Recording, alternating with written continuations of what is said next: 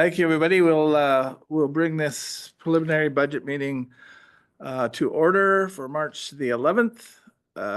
We acknowledge that we are in a traditional territory of our friends and neighbors and Treaty 8 partners of the Fort Nelson First Nation, as well as the Prophet River First Nation. We acknowledge the treaty, we acknowledge the rights within that treaty, and we acknowledge the presence of the Métis people in our region. Please be advised that this meeting is available to the public to attend virtually and is being streamed and recorded. Is there any public who wish to speak to today's meeting? Any online? No? Okay, so adoption of the agenda is in order. Moved by Councillor Souls, second by Councillor Enoch. I see your hand go up. Thank you very much. Are there any discussion? Seeing none, all in favor? Opposed? It's carried. Okay, so that takes us to new business. But maybe before I do that, where's Harvey? Harvey's down there. Harvey, this might be your last budget meeting with us, eh? Budget preparation. So thank you very much for all the work that you've done on our budget. Thank you for all the work that you've done in the EOC. Thank you for all the work that you've done, at recreation and around the community. And yeah, you've done a great job for us. So thanks very much. And, and there'll be lots of opportunities for us throughout the summer to congratulate you on your retirement, but this will be the start of it. You're welcome. Yeah. Okay. New business budget 2025. Over to you, staff. Thank you, Mayor. You're welcome. Council. Thank you, Harville. I'll pass it on to Tony here in a brief moment. Just want to express my sincere gratitude to the staff. The preparation of the budget's a fairly large undertaking, which occurs annually. Takes countless hours to prepare and to analyze and review, and lots of eyes sort through it, and everyone has a bit of a piece to play, and it's a joint team effort, tag team effort, as I mentioned a couple weeks ago in a meeting we had. And of course, thanks to Tony for stepping back in and assisting us. There was lots of some transition that we've had to deal with over the past month, so pulling this together was no small undertaking for sure. Dealing with some things that were out of our control, of course, and Tony's going to walk us through the presentation as we walk through it. Go through the binder as we've done the past couple of years. Once we get to the various departments, department heads will discuss their specific budgets. We go as fast or as slow as council needs to go. Ask questions. Of course, the determination of this, or the process here is determining the budget has been developed based on the existing service levels, and navigating through all the various things we have to navigate through to put the budget together to provide those service levels, including interesting tariff discussion we just came off of just now, which is things that we're dealing with in the background to work through potential impacts there, and of course inflationary measures, et cetera, et cetera. So with that, I'll pass it on to Tony. All right. And I too want to say thanks to the team, because you wouldn't have this budget binder sitting before you with all of the information if it wasn't for the team. Some of the old dogs still sitting around the table, and we're teaching the new folks coming in how to put the information together and work through it, which it really is I call this time of year very fun, which a lot of people don't understand, but it's my jam. That's all I can say. So we're going to start walking through the budget, and Alicia, I'll just get you to pop to the next one. Just as a high overview, as Scott said, we're budgeting to maintain current service levels. So it's been our mandate over the last number of years to maintain current service levels at the most economical, in the most economical manner that we can. And so we'll get to a point where we actually see how we've done that over about a 10-year period. The information in your budget binder is to assist to make sure that we're providing as clear of a story to you as possible to understand how things are put together. We can identify that within this year's budget, we have seen an increase of $1.69 million for the IDCA. So it takes it from the 5 million to the basically 6.7 million. As we go through, as we were just having a little fun before the meeting started, in your binder, we're going to refer to the big colored tabs, regardless of the number on them, as section numbers, and the small white tabs as tabs. So if you've been given some information and it has tab 1, I think we handed out the reserve one. Just know that it's there, place it wherever you find it's most appropriate for you to be able to follow along. And I do think we had 1 or 2 other documents that were handed out just to ensure that we had the most up to date. So section 2 is going to take us through the departmental operating budgets and special projects. Section 3 through capital. Last year we had a few different sections in there. We've combined them all into one capital. And section 4 will be the grants to groups. As Scott said, as fast or as slow, if we need to take a moment and work through something, this is why we're here. And the next one, Alicia, thank you. So quickly, our budget timeline. Almost everything on the left-hand side is done. We're here. And going forward, we will be seeing consultation and further revisions as necessary. Our drop dead date is the 15th of May to be able to have a bylaw for our 2025 financial plan and tax rates. Make a quick comment. So it does note on there that we'd intended to open the survey for the budget on March 10th this week. We've decided to delay that just because we've had some other surveys. We've been doing a lot of engaging lately. So we're going to hold off on the budget survey to allow for some other things to conclude. But we intend to wrap it up as it notes by in time for the final budget meetings. So that period of time is a little bit off from the slide, but nonetheless, it's still an intended activity. Thanks, Jay. And once we get through this week, then we'll be looking at what the public consultation looks like and when we will be ready to bring back a draft for consideration. And so in terms of your binder, I think I just kind of went through that, the big section colored tabs and the smaller ones being the tabs to delineate the different sections within the binder.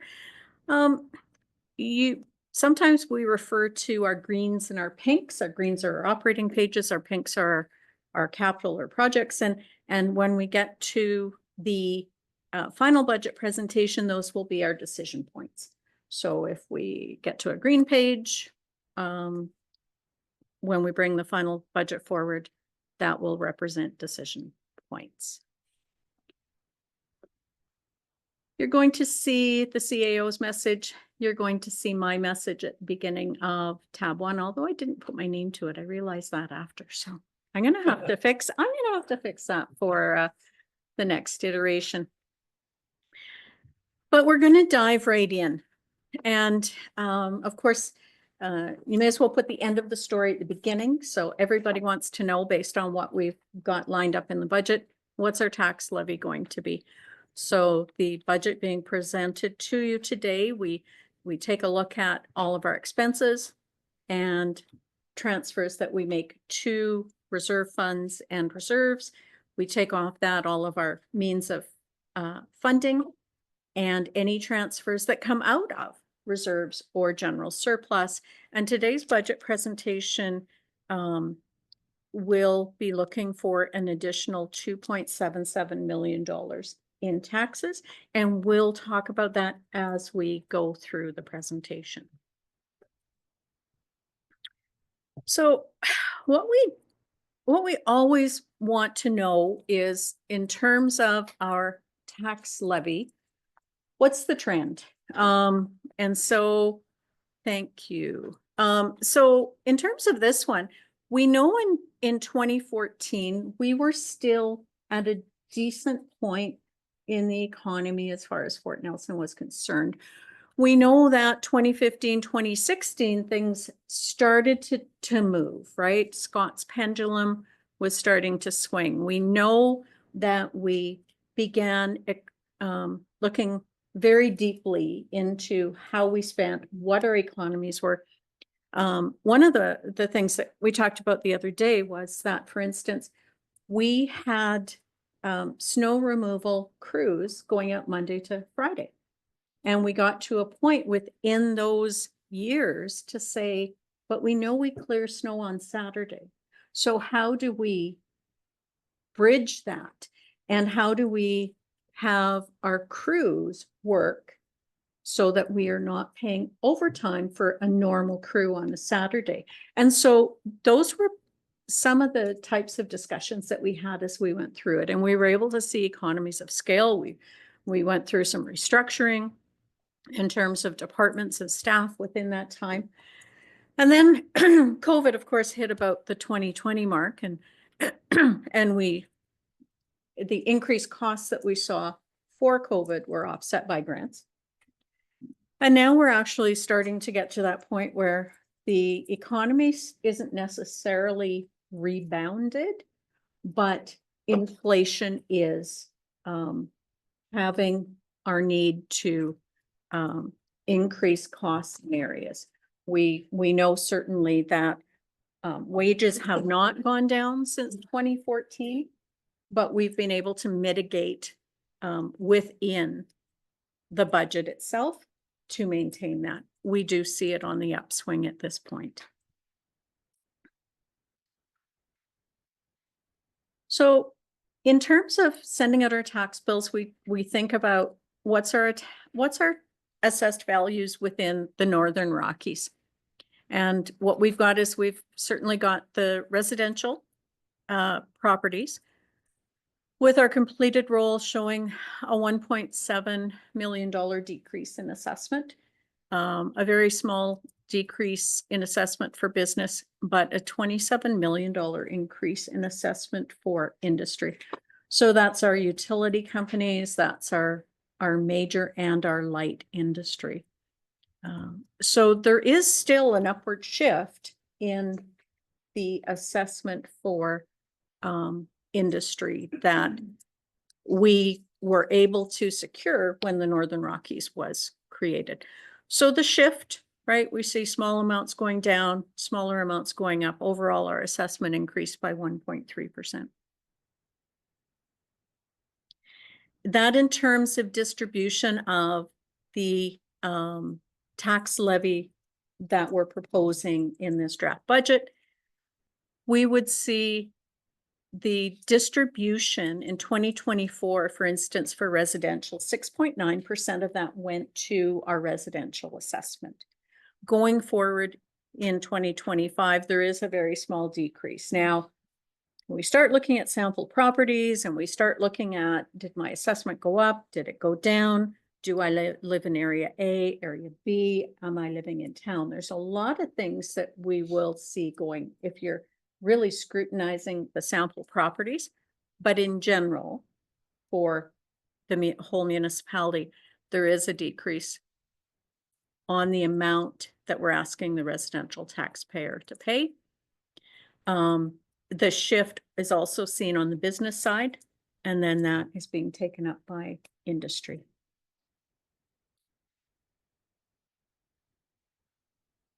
So this slide in your presentation is a bit busier, but I wanted to be able to use this slide for demonstration purposes. So what we're identifying is on the general municipal tax levy. So this is the one that fluctuates when we have a tax increase. We have an amount we fund for capital, an amount for the fire service area, amount for what we call new services, but it's our general municipal tax levy that either increases or decreases. So that levy in the budget that's drafted here today is 20,674,000. And so what we're saying, if we reduce that by $100,000, what's the impact for the home that's worth 100,000 in assessed value? So it's $1.83.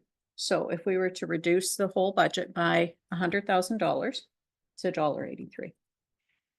If we were to increase the budget by 2.5 million,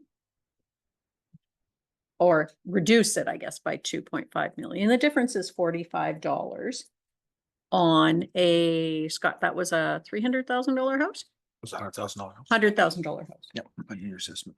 Yeah, so if, when we get to the point where if we choose to come back and talk about the impact of tax rate, this is a visual that we certainly will be able to use. So in the same manner, industry, if we're going to reduce by that $100,000 on 100,000 of assessment, they're going to see a savings of $6.05. Your business would see a savings of $5.32, and as we go down. So this is basically the data that we utilize to pull together sample properties. So anybody who wants to have a chat about sample properties after, we can certainly sit and walk through those scenarios to see what the changes have done to us here. And we'll go to the next one. So we talk first about our expenses and our transfers. And our overall change, we're moving from 62 million down to $58 million in the amount that we plan to spend. So there's incremental increases in our salaries, our contract services, minuscule amounts in equipment and utilities. Our government transfers we're seeing going up, an increase in the allowances, but where we're seeing the impact is that we don't plan on spending as many dollars on capital in 2025. We'll see the offset to that when we get to the reserves and that we're pulling less out from the reserves as well. And then what we have identified is there's a $45,000 increase in the amount going to reserve. So we've spoken often, Scott and I, about the fact that our financial stabilization reserve fund is there to even out the waves. So we know that every 4 years we have an election. And so every 4th year we have a budget influx. So what we've done is we've set aside in this budget $25,000 to go into that reserve fund that will come out when in the year that we have the election. We also have $20,000 in there because we've identified that over the course of time at the fire department, our SCBA units themselves time out and age out. And we don't want to have those spikes. So we've began this year to put $20,000 in there so that when it's time to begin taking it out, it will act very similar to the major reserve funds, is that we're able to even out those hiccups.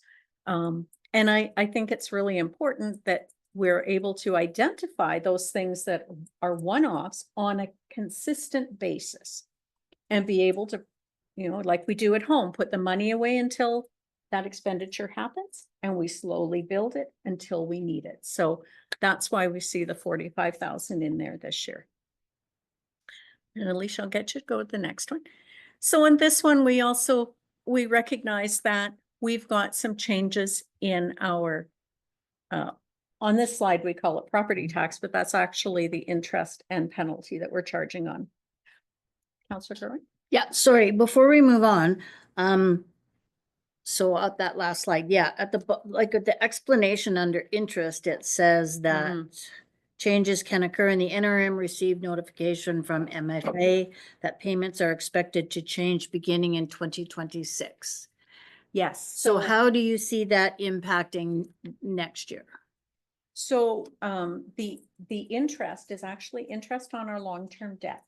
And close to the end of 2025, we will have a sewer debt that is paid off.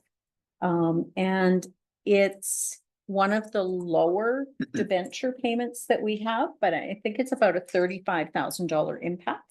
But we're going to begin to see those happen year over year now as our historical debentures and debt is paid off and we're not going into new debt. So there will be impacts too. So if I understand correctly, the interest rate will be going up, but it's not necessarily going to be negatively impacting us because we have loans that will be paid off. Am I understanding that correctly? No, so Perfect. the category for interest in the budget, the interest that we pay on debt the amount will decrease. As our loans are being paid off, we'll need less money to pay MFA. Okay. In principal and interest. Yeah. Thank you. And if I'm going too fast, just like, but, okay. Funding and transfers. So under the property tax, I think I said this is an increase in interest and penalty because our outstanding taxes is a bit bigger. So we're recognizing that. And we're seeing an increase in the grants. We've got 1.69 million coming in for the IDCA, but we also have grants last year for special projects that were just a one-time thing last year. So this is that combined look. Our fees and charges are going down slightly. Again, we had some projects that we were charging back some of our costs, and this is where you're going to see that reduction. We're reducing the amount that we're bringing from general surplus. And we are reducing the amount we're bringing in from reserves as a result of a lower spend on our capital. And I just want to make sure I didn't. Just a comment on that. When we see, as we're going through, the amounts coming from general surplus in the operating side are there because we had training and development costs that we didn't take advantage of in 2024, and we've moved those training opportunities to 2025, and they're being funded out of the general surplus. We raised taxes for them last year, so we'll be able to utilize that to finalize. And then we come to a page that we haven't seen in the budget in the past. Last year we had a large 11 by 17, and in looking at it, I like to be able to tell the story, and I like to be able to tell the story in a manner that we can pinpoint a number and say, this is what's happening. So your page 1 will be a summary, and then you'll have 2 other pages in behind it that actually give you the detail for the different service areas. But ultimately, the story here is that by activity group, we're able to identify our changes within the budget. So for instance, in operations, we're seeing that we have got a 6% increase overall in the cost of operations. So that's to run the water, the sewer, the rec center, the operations themselves. We also see that, so let me move back. Almost $1 million, which represents a 6% increase. Then we look at grants to groups. 16% sounds big, but it's $130,000 increase. And we've seen an uptick in the requests there.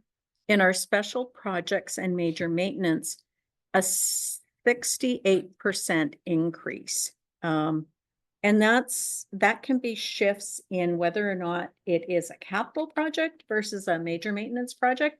A lot of times we'll see studies that work us into a capital project that will show up in as a special project before we get into it. So it's a shift in what we're doing there. We also see an increase in our overall capital projects of an increase of 522,000.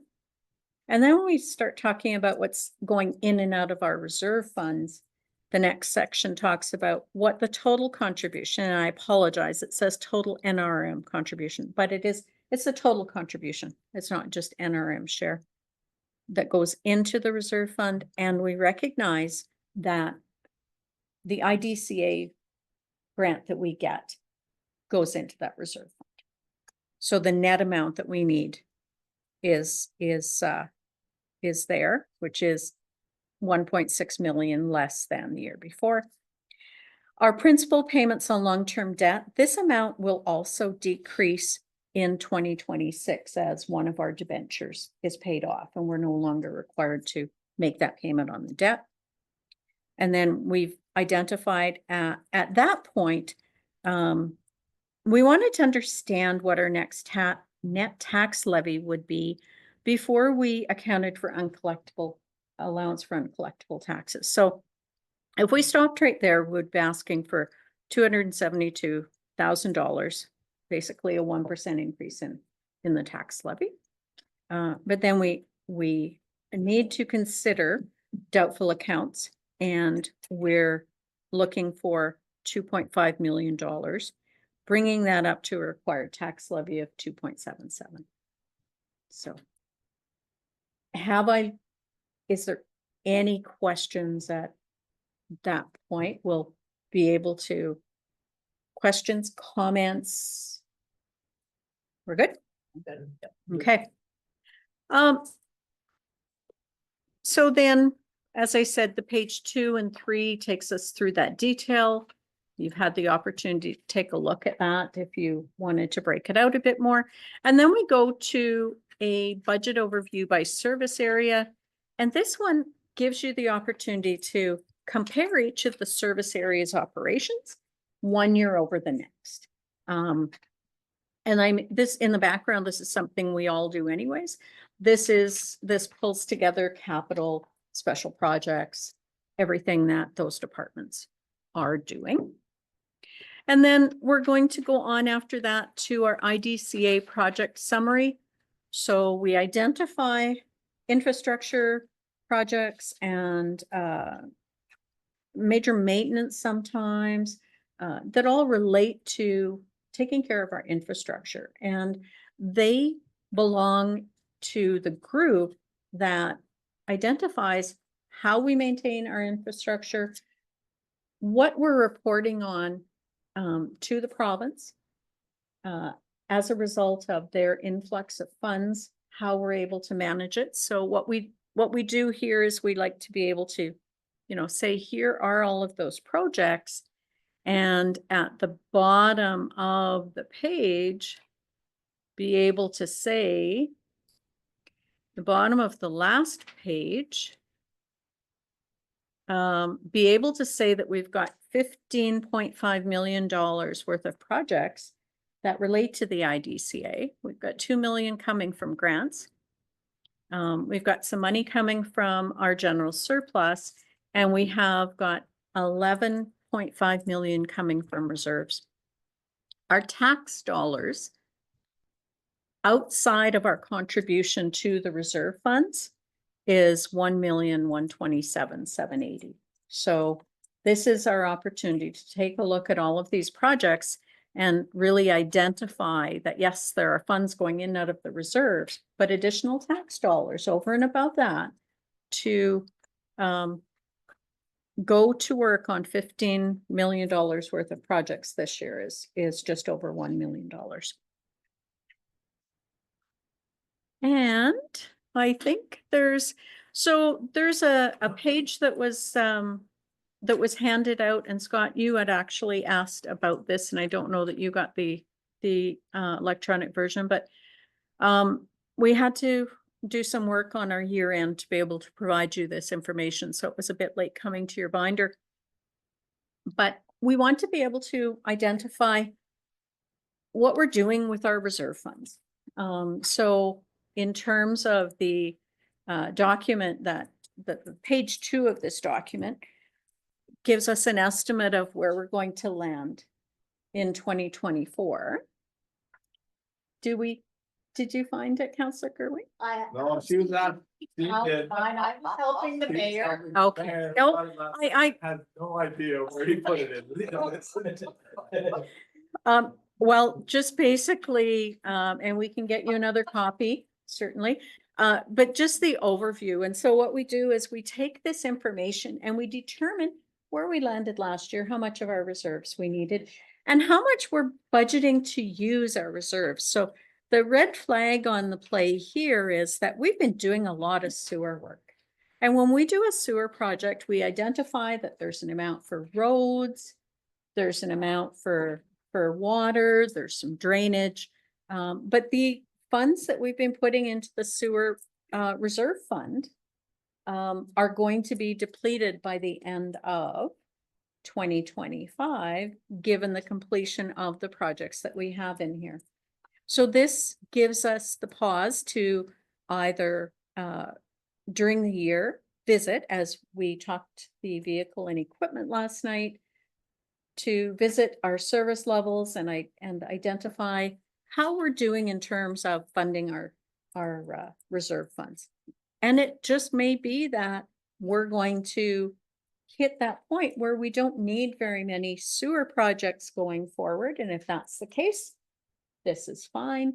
If there are more projects, we'll take a look and we'll see if there's either we fund those projects from borrowing from another reserve internally, or if we change our allocations going to the reserves. So that will happen as we go through and we talk about sustainable service levels this year, and council is given the presentations on the different asset categories. Any question on reserves, or we're all good there? Okay. Moving on, sample properties are in your binder. Alicia, if you want to go to the next one, that'd be great. Thanks. So this is the one for the sample house. If you have any questions on the sample properties, give me a shout and we can walk through them. But basically, if we look at this typical home, and I'm just guessing that the assessment's increasing, I should have decreased it a bit here. So the assessment goes up by 2.4%. Our taxes are going to go up on this home by $147. And that relates to the general municipal increase. And the increase in the assessment will also generate an extra $28 for those groups outside of that we contribute to the hospital district, as well as the school taxes. And what do we got next? Okay, so as we go through, we're going to get to the green sheets. We're going to get to the pink sheets. We're going to walk through the operations. And these sheets are going to tell us where we're at within the process. As I said earlier, when it comes to another, our next meeting, when we're looking at a final, this is when we would be. And now, Jay, am I correct? Or do we don't approve in principle at this meeting, do we? No. Okay. Okay. So although I personally call them decision points, at this meeting, they're not decision points. And from there. Sorry, I think this, similar to what we did the past couple of years, the intent of the meetings here is to have discussion. Council is not necessarily approving, but the decision point is basically to present the budget to the community that Yes. council is prepared to support and back up. That's essentially the decision point. And the intent of these discussions is for council to be able to have discussions around supporting or not supporting various components of the budget. The intent is once that information That's goes right. back, the decision point in terms of approving in principle will be the final version of the that goes to council with any comments from the public. So just so there's no, we're not changing up the process this year. It's similar to the previous 2 years. So next in your budget, we're into, tab 3 in the binder. White tab 3. Oh, yes, section orange. We're going to have to make sure there are no numbers on those next year. Section orange. Yeah. So what we know is that we're providing you with, our operating budget. So the first page you have in there, is the operating budget. And then on the next page, we take the expenses and we, identify the trends that we're seeing within those. And on the third page, we're able to see what's happening with the revenue within that as well. So what we'll do next is we'll walk you through the highlights that we found in those 3 pages based on our major categories. So one more slide, Alicia. And I think Aaron is online. And we're going to have Aaron speak to this. Just before we go on. So just a process question. So under the operating budget, we have the revenues here and we've got fees and charges. So it's my understanding that we don't have the information from the golf course yet in terms of the revenue that is coming in from the golf course. So when that comes in, where will that change be reflected?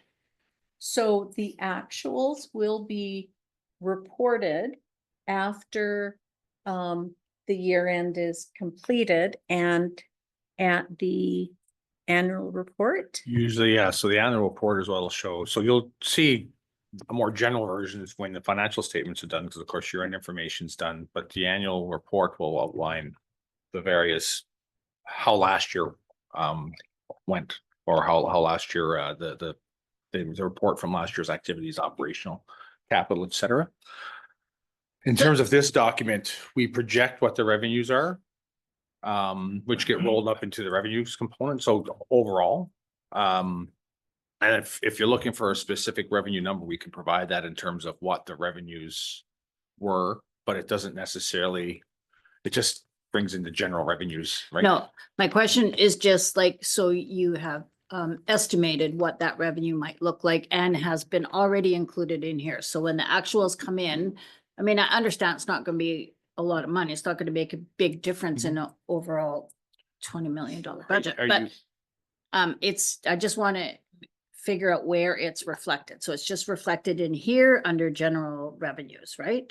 Under general revenues, all your revenues will be reflected there, yeah, charges. because that's Okay. what offsets, yeah. Thank you. If you're looking for a specific revenue, yeah, I thought Okay. possibly, we can provide that. So for me, carry on with that, for me, and for me to carry on with that, that discussion about actuals, for me, one of the things I like to see is the actuals from 2004 compared to the budget of 2004 compared to the budget of 2005. So a document like this that listed all the actuals is something I'd definitely like to see once it's available to us. Yeah, for sure. Yeah, the intent would be to provide that as a separate document presentation to council to outline what what occurred once we wrap up, of course, year end and whatnot. We can provide a report to council to say, because that's all in, that's actually actual expenses and revenues compared to projected revenues and everything. That's in terms of what Yeah, the 2024 number. Yeah, because you actually get to see what we actually spent. And if there's, without seeing the actuals, you don't really get an opportunity to see how close we hit the budget. Mhm. And ultimately potentially accountabilities if there are any. Yeah. And then how does the 2025 budget look against our actuals? Is there anything that is glaring there, Yeah. and so for me, that it's an important tool to to use or a document to use. It's just not ready yet, I guess, so. Yeah, we don't, not until the year end's closed. Yeah. We'll use what we know at the time as a guide, because there, you know, and we'll speak to that sometimes in some shifts that you might see in the budget, or shift Uh-huh. might move from one area to the other area, just based on a trend that we saw in an actual or something like that. Yeah. But, yeah, we'll be providing that to council so you can do a review and a comparison of, budget to actuals for 24 compared to the budget for Yeah. 25. Yeah. And I understand that, you know, that the reality of the world requires us to shift some things around, but ultimately the budget is a document of council, right? It's a policy of council. And so we should be able to see what's being shifted around and where and how much. Because if it's shifted, either a service didn't get used because we shifted money from it to somewhere else. So it was intended for a particular purpose. But if we shifted it from there to somewhere else, then we did more in one spot and we didn't do something in the other spot. So what didn't we do is, you know, is often something that we'll twig as well, so. Yeah, Okay. absolutely. Yep. And certainly, so when we get to Public Works, for example, we've got a department that has 5 different service areas. And depending on the year within that, you may see a shift in the actuals based on what's happening that year, right? So for Public Works, we would look at something like that as a global picture, as opposed to water's down, sewer's down. You know, why? Well, our priority was to use manpower somewhere else or equipment somewhere else. So we will talk about those in a block as well. Yeah. Yeah. I just potentially I see council's authority being fettered there, you know, not on purpose, but you know, that we probably should be setting some limits with respect to how much is shifted in anyone before we're informed. You know what I'm saying? So, you know, I'm not saying that it doesn't happen, but at certain, if it needs to be larger than what we're comfortable with, there's, you know, we should be informed when that's happening throughout the year, I guess. Yeah, and I'll just add to what Tony talked about there. I mean, Public Works is a good example, and it's not necessarily on the spend on materials and supplies and contracted services. Where we see the fundamental shifts in Public Works is typically on the personnel side, which is just natural ebb and flow. Because, and I'll give an example, Public Works operator, which might be budgeted under the roads and grounds piece, because we basically is how we distribute the money, or the funds, I should say, or the expenses. That operator might be digging a water line, which is gonna get charged of water, right? So the goal that we have under Public Works from a personnel perspective is ensuring that overall we're within that number, because we have individuals in that department who work multiple service areas, right? So, you know, we don't say, no, we can't dig that line because you're over here, because Yeah. it's basically just a distribution.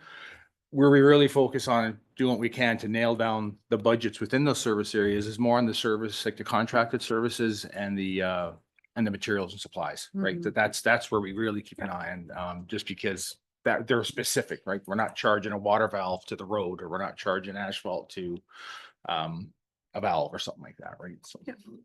So that's where you typically see the ebb and flow, just because those service areas are broken, are Public Works, sewer, water, cemetery, and solid waste. And then we just distribute the personnel based on where we think they're going to be based on historical trends, right? Okay. So, but totally not disagree. That's just in terms of that No, piece there. I'll just tell you where my fears come from is, you know, I was involved with a budget where you know, there was a position hired for a particular thing that we were getting a lot of complaints about, you know, and that basically is janitorial services around an arena. And we were told that all this budget was for that. And eventually we found out it was actually, there was no clerical, that's why, there was no janitorial, that's why we're getting so many complaints. There was actually a clerical position that was, right? So it was that shifting of money without the council understanding what it was for that caused us some grief. So that's where my fear comes from. Not that I'm not saying that'll happen, but it's just a check it's one of the ways you can check is, right, looking at actuals versus No, versus absolutely. budgets. Yeah, I totally appreciate that. And I can say without a doubt that doesn't occur local in here, but we Yeah. need to be able to demonstrate that on our actuals. Right. And we can do that. Good. Thank you. Okay. So with all our talk of government transfers lately, can you just remind me under this category, government transfers at 59,000, what does that include? Because it's not government transfers is what we've been talking about. So it would be way more than that. So within our departments, and I think it's within RDP, we've got, if we're transferring funds out to another organization, it's been classified last year as a government transfer, so we haven't changed that. I haven't totally reviewed it. To me, it's a contracted service.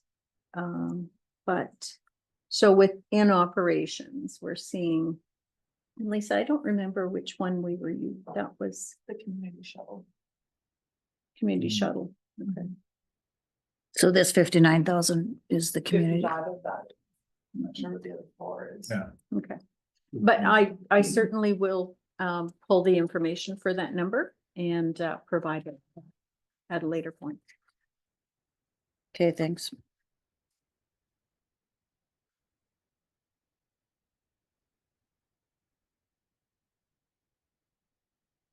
Okay, I think we have Erin online now. You do. Is my volume okay? It is, thanks. Okay, perfect. Hi, everybody. As Tony mentioned earlier, the personnel costs or salaries, wages, and benefits as they're listed on your sheets accounts for roughly $533,000 of a change from 24 into 25. I've categorized those into three main categories. The first one is personnel changes. So this area accounts for approximately $185,000 of change. This includes a full year's of expense for the fire prevention officer, which was approved last year. Last year's budget only saw approximately 6 months of expenses budgeted.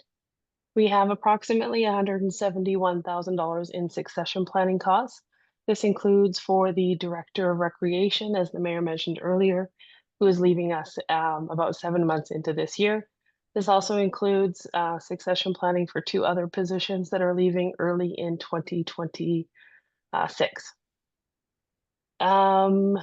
And in 2025, we also see the end of a personnel liability cost, resulting actually in a net savings of approximately $90,000. So all in, our net change is about 185. Base wage adjustments for 2025 include negotiated and contractual wage increases. We also always allow for a potential cost of living allowance settlement. These all resulted into approximately $253,000. Our group benefits and statutory benefits. So group benefits are our health, dental, travel grant, and medical travel grant. And statutory benefits are our CPP, EI, employer health tax, workers' compensation, and our municipal pension plan. All in, those had an impact of approximately $83,000 on our 2025 budget. The 2025 budget also includes approximately $84,000 in revenue versus in 2024, it was about $77,000 in revenue. And that's from the CRI grant. And that's to offset the Fire Smart coordinator at 50% and 15% of our fire prevention officer.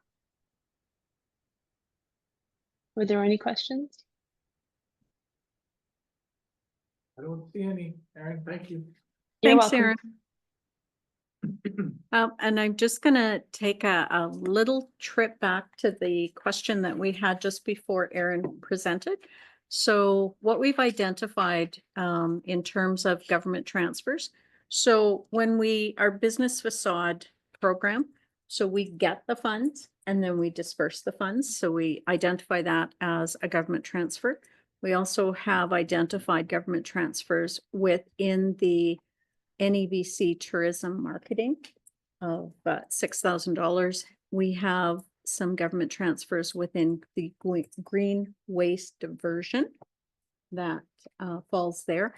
And in the council budget under the mayor's discretionary, there's a $20,000 allocation for government transfers, depending on what's required during the year. We have the ability to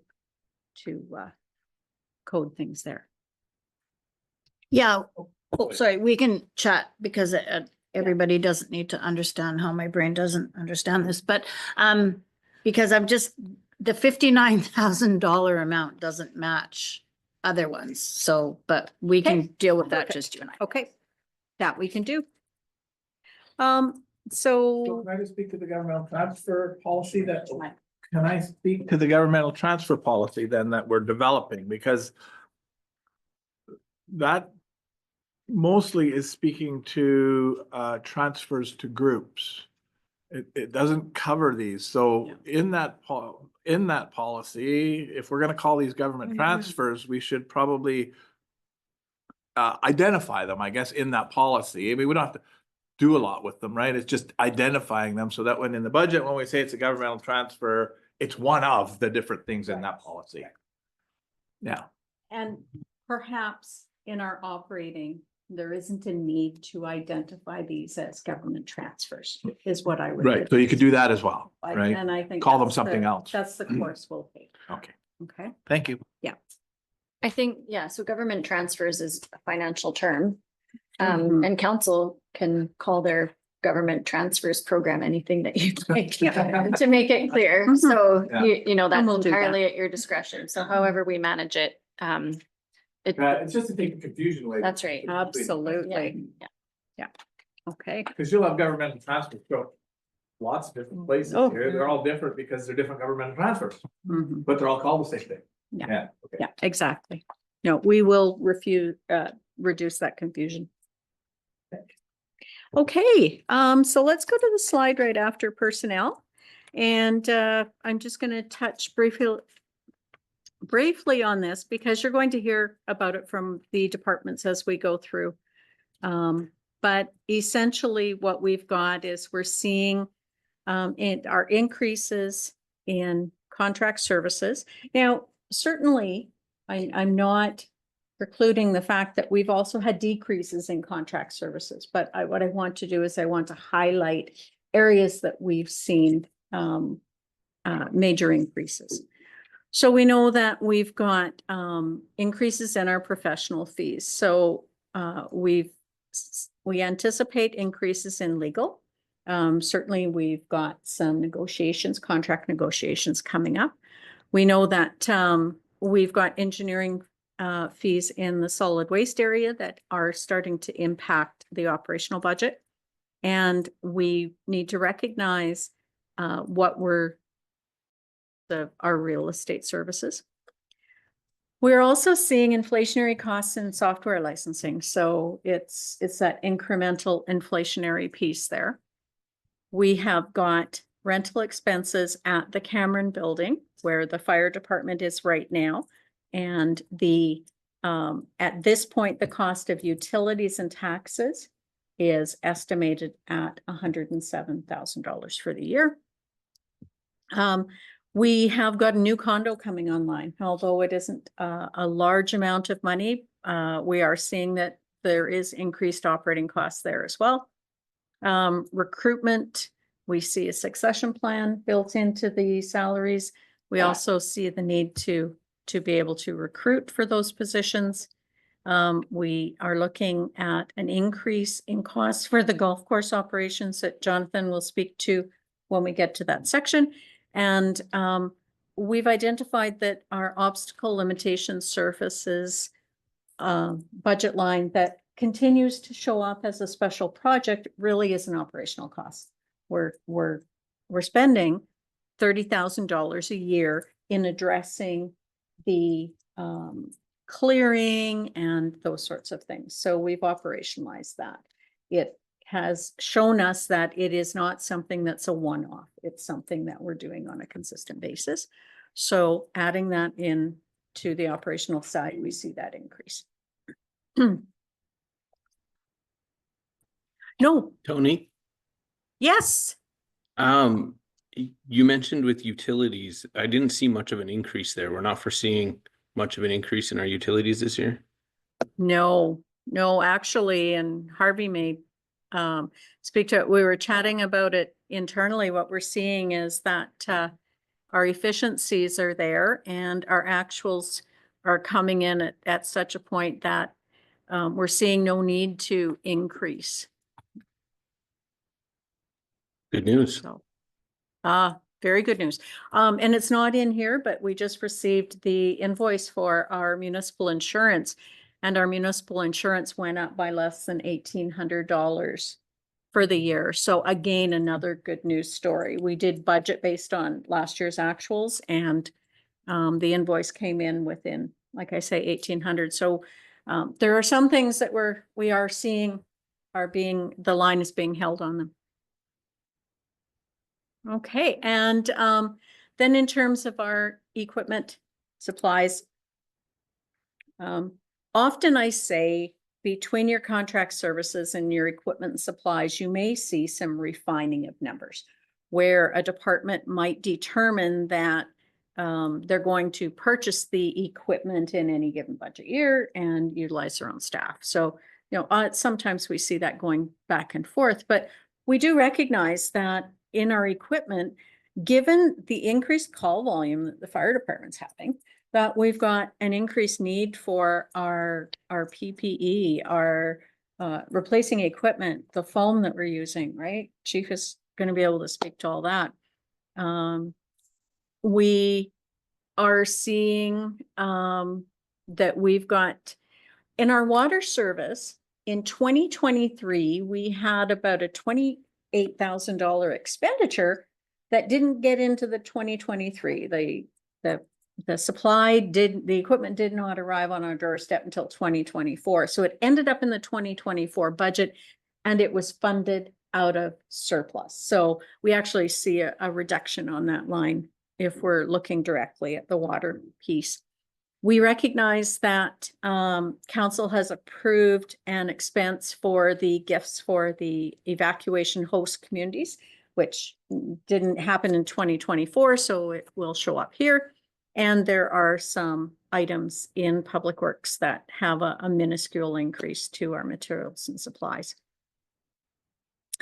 So on the spend side, that's it. On the revenue side, as I said, we've got a small increase in our penalty and interest associated with our outstanding taxes and our grant revenue from IDCA. As we go through, so that takes us out of white tab number 3. We're going to go into white tab number 4. And what you'll find there is you'll find an overview of all the special projects that are within the budget. And at this point, we would take you to general government, but we would like, first of all, ask if there's any questions on the overall budget itself before we get into the departments presenting their information. No hands. Okay. Okay, so Alicia, we're going to go forward a couple slides to the one that says protective services. And I'm going to hand it over to James to start walking through. We're jumping to protective services just in case. It's James at any given time can get a call to leave, so we'll get him done and dusted just in case a call comes in. Then we'll follow First them. and barrel. Yeah. Right. So thank you, Mayor, Council, for allowing me to present to you the 2025 Emergency Services Protective Services budget. So the Northern Rockies Regional Municipalities Protective Services budget is comprised of the Fire Rescue Service, Emergency Management, Safety, Animal and Bylaw Control, and the Fire Smart. I'll just give you a quick little update on some stats we did last year, and then I'll get right into the rest of the budget. So last year, the Northern Rockies Fire Rescue had a $68 million fire save for values and a $11 million fire loss last year with all the calls we did. Out of all that, we had 40 suspicious fires that resulted in the majority of our fire losses. And 3 of those 40 suspicious fires were out of our fire protection area, so we didn't respond to those. We just did the fire investigations of those. So last year in 2024, our total call volume for the fire department was 714. And if you need any, if you have any questions on what the breakdown of those calls was, I have all that information, so I can give you that. Last year, our fire department, both career and paid on calls, did 1,530 hours of specialized training. Bylaw officers responded to 40 bylaw incidents in 2024. And our animal control officer responded to 91 calls of service for last year. And the bylaw department works in conjunction with the Fort Nelson Wildlife Coordinator. And we're still working on dealing with trying to mitigate any wildlife coming into the town. And last year, bylaw did 22 garbage bin violations where we went out and we spoke to the public in regards to the proper hours to have their garbage bins inside and stuff. Chief, did we find anybody last year? I don't have that right in front of me, but Okay. I don't think we did. We did mostly education last year. Thanks. Revenues for, so in total, the calls for service for the total protective services was 867 calls of service. That's fire and bylaw and medical, everything combined. Protective services grant revenue of 83,000 has been allocated to the Fire Smart, as Aaron mentioned earlier, to offset personal costs transferred from the regional development and planning and fire associated with the anticipated Fire Smart coordinator and with the new fire prevention officer. So their duties will be also funded by the Community Resiliency Fund grant. Revenues related to protective service fees and charges have been decreased a small amount to recognize less chargeback revenues associated with 2024. That was completed with the emergency measures and EOC, which is not occurring in 2025. Some transfers from the general surplus in 2025 are budgeted to be roughly around 68,000, less than 2024 due to a decrease in carrying funds forward from 2023 to pay for equipment that was still on order that we didn't receive that year.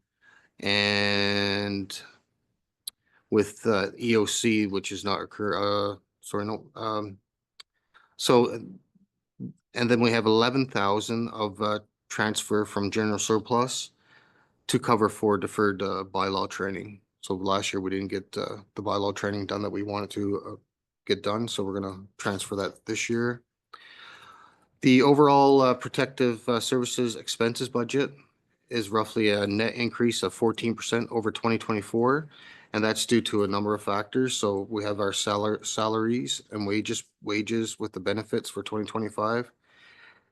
That's going to be roughly 10%, which is around 197,000.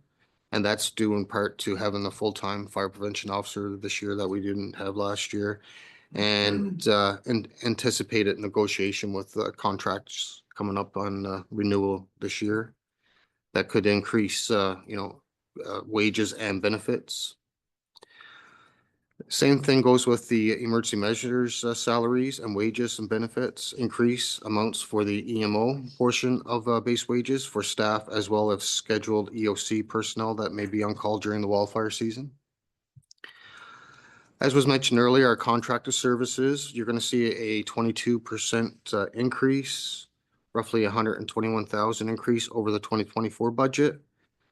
You'll see an increase that includes the 911 contract this year is going to be roughly increased to $5,700.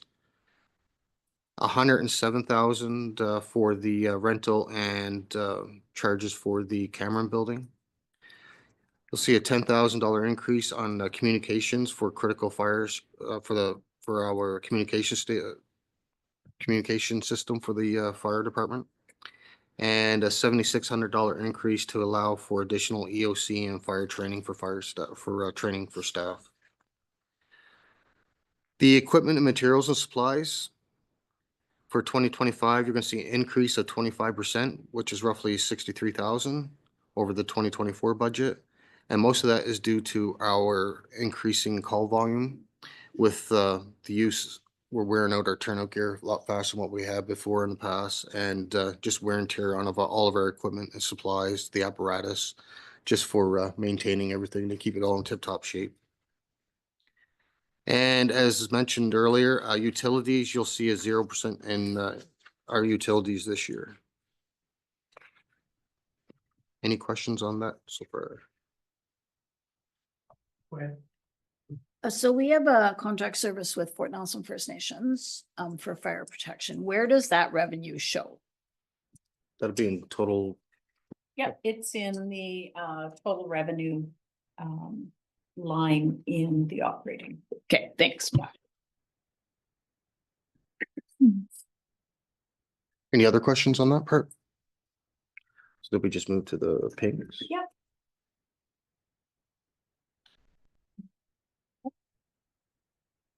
And so now we're moving into the pinks, and I think we have tagged Lisa or Aaron to speak about a special project.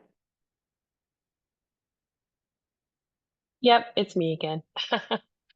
Hi, so there are 4 special projects in the protective services area that are included in the 2025 budget. All are 100% grant funded. 2 have recently been before council, so I won't spend a whole lot of time on them. That is the Community Emergency Preparedness Fund, EOC, and ESS grants. Both of those grant applications have been submitted, and we're waiting to hear back on them. The one that is really, we're really quite excited about is the EOC one, which we're hoping to purchase an enclosed trailer for our EOC equipment and supplies, and also to help outfit a secondary EOC at the Cameron building. The third one is again the Community Emergency Preparedness Fund. It's for the public notification and evacuation stream. So we have not yet submitted this application, but it is the intake is in April of 2025. And there are a number of activities that this particular fund will address, and a couple of the samples are listed below there. This application, when it's ready, will of course come before council for their approval before it's submitted. And yeah, we'll be working on refining what those activities are going to be here in the coming weeks. The last one on this list is the Emergency and Disaster Management Indigenous Engagement. So this is a special project that is managing the funds that the province distributed to local governments and First Nations to help with the implementation of the Indigenous engagement requirement that's contained in the Emergency and Disaster Management Act. So when that act came out, there was increased responsibilities on local governments to engage with the Indigenous partners within their areas. So for us, that actually included all of the Indigenous partners that are within the Treaty 8 territory. So we have been reaching out to and have managed to sort of secure a bit of a partnership with Prophet River First Nations, Fort Nelson First Nations, Doig River First Nations, and Lower Post. And what we're doing is actually combining all of our funds together to create a large project to help Indigenous engagement when it comes to emergency management across our entire region. So we're still continuing to reach out to other Treaty 8 nations that have traditional territories within our area. So it's a really, really exciting project. The $80,000 is the $40,000 that we received in 2024, plus we're anticipating receiving an additional $40,000 in 2025 for that project. Are there any questions? Aaron, it's Lorraine. So when you say we are reaching out, who is the we? Like, is this the Human Resource Department? Is it the Fire Department? Is it planning? Like, who's the we? The we right now is being led by Terry. Terry? Okay, Terry, yeah. thanks. Yeah, so go all ahead, of Aaron. the, yeah. So what's happening, we're sort of in a transition period right now. But the goal is for the emergency management activities is being transferred over to the community and fire smart coordinator. So all of this activity is slowly being transferred over to Terry. So Terry is 100% leading that project, and the all four that are listed. Thanks. Okay.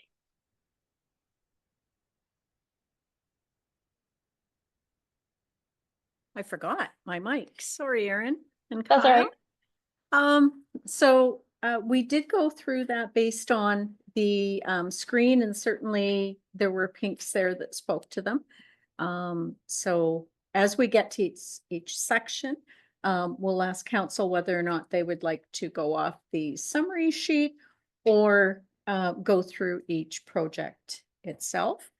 And now we're going to take you to white tab number 26, which is the capital for the, and Alicia, we don't have a slide for it. That's okay. I'm pretty sure it's tab 26. Sorry, 27. Oh, we're bypassing like the big tab 3 then. Yes, we are. We're bypassing the fuchsia orange tab to go to tab 27, please. I did say 26, and I took you on a ride that I shouldn't have. Tab 27. And we are going to have Chief and I think the CAO lead us through the projects that are here. Okay.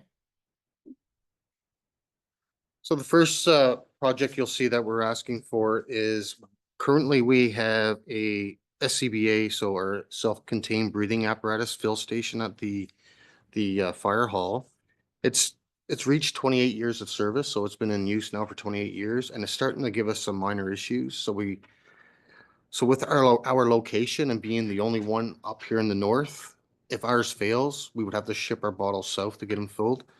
So what we want to do is replace that before we have any issues and we don't have the ability to fill up our self-contained breathing apparatus. So we're going to be asking for $58,000 to replace that system with a new system. It's going to increase our fill capacity. Right now, we can only fill 2 cylinders at a time. The new one will give us the ability to do 4 at a time, and it's more, and it'll be meeting more of the industrial safety standards today versus what it did 30 years ago. So. Yes, go ahead. What will we do with the old one? Yeah. Will we keep it as a backup or will we send it Continue. somewhere? Oh, we don't know.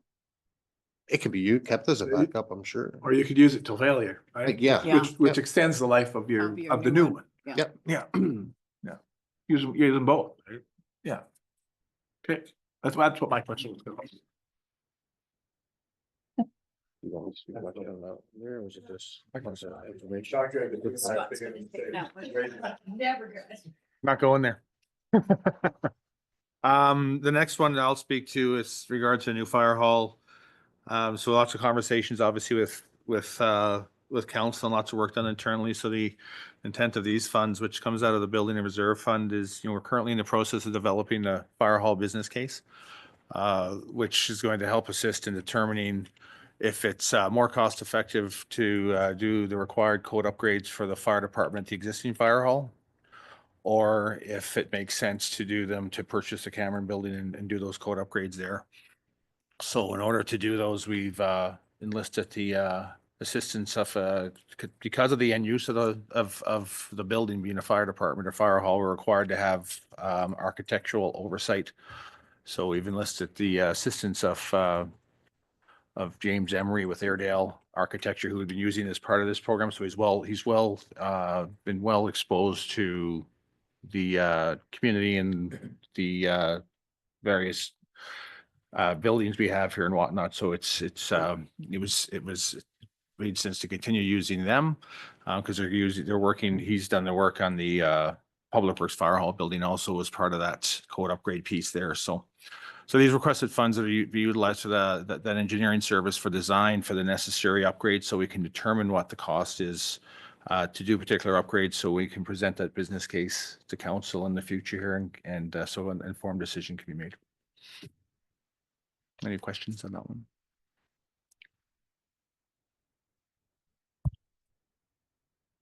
Mike, sir. Mike. Oh, sorry. I don't even know if I want to go up here or not. Let me think this through a little bit. So we have the old fire hall, which we have funds to do the roof and the foundation, and that, those funds are in hand already. Yes. We know we have space problems, right, between the fire department and Public Works. Yep. I think it's generally accepted that Public Works would expand into that entire building after the repairs were done, if there was a place for the fire department. I think well, this may be where we're not far enough along, as whether or not council understands, I guess, the potential opportunity with the Cameron building. And I mean, do we need to spend an awful lot of time doing a business case? The business case When I is the think easy most part. of us are almost there. The business case there is the easy part. What we need to do is understand, so no matter what, we need to understand the purchase price of the Cameron building, because the work that would get done at the Cameron building is gonna be part of the purchase price, because the owner will supply essentially do the work, right, Right. which is it. We were hoping it was just a matter of going to Ed and saying, build a clean room, a dry room, a hose tower, et cetera, or a hose tower, but a hose drying area and Yeah. whatnot for doing hose work for that particular work. But we were required to utilize qualified engineer to provide the design. So this is where the funds are. It's the business case component's easy because we have an idea what the cost is already for the upgrades to do if the fire department was to remain in the old fire hall. We're just determining what the costs are to do the upgrades to the Cameron building. That's essentially what these. All right, funds so are. that's not business case really, then it's just really understanding by using a professional architect and using a professional engineer to figure out exactly. They need to do the design. so then we you know can- what the cost Yeah, is. and then what it will do is, like I said, the business case is easy then, because quite frankly, it's, we just don't have the ability to say, this is what the cost is for this facility versus this facility once you do all the upgrades, because we don't have the design done yet for Right, the. okay, so this $100,000 professional services then to determine that. Do the design, determine the new cost. design and what the cost would be, so council can make a decision. Okay, okay, good, thank Yep. The next pink sheet is going to be a rehab trailer. So currently today, firefighters, depending on the incident that we're working on and the strenuous work that they're doing, and after breathing 2 cylinders of SCBA air, we're required to go into rehab and get checked out by to get medical checks done to ensure that we're fit for duty to go back to the fire ground to keep taking part in emergency activities. So today when we do that, we have BC Ambulance, they do our medical checks for us, and we currently use our rescue truck today. So we only have the space basically to have 2 paramedics inside the rescue truck and 2 firefighters go into the rescue truck to get their medical checks done. And then when we have food or anything arrive on scene, we're standing outside in -30, -40, having having a snack or before we can continue on to work. So what we're looking at is basically an enclosed trailer, roughly between probably 25 to 28 feet, that would have the ability that BC Ambulance, when they arrive on scene to our emergency calls, that they can set up the medical equipment inside an enclosed area. And we can also utilize that as a rehab place where firefighters can go in, strip down their turnout gear inside the warmth versus outside in the cold, and then sit down and have a break at a proper table, and the ability for females to have a washroom to actually use on scene where we don't have that ability today. So this is we're trying to go through the Growing for Community Fund grant, and we're asking for $70,000 for that. We did totally. No. That's. So, the only other item. I have a question on that. I have a question on the trailer. So are we buying an empty trailer and converting it, or are we buying a trailer that's specifically designed for this? So the one we looked at, we had a few different ideas with different companies, and the one we're looking at would be basically customized to have a proper room with running sinks and a washroom area. Okay, so it's coming It's- converted already? Yes. Okay, thank you.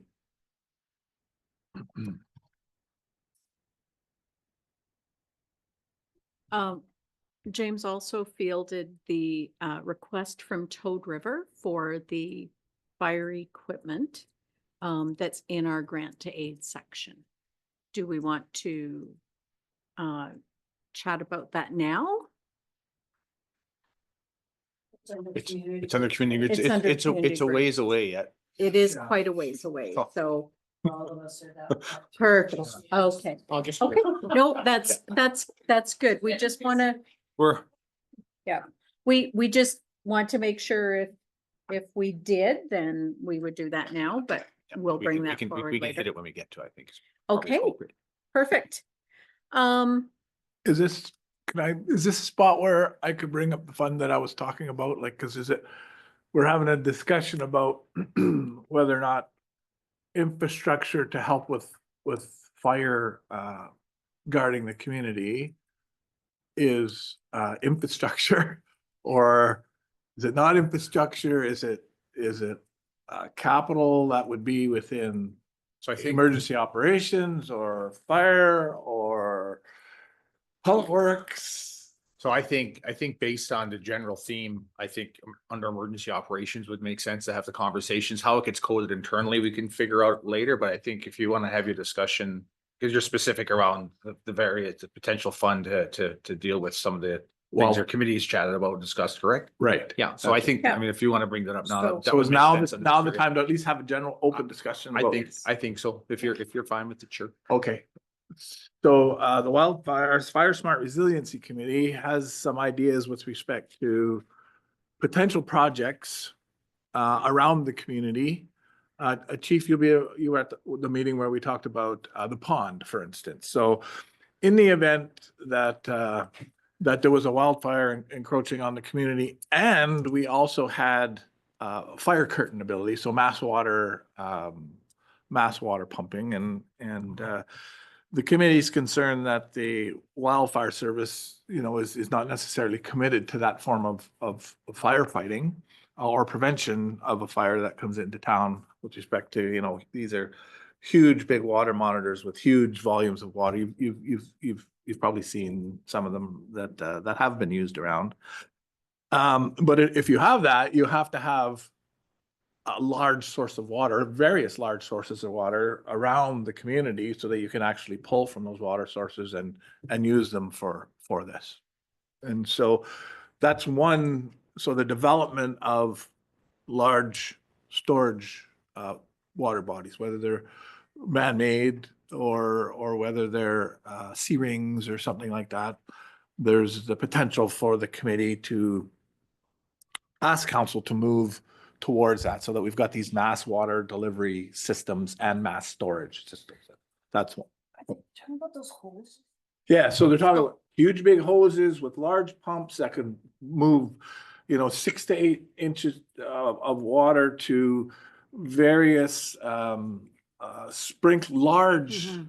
sprinkler Like you could- systems that they're putting out 100, or 50 meters of circle of water. And they're staged so that you create, kilometers of these huge water curtains to prevent sparks and things from coming in. Cause somebody contacted us last year That's right. during the wildfires, That's cause right. that's what we're We're talking talking here, about, right? yeah, either owning that or having the ability to rent it. But if you do, there's certain things you need in the community. You can rent the pumps. The pumps are here in 6 hours from Fort St. John with the big fracking companies. But you might have to have sea rings set up, or you might have to have these massive water storage areas.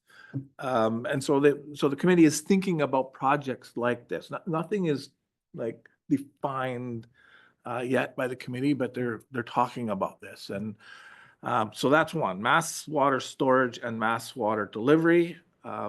The other is doing fire breaks around the community in conjunction with the community forest. Now, the community forest, of course, has two owners, ourselves and our neighbor. And they have a plan, I guess, with respect to cutting permits and doing logging blocks close to the community to try to reduce the amount of large trees and potential sparks that get into these large stands of timber and then start spraying sparks all over the community. So I had a map I'd show it. There's several polygons that also match with the Ministry of Forests has done some risk assessment work, and they're, they haven't presented it to us, but unofficially they're pretty closely related between what the Fire Smart Committee is interested in doing and what the Ministry of Forests has identified as potential areas, and whether or not those are within the community forest itself. But of course, if the community forest does this, they're doing it locally, they're doing it, in conjunction with the owners and our thoughts. But the caveat always for the community forest is they need not to operate at a loss. And so the Community Fire Smart Committee wants to see them move onto these polygons, these potential forest areas closer to town quickly. So they may not be able to wait till they get the optimum price for the wood in order to provide the safety to the community. So we may need to potentially prop the community forest to allow them to do this work, get the best price for the wood, but may not be, it may not fit the goal that we've all set for them, which is they need to at least break even, if not make money at what they're doing. So this, I'm proposing a fund that could assist us to prop the community forest if we had to, and they're able to do the work, and work towards, with the fire department. Obviously, they only just introduced the topic that one night that the chief was there, and at least preliminarily, is that a word? Yeah, preliminary. Yeah. There's some interest around the entire table to look at that. So how much? I don't know. I would say in the order of $500,000 is what I think should be there. I mean, and I'm really grabbing that, and I would look to Councillor Souls to give me a bit of an idea. But the work that they did at 301, that they got a Forest Enhancement Society grant for $330,000, something like that. And so, so that's why I'm thinking $500,000 for this year. It may take multiple years, but for this year, to at least put some funds in a pool that, the committee's not gonna decide to do these. Council is gonna decide to do these, but without the money in the budget in the first place, our hands are pretty tied. So that's the thought. So I'm certainly interested in what your thoughts are. Councilor Growing? So we have a partner, so have there been any discussions with our partner yet? No, this is just, I brought this up for our budget purposes yet. We haven't, this hasn't gone, well, they have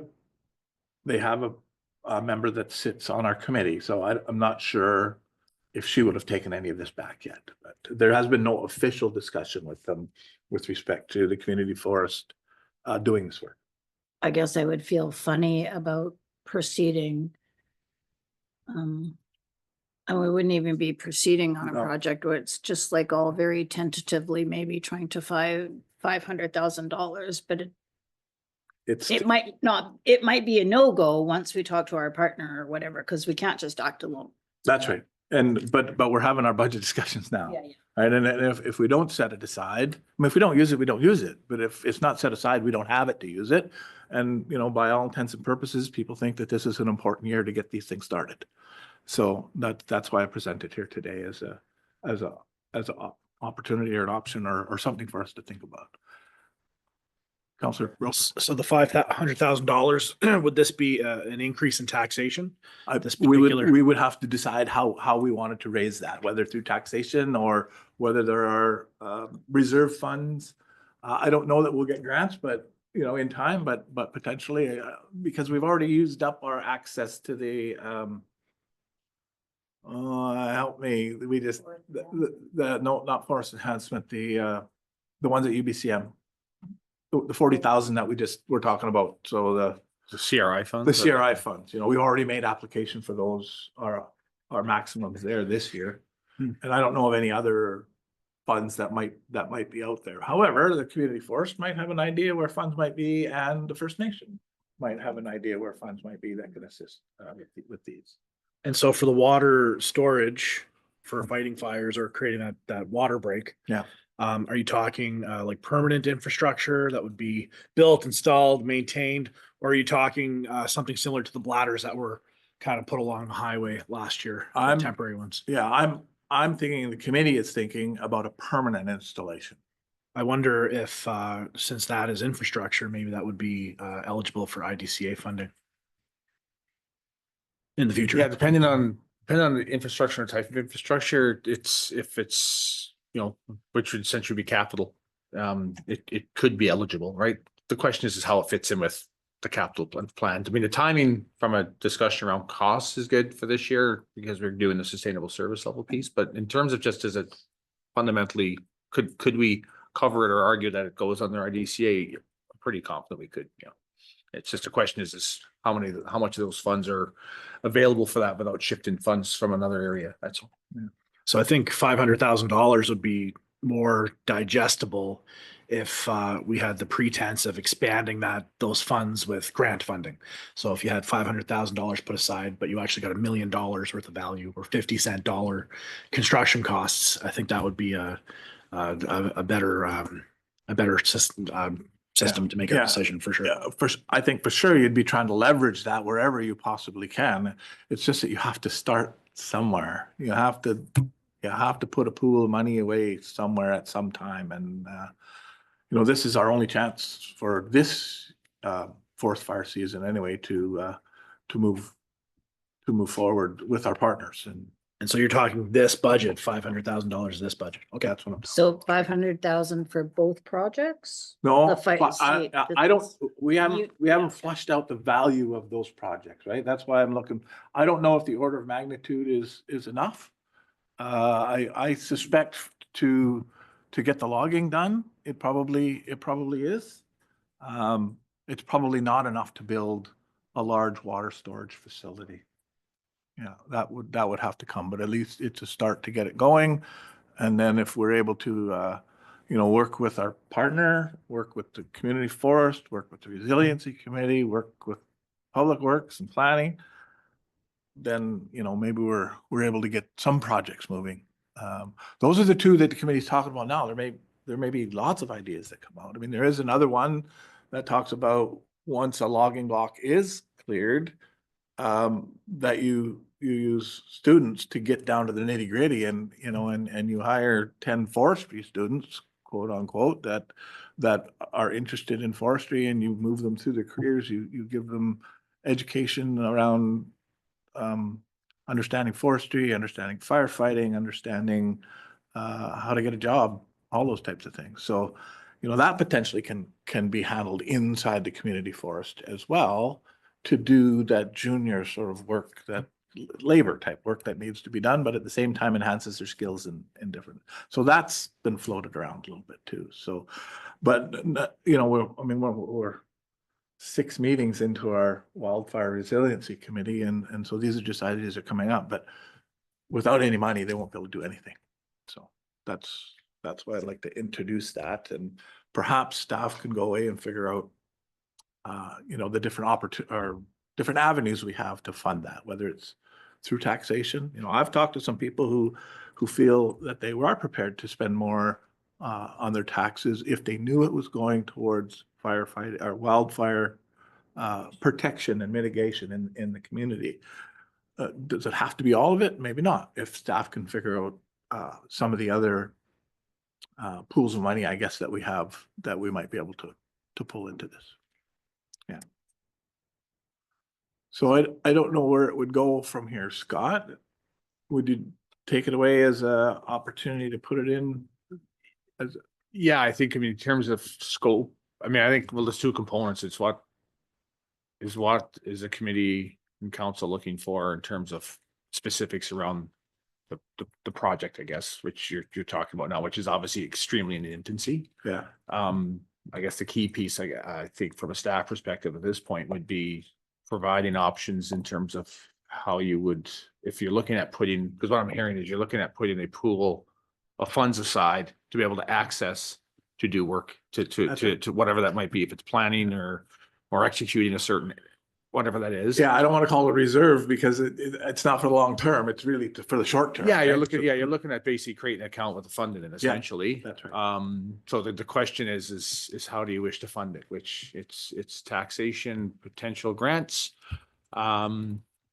Which grants are applying for grants, potential existing grants, the IDCA component, and any combination of that essentially. So I think what it really comes down to is because we're not going to be able to flush out what a project looks like and get costs between now and the end of the budget discussion. So the question comes down to if council's in favor of a $500,000 expense and determining what the funding mechanism is to look after that. And that's what we can bring back in Right. terms of options.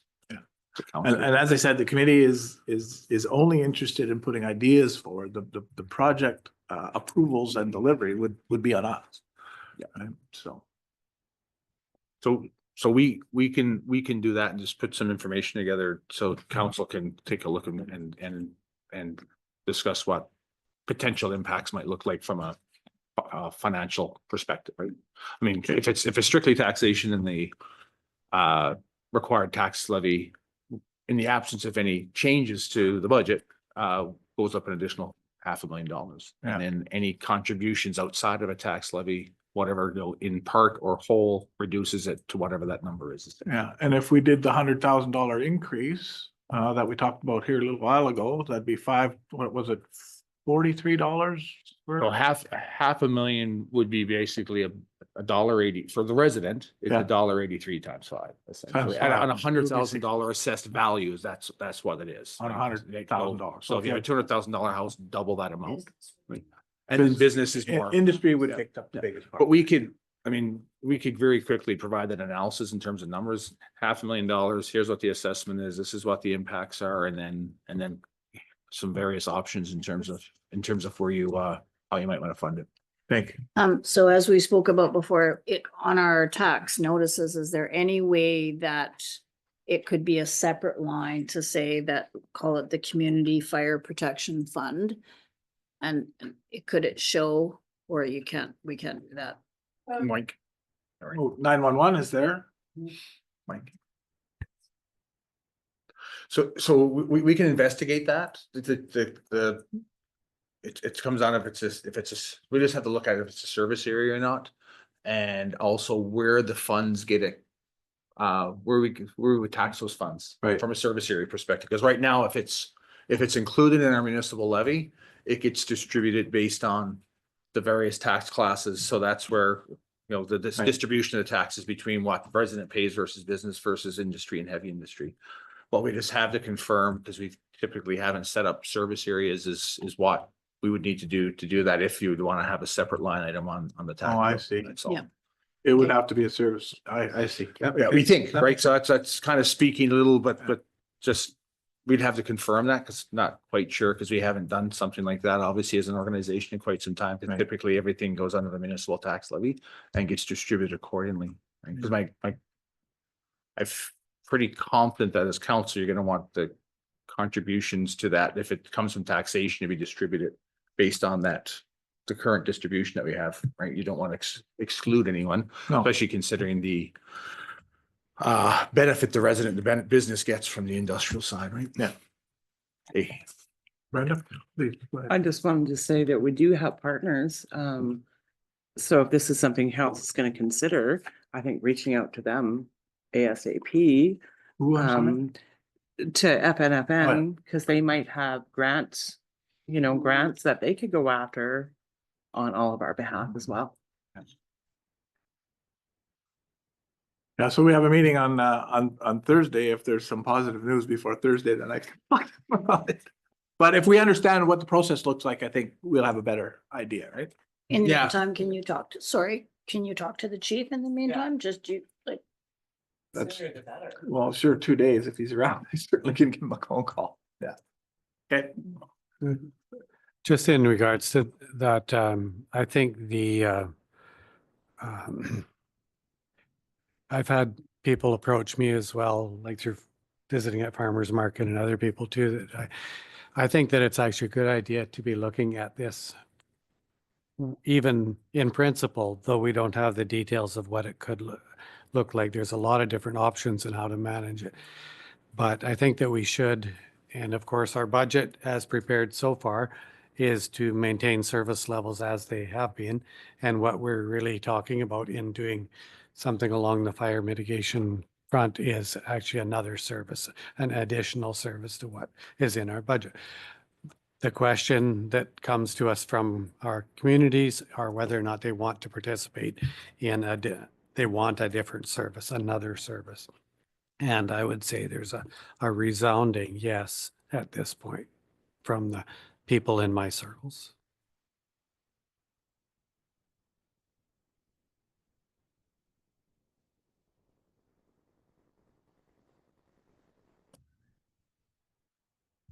How are you? So you're just gonna take that idea and maybe come back to us with some sort of a way that we might tax implications, how we might Yeah, put we'll, it together? we'll circle back and discuss what we have. I mean, like I said, we'll focus on the financial component in terms of what are council's options to provide X at this point, that threshold or that amount is $500,000, right?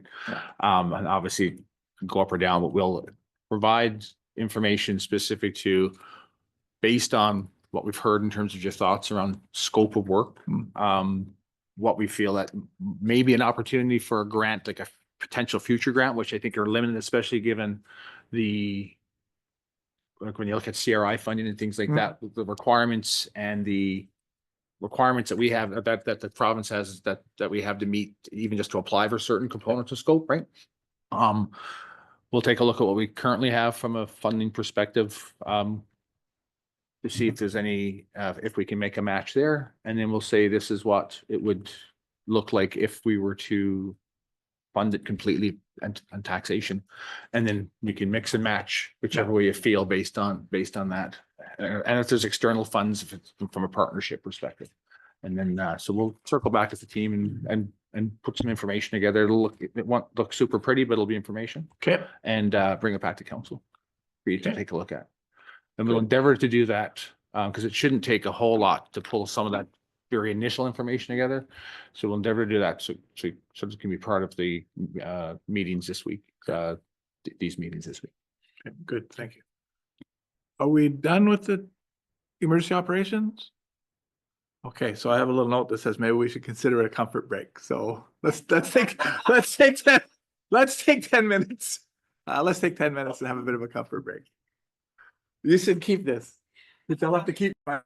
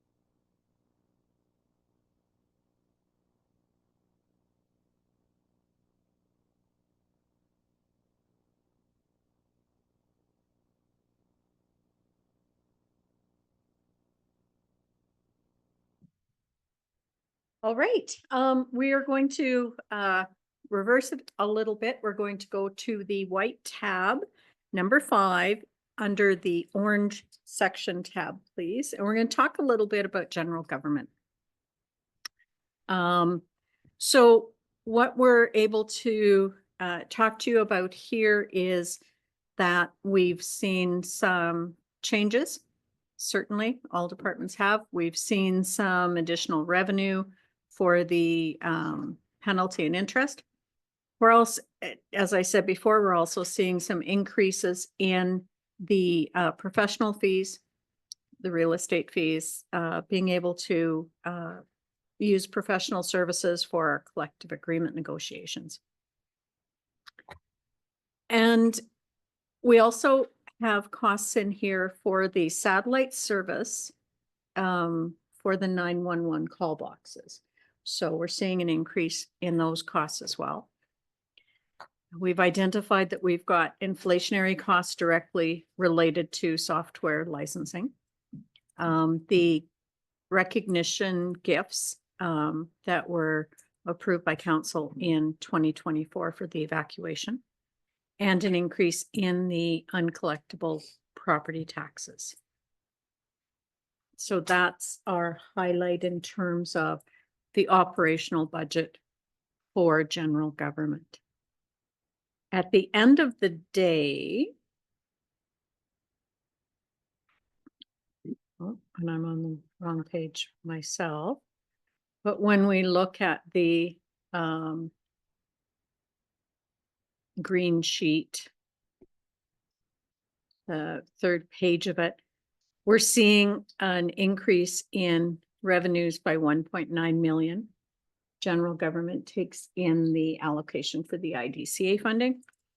And we're seeing an increase in the spending section, 2.8 million, 2.5 of that being the allowance for doubtful accounts. But the net overall is a decrease when we pull all of that together. And then we factor in the bottom, we factor in the transfers from the general surplus, and the transfers to the reserve funds also flow through here. Question here. Yeah. So Tony, so back to investment income. So the budget investment income has been maintained in 2025 at 2.5 million to reflect the impact of higher interest earned. And then a significant portion of investment income that is earned is contributed to the reserve funds based on fund balances, leaving a portion of approximately 300,000 for general use. So I'm probably misunderstanding this, so you can correct me. I thought that that we were putting $2 million of that investment income into reserves, which would leave 500,000. But you're stating 300,000. So where's the other 200,000? So it's certainly, first of all, my script was written before I had the reserve balances finalized for 2024. But essentially what we see is we see the funds going into the capital reserves based on the amounts that they have within there. So it continues to build that. It also goes to the reserve that we have for the Growing Communities Fund, the Financial Stabilization Fund, and then the balance goes into the general surplus. So in terms of my description, basically, other than the amount going into the reserve funds, it would be a contribution directly into the general surplus. So as knowing what we know today, would that contribution be 300,000 or 500,000 into general? I would have to check, dig. Okay. Yeah. Thank you. I can let you know.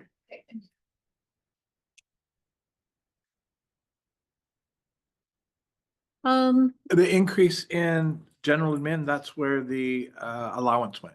Yes, it is. Okay, okay, thank you. Yes, it sits within the treasury lines Okay, thank in there. Excuse me.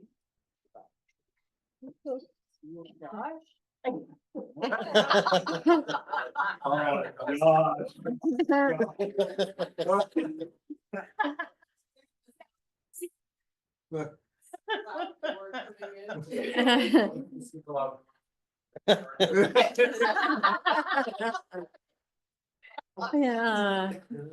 You should have said you left us out in the truck.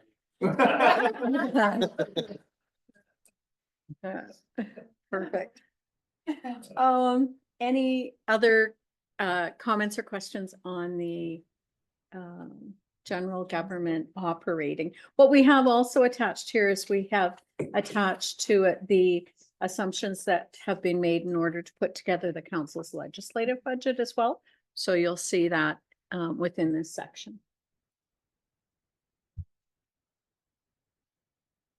So other than being able to get back about the interest, we're going to move on to tab, pardon me, 6, white tab 6, which is the general government services, special projects and major maintenance.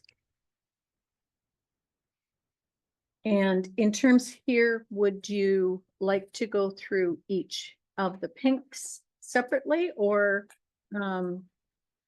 would you like to an overview from the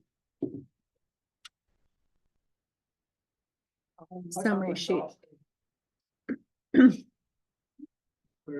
Nothing, I'm talking about it.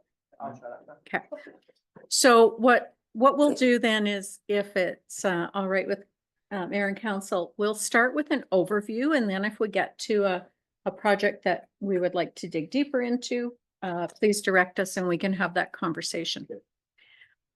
So there's going to be a few of us tag teaming through the general government projects today as we go. I'm going to take the first one. We're looking for $13,000 to utilize a cloud environment for our budget software. What we realized last year during the relocation that we had was that we had some servers that we relied on to keep the finance work together. So we're slowly moving our information to cloud environments. And this would be the last piece to move our major finance programs there. So what country is the cloud information stored in? Is it a Canadian company or a US company? We believe this budget information is being stored in a Canadian company at this point, but we will confirm. Thanks. And Is this yep. a one-time expense, or is it ongoing year over year? This is a one-time expense. Okay. Yeah. And it includes a $1,500, I think it's $1,500 upgrade that we would normally be doing at this point anyways, in terms of our annual software. Okay. And we do know that in the future, we've been given notice that currently our main software provider is moving to a different environment as well. And so within 2025, we'll be researching what that means for us for 2026. And certainly those questions around Canadian located cloud information will be analyzed. Yeah, good. We have the Building Facility Asset Management Planning Grant. Thank you.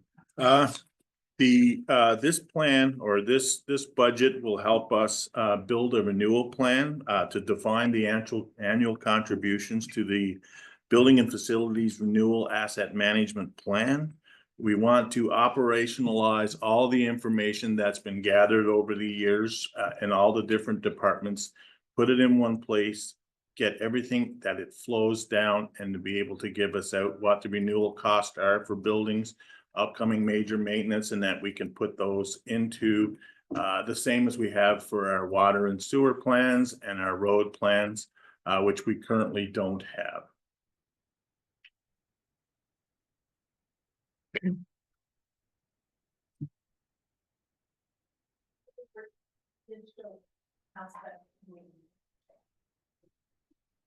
So some of you may recall this project from last year. This is a continuation of that work. So it was quite the undertaking. We had 6+ years of legacy information to migrate in. And as we began doing that, we realized that there were some fundamental upgrades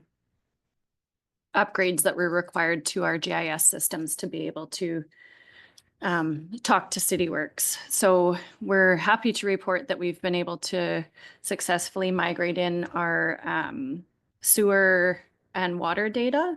And we'll be working through the roads, sidewalks, sanitary sewer, airport, the other asset categories through this year. So it will, it's allowing us to have real-time information on the assets that have already been installed and commissioned, and then be able to track their lifespans as we continually upgrade, renew, maintain, so that we have a better idea of where we sit at any given point. So there's a request of $78,000 of new funds this year, bringing forward some surplus from last year, carry forward funds, as we used to refer to them, from the budget that remains from last year's project.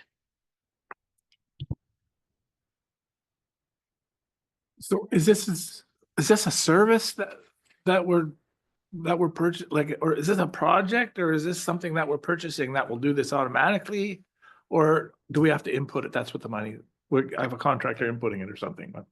So kind of both of those things. Okay. So CityWorks is a system that we already have, we already use, we use it to manage work orders and service requests.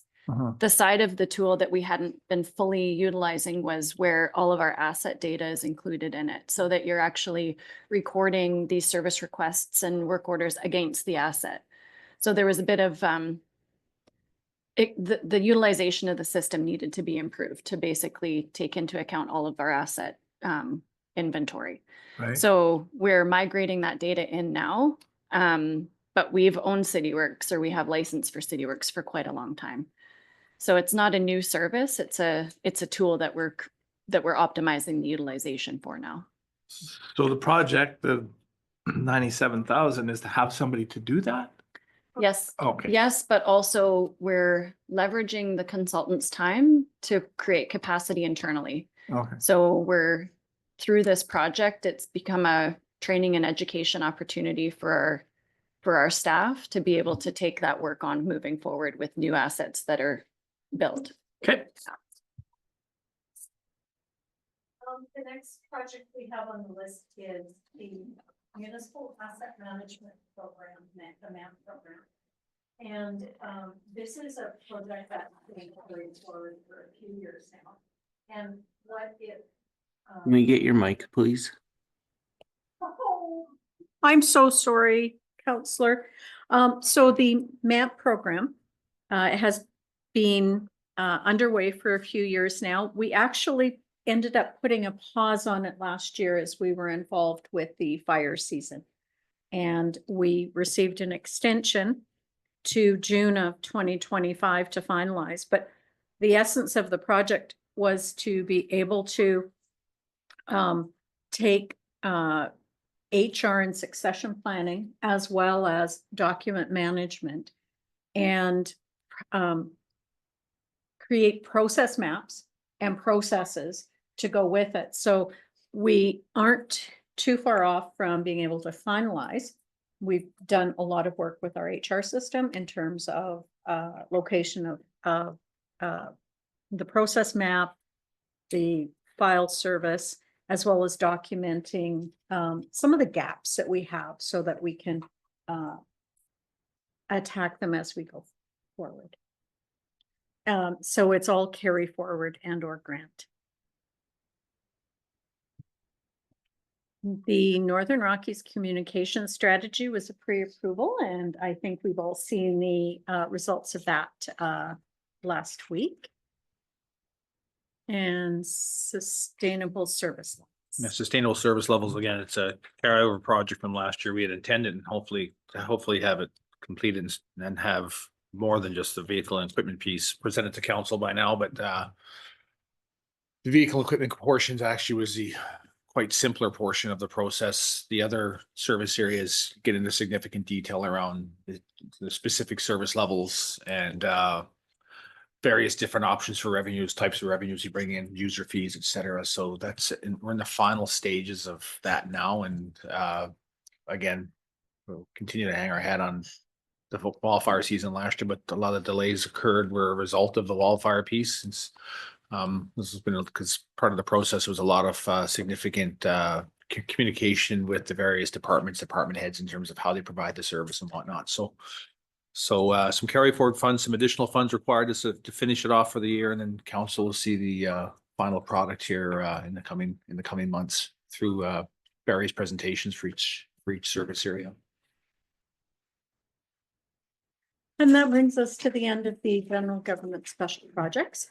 We're going to flip ahead a few tabs now, and we're going to move on to regional development planning, which starts under white tab number 9, I think it is. Yes. And we're going to have Lisa.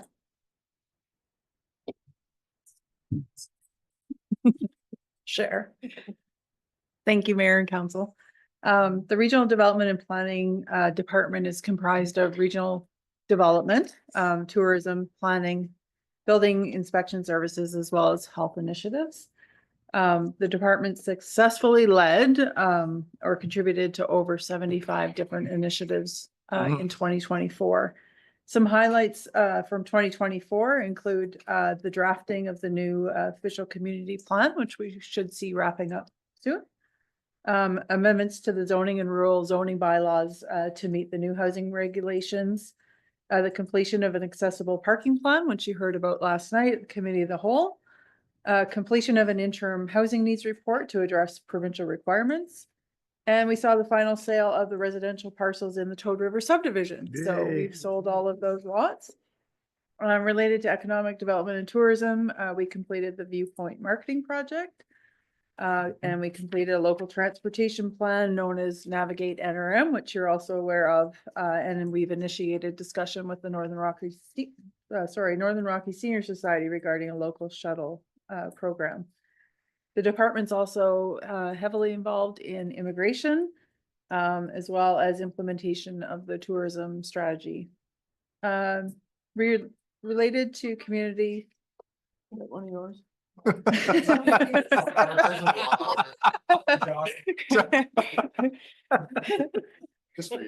right. Keeping the kids happy. Related to community and social development, we are in the process of developing a complete communities needs strategy, which is complementary to the OCP. Many members of the RDP department were involved with the evacuation and the EOC last year. And I dare say we were fairly integral in the recovery that occurred after the evacuation, as far as ensuring that the community had access to psychosocial supports, as well as linkages to Red Cross.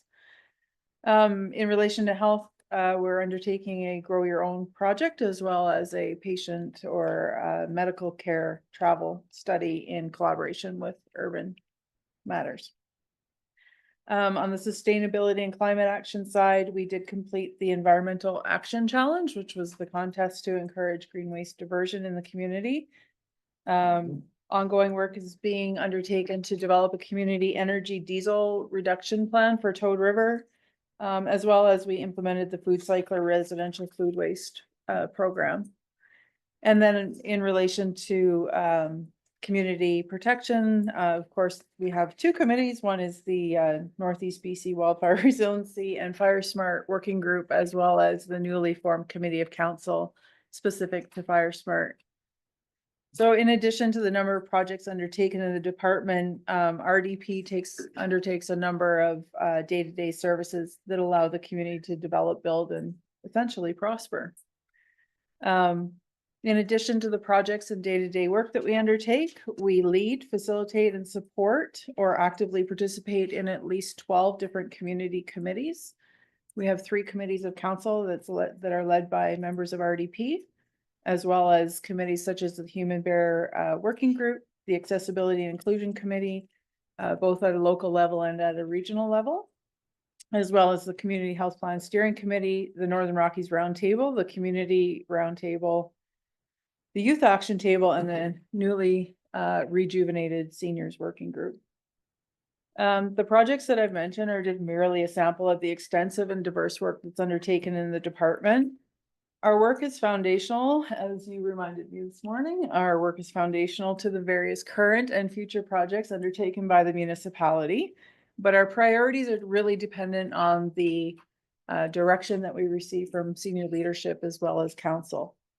Our success is driven by the unwavering dedication, though, of our team and our employees who are passionate and are professional in what they do. So with that, on to 2025. We're ready. Okay. So the regional development and planning budget consists of an operating budget as well as special projects. We've got 2 capital projects, which we'll touch on later. And we spoke a little bit about the government transfer for the community shuttle program. In total, the department's budgets are just sitting under $3 million. Specific to the operating budget, for 2025, we are seeing a 2% increase of $33,000 from the 2024 budget. Approximately half of that increase is attributed to the operating expenses for the newly acquired condo that we just took from or accepted from North River Midstream. And if we exclude that increase of $15,000, the operating budget for RDP is sitting just under 1% increase from 2024 to 2025. Maybe I'll just stop there. I mean, the operating budget for RDP is fairly straightforward. It's, like I said, it's a pretty minimal increase that we're seeing. And see if anyone has any questions. I don't. Okay. We're Just good. a quick comment. Oh. Go ahead. When you mentioned the increase due to the condo, what you're saying is this council's reason your increase is so high? Correct. I managed to keep it at 1%, and then you all said you wanted this condo. Well done. Anyway, Well done. yeah. Well, and this goes back to the conversation that council was having earlier about that ability to kind of some autonomy within the department to be able to move things, not necessarily special projects or wages, but things like if we underspend in legal fees for planning, we can use those for building inspection services. So we have that autonomy to move things around a little bit. So. All right. With that, on to special projects. We have 21 special projects that are included in the budget. And essentially, 52% of those special projects are funded through grants. 2% is through fees and charges. So that's the money that we would recoup for the food cycler units. We have 23% general surplus as well as 23% from tax. The proposed projects with impacts to the tax levy include the 2025 wildfire prevention project, which we can go into in a bit more detail. The airport lot 16 environmental investigation, the downtown revitalization plan, the economic diversification strategy, our tourism marketing consortium contribution, our OCP zoning and bylaw updates, as well as the the WildSafe community coordinator contribution, which has now moved from protected services into RDP.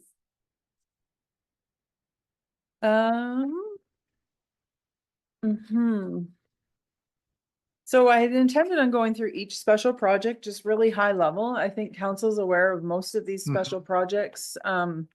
And maybe just highlighting how the funding will be achieved for each of these projects, and then just stop to see if there's any questions for each one, if that works.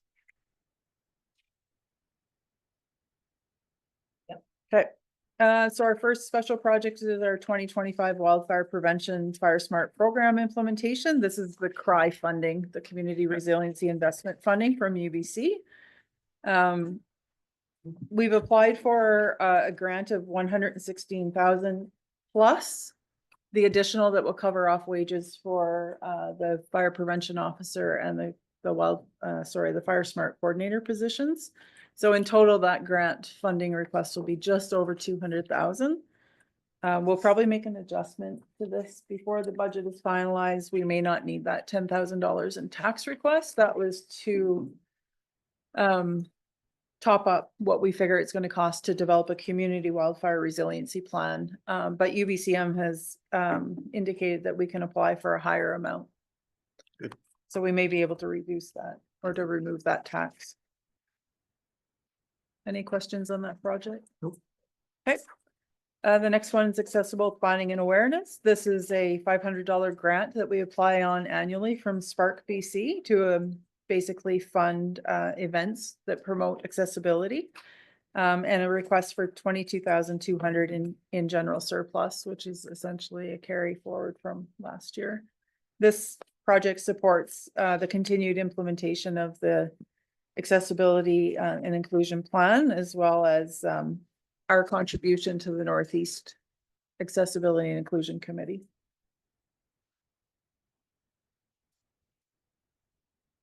Good. Yeah, sorry. Okay, the next one is the airport lot 16 investigation. I won't talk too much about this one. This is completely tax funded. And this is to conduct an environmental assessment of lot 16 at the airport. The next one is the airport master plan. This is an $80,000 request from general surplus, and this project is a carry forward from last year. This project we've discussed with Public Works and with Scott on approach on this one. There's linkages to our sustainable service delivery. So we've delayed the start of this until we have more information from that project. The next project is the Business Facade Improvement Program. This is 100% grant funded through NDIT. And this is the remaining funds that were allocated in 2024. Did the sushi restaurant take advantage of this when they redid all their signs? Yes, they They did. did? Okay. Yep. Thanks. Yep. Yeah, we actually had 3 businesses last year participate. Yami Sushi, the Hospice Thrift Store, and Literacy Society. Okay. The next project is bylaw updates. We just kept the title the same. This used to include a lot of different bylaw updates, but it's really just the building bylaw update. And if you change titles in Questica, it messes things up. So we kept it the same. This is really an update for the building bylaw. Yeah. And it's a carryover of 32,500.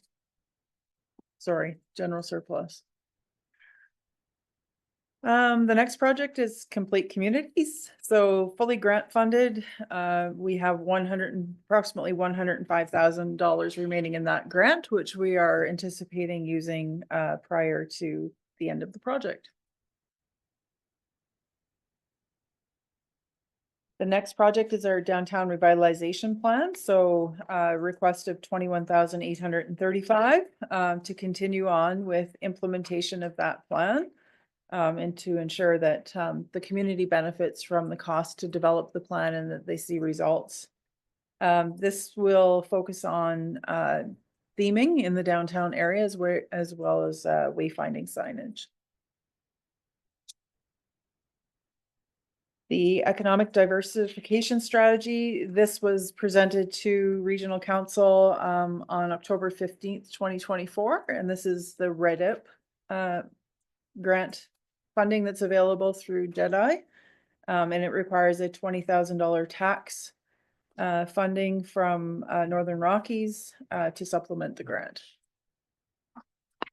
Mayor, I've got a question. Oh, go ahead. Well, not really a question, more of a statement. So, I don't really know how to say this, but another one, like I read the rationale in here and I know that like we've done this before and we've done, you know, the other one, and now we're going to do another one that's going to combine the other 2 ones that I don't know, did we use them? Maybe we did use them. Or having been involved in all of them, I guess I need you to convince me that this will be a plan that will actually get utilized and is worth, because I know it's only 20,000 in terms of tax, but it's also staff time, which has a cost to it. So I know, I very much understand that you're not the type of person that just applies for something because the grant is there and so that we get a report that sits on the shelf. So I totally understand that. But yeah, I'm just looking for some assurance that, or some convincing that this is actually worth the staff time that has to be contributed to it. Yeah, absolutely. Fair comments. And you're correct. I do not support applying for something just for the sake of free money. It's not free money. It just changes the work that we do when we have grant funding. The idea behind this, as you noted, our regional economic strategy that was developed previously includes a lot of great engagement. It includes a lot of great recommendations, but it's essentially unusable. And it has sat on the shelf because it's unusable. It's overwhelming. There's too many recommendations. This will take that RES and make it into something that's usable. It will identify, 4 or 5 top industries where we're going to get the biggest bang for our buck to actually start focusing around economic development and what that looks like for Northern Rockies. That's the idea behind this project, high level. Go ahead. Just to follow up, so something else that I've experienced over the years is the consultants come from away and they have wonderful recommendations that aren't necessarily reflective of what can be or could be or should be done in our area. So I'm assuming that this will be a consultant from away, and I have the utmost confidence in you will be able to keep that consultant grounded into, what is possible in the NRM and even desirable for the NRM. Yeah, but I am concerned that at the end of the day, it has to be a finished product that is relevant to the NRM. Yeah, I appreciate those comments. And I always think, like, when we reach out to professionals, we rely on them for their expertise and their professionalism. It's not to alleviate the work. So our department is quite involved in any of these projects that we undertake. You'll see us out at the farmers market. You'll see us out at the rec center as staff. We don't just rely on our consultants to do the work for us, because we believe it's important that we're there with them every step of the way, and not just engagement, but actually reviewing documents and ensuring that that local context is captured. So yeah, I appreciate those comments. I'm aware of time. Do we want to finish this section today, or is that what would, half an hour, Lisa? Yeah, it shouldn't, I don't think it should take long to go through the rest. Okay, let's carry on then. The next one's the food cycler pilot program. Good. Okay. Food cycler pilot program. This one was presented to regional council, and council passed a resolution to extend the project, and that's what this project is. The Green Waste Diversion Fund is generally $2,200 remaining for general surplus to continue the support and implementation of green waste diversion in local schools. The next one. Yep. Is the Greenhouse. was that out loud? Okay. The Greenhouse Gas Action Plan, and we can probably rename this. I understand it feels like a nice to do, and maybe it is. But I will tell you, this, in my mind, creates a roadmap for the Environmental Advisory Committee. Of the intent of this project is to create tangible projects that can be implemented for the good of the community, both from an environmental and from a cost saving perspective. So there's things like waste diversion. There's things like reduced energy that can come out of these type of projects. Those are the benefits of it, although I understand the reluctance of, it appearing as a nice to do. This proposes using LGCAP grant funding, which in my mind then creates the pathway for how we utilize additional LGCAP funding in the future. So it really is a roadmap in my mind, but I do understand the reservation on this one. Yeah, so I guess just for those that haven't been involved in the EAC, And Lisa, like I made my concerns known at the EAC, so I don't need to go into them again. But just to share with the rest of the group that it mostly is around you know, using that not having a plan to use that LCAP funding. And it's just like, oh, this project is great, let's do it for that. And this one's great, let's do it for that. And then it runs out and we didn't really have a plan. So if you guarantee me that at the end of the day, this isn't just going to be another exercise for the province changing, you know, whatever emissions were allowed this year or not allowed next year or whatever, that there's going to be a roadmap and a strategic direction on how to spend the LCAP funding, then you have my support.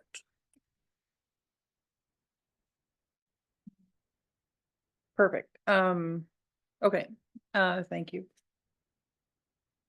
And we've had internal discussion, Tony, at the director's table about coming up with that roadmap for LGCAP funding.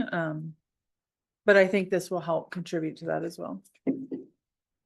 The next project is the Northeast BC Tourism Marketing Consortium, and this is the $6,000 that we contribute to the marketing consortium on an annual basis.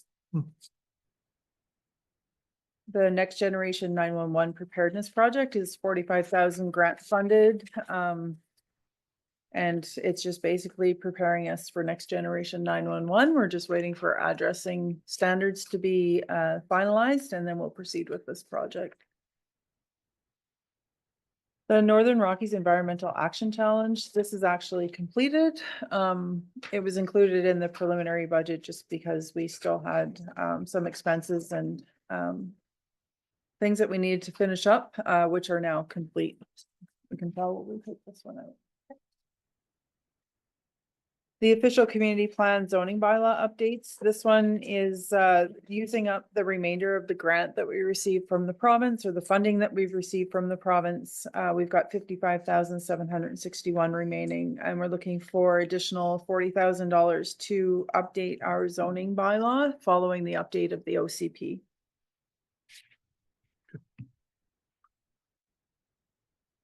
The rural recreation trail enhancements. This is a $20,000 request from general surplus. This one has been on the books for several years. We've actually started work on this one.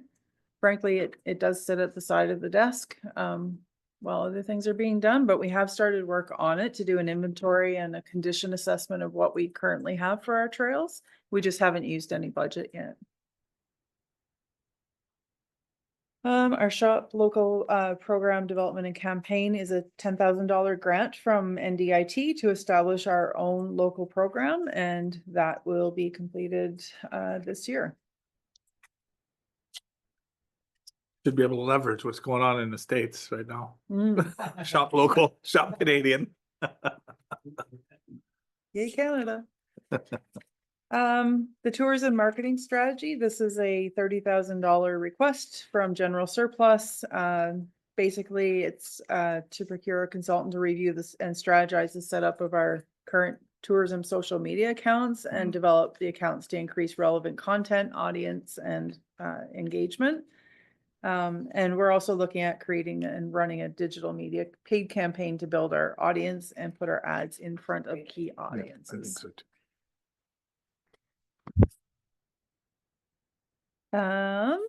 Our tourism strategy implementation is a request of 23,780 from general surplus. Essentially, we've got a list of projects that were prioritized through the Northern Rockies Tourism Development Day that occurred in 2024. So we're looking to spend the $23,000 on implementing some of those projects. Go ahead. So at last night's meeting, when Mr. Penny was speaking about the Rib Fest, this was the fund that I was trying to remember the words about. And I don't know if his request could fit into this fund. Because it says building tourism awareness, education, and partnerships through various engagement activities and hosting the whatever. So I just, like, there might be a synergy here, just a thought. Rib Fest. Go Question mark. Yep. Good. The last one for special projects is the wildfire in the brain, Wild Safe Community Coordinator, and this is our annual contribution of $6,000 supported from the tax levy to help support the community Wild Safe Coordinator position in the community. If we get it, because we have to apply for it. We've applied, we just haven't heard back yet. Thank you, Lisa. Thank you. All right, that brings us to a point where we would start tomorrow with recreation operations. Sure. Sounds great. Johnny, sat through all of this. You have to suffer like the rest of us. Okay, that's good. So we'll recess for today and thank you. We'll bring the budget meeting, the preliminary budget meeting, I guess round 2 to order for March the 12th. We acknowledge that we're on the traditional territory of our friends, neighbors, and Treaty 8 partners, the Fort Nelson First Nation, as well as the Prophet River First Nation. We recognize our treaty and rights inherent in our treaty. And we recognize the contributions and enduring presence of the Métis people in our region. Please be advised that this afternoon's meeting is available to the public to attend virtually and is being streamed and recorded. So I think we left off in tab section 2, tab 11. So we'll turn it back over to staff. Thanks, Mayor. I'll pass it on to Johnny. We're in the recreation area, so. Good day, all Mayor yours. and Council. Recreation. I'm glad you all rested up so we can hear about this one. Recreation, I'm sure you're all aware, but we'll just hit the highlights. It encompasses more than just the recreation complex. It also includes the old aquatic building, our regional parks and our town parks. Also all of our recreation programming and our aquatic programming. And then on the buildings and facilities side, it encompasses the Toad River Community Hall for the maintenance and repair of that one. And then also the golf course facilities and maintenance. So with that, the budget is fairly similar compared to last year. With revenues, we kept our predictions fairly close to what we had from last year, recognizing that the evacuation skewed our numbers quite a bit. So it's hard to get a good read compared to what we got last year. And then we did see in some of our programs and our aquatic programs and our rec programs, as always, there's a little bit of ups and downs or shuffle from one area to another, but overall fairly consistent. Our other notable changes in salaries, wages, and benefits, we had an increase of 9%. This is largely due to the negotiated and resolved contractual wage increases, benefit costs, and the mandatory employment costs, as well as recruitment and succession for unknown retirement. As you mentioned yesterday, Mr. Harvey here. Moving on to contract services, we see an increase in this one by 2%. So this is where the golf course lands. And after the learning outcomes from the transition year of last year, we're trying to recognize the actual cost that it's going to cost to run this golf course, and not just run it, but also maintain it and make sure that it stays maintained, because this is our asset and our facility. And we want to make sure that it is well maintained and well looked after, because it is a pretty shiny gem of our community, I think. So that's an important one there. And then, like I said, as this agreement is pretty new for both parties, we're trying to learn that piece and make sure that we can make it function for both parties and work well. Other than that, there's a little bit of an increase for some anticipated training needs, because we tend to fluctuate staff fairly bit. We've got quite a youthful staff, so there's some training and things like that need to occur. And with the evacuation, there was a few things that got postponed from last year. So trying to make sure we can do all that. And there's a good little bit of succession planning in there too, where we're trying really hard, especially in our aquatics, but we're trying really hard to keep ourselves self-sufficient so that we can make sure that we can train our staff and certify our staff to make sure that we can keep all of our facilities running. So that's an important piece there. Outside of that one, we get into the equipment, materials, and supplies. We'll see a slight increase in this one. This is largely just due to some increases in cost, but it's very minor, just a 1%. And then in utilities, we actually have a reduction overall, which don't usually find. But where this is we're doing some aligning with the old pool because we still have some utilities in there that we realize we check on that building and do maintain it.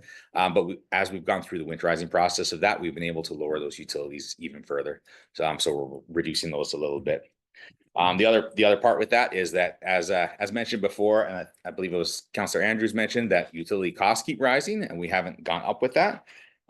So a lot of this we're maintaining our predictions for this year as well. As we've done a ton of work, and largely credit to Harvey here for increasing our efficiencies in our facility. A lot of that's through high efficiency fixtures, but also processes, all the way down to staff training and onboarding, making sure that we're doing the best thing we can. Because as simple as switching a light switch off when you leave a room pays a big dividends over the year.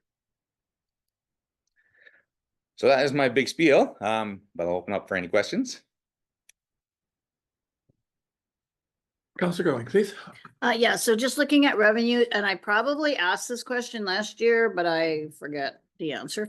So under revenue or fees and charges, 2023 actual was 341,544. And then budgeted for this year was 481,074. What got put in there why is it so much higher? So that was the golf course. So that increase happened in 2024, where there was the addition of the expected revenue of 142,000 from the golf course for memberships, greens fees, because as part of the agreement, those things that are course related are considered an NRM revenue and separating that out. So we're paying the cost to maintain the course, and then we're actualizing the fees from those. Thank you. And then we kept those projections the same this year, going in, recognizing that during the evacuation, there was a high loss of that in May, which is usually a very popular month for people to come golfing because everyone's excited that the snow is gone and they can get outside and enjoy the weather. So we're a little bit lower than that, but we kept the projections the same in hopes for an amazing season this year. Great, thanks, Johnny. Okay. Go ahead, Councillor Roper. Maybe another question just about the golf course. So that $320,230, that's the overall budget. Does that include staffing and wages and everything to do with the golf course? Yeah, so that's everything that includes the course itself, maintaining and operating that piece. So that includes all, like you mentioned, the staff and wages for the groundskeeping.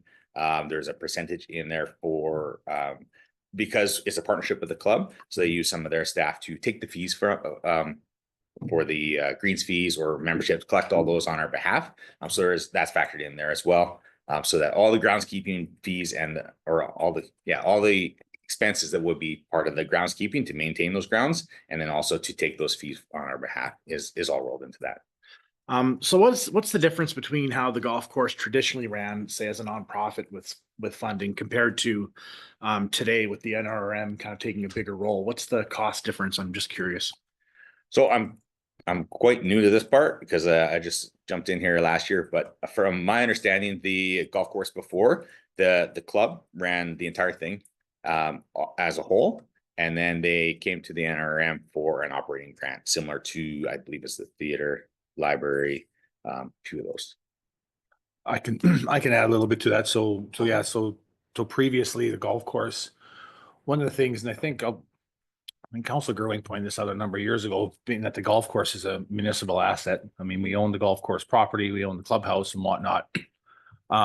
So it's traditionally in the past, the society operated the golf course holistically as a whole, which is food and beverage, the pro shop, the golf course and whatnot, and they requested a requisition where council would approve a transfer of funds for them to operate it, and there was essentially a hands-off approach on our end as an organization. We come to realize, and especially having conversations with council as we develop the government transfer policy, which obviously it's still working through, but acknowledging what would be a typical municipal service, we recognize that we have a golf course that it's typically a municipal service that's provided municipality, but we're not operating it with our own staff. And we discussed that from a cost perspective, quite frankly, if we were to operate with our own staff, we'd be probably much more costlier than having a nonprofit organization operate on our behalf. So similar to like how the visitor centers operated, or the curling club now, how it's operated. We provide essentially have a service agreement in place with the society, which we didn't have in the past, which acknowledges what the service that's provided on behalf of us as an organization. So all we really are concerned about from a service provision is the services of the golf course itself. So providing the greens component of the golf course, the food and beverage side. So the clubhouse, pro shop and whatnot, is not part of the municipal service. So that's that percentage or that divvying up of responsibilities where the society looks after that, and the intention for that is for them to be, self-sustainable on that side, where we pay them an amount based in the service agreement to operate the golf course on our behalf. So that's essentially the difference with it. One of the things that wasn't done when you look at trying to understand increases over the years or where we are today versus previously, we didn't recognize the required maintenance, quite frankly, being hands off. I can link it back to like how the airport was operated back in the day when ATCO operated the airport for the municipality. It was hands off. There was a payment made to ATCO, and there was literally zero oversight, understanding of renewal or any of those things. And what was happening at the golf course is it was being operated, but not that the club wasn't maintaining it, but there wasn't part of our renewal program. It wasn't part of our reserve piece. We weren't factoring into that in as a cost to operate. And given the fact that it's our asset, we're responsible for that. And quite frankly, the society was holding the burden of that. And when coming forward and asking for funds, they were getting cornered or pinched a lot in terms of want these funds. And quite frankly, in a lot of cases, we'll pick on the irrigation system. When the irrigation system failed and there was issues with it, well, why do you need money for the irrigation system? Well, it's our irrigation system. It's if you like you asking us as council asking staff, why do we need to go fix that water line? Because that's low. And so like Johnny said, last year we aligned the best we could based on what we figured the expenses were, because it's a different direction that we've taken based on and a better direction, because it's going to create better oversight and also to maintain that that area. And after last year, we still have some things we still need to sort through and work through, because unfortunately our first transition year to take a look at it, we threw an evacuation in the middle of the whole situation. So there's some things that hopefully we don't have consistent approach this year, because we hopefully don't have to go through the same thing we went through last year. So there's still a little bit of wrinkles to iron out. So one of the things we're doing differently this year is each month we're going to, after the month end, we're going to sit with the society and review the previous month, just to ensure that's alignment versus waiting into the fall when the full season's done. So. Thanks for that clarification. Appreciate it. Okay, are there any other questions for recreation? Okay. No special projects? No. There's some capital later on, though. Yeah. We do special events, not special projects. Right. Thank you, Mayor and Council. You're welcome.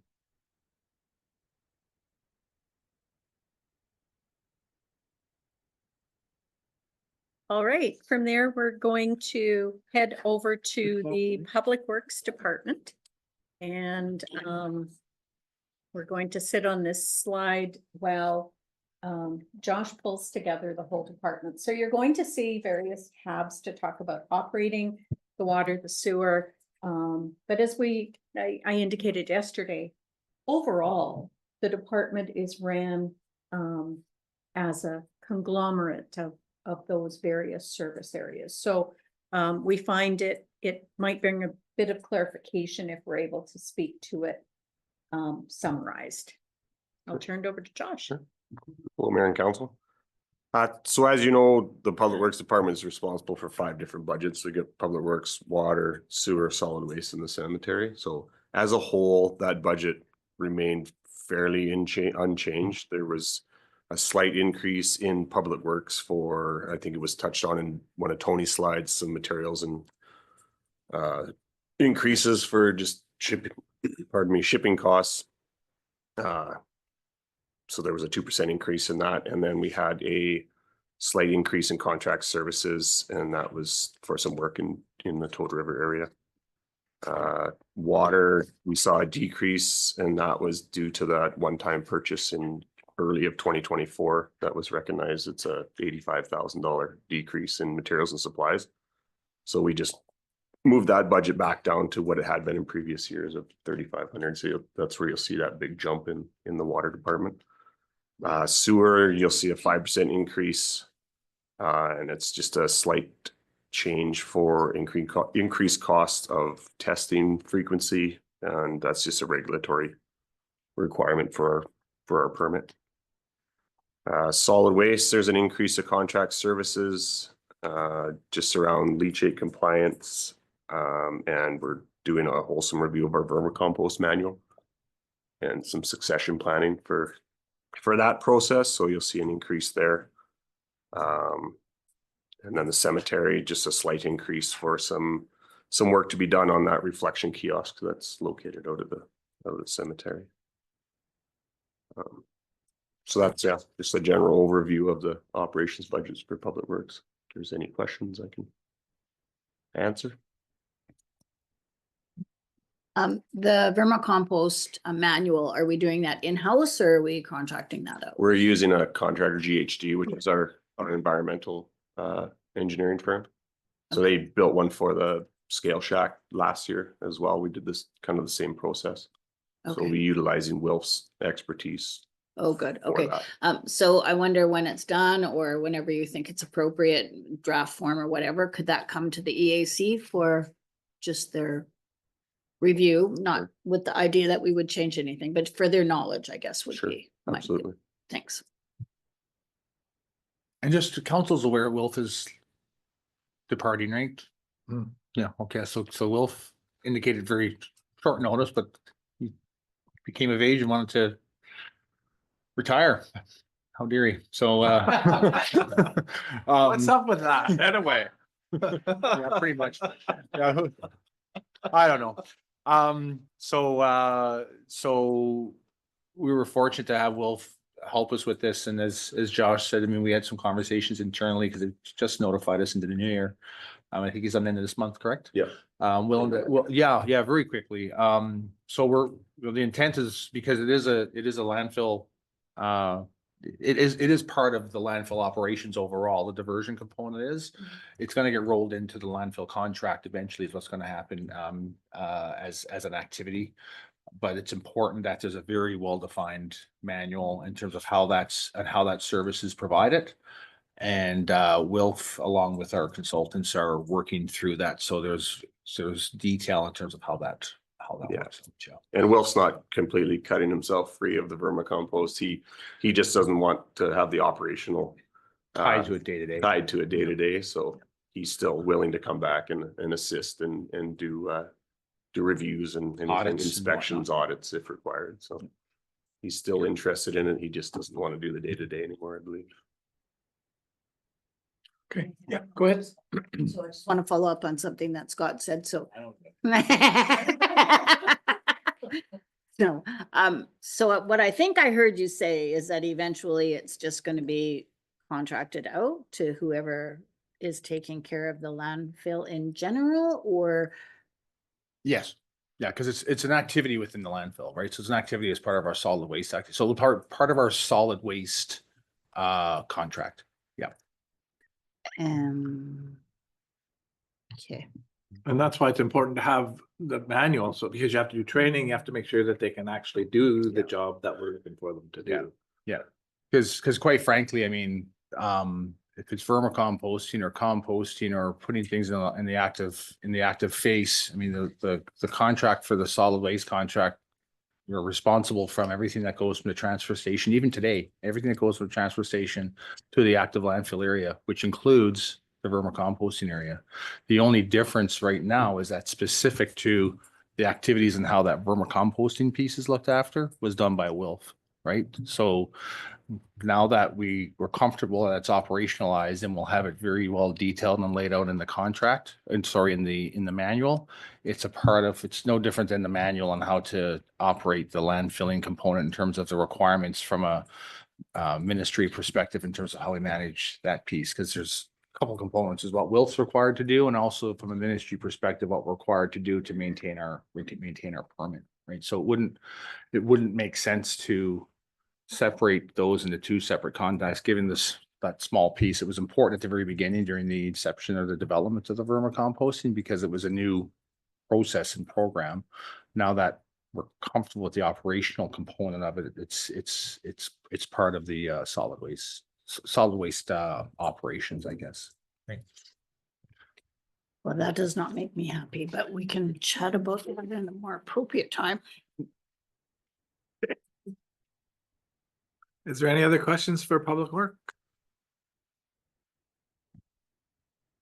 Okay, Okay, so now we're gonna have Josh and or Jasmine lead us through the special projects. So the next tab is tab 14 for the Public Works Special Project.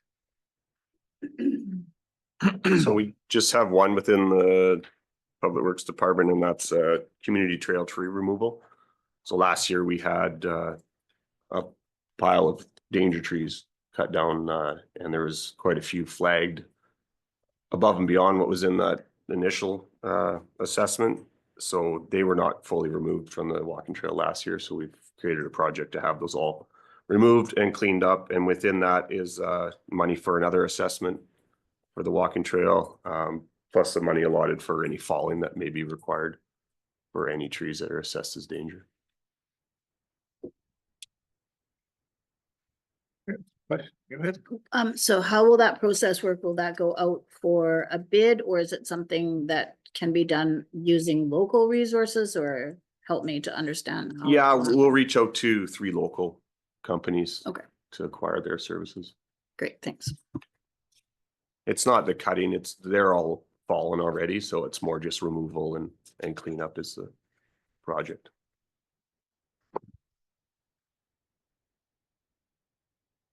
And now I think we're tab 16 for the sewer special projects.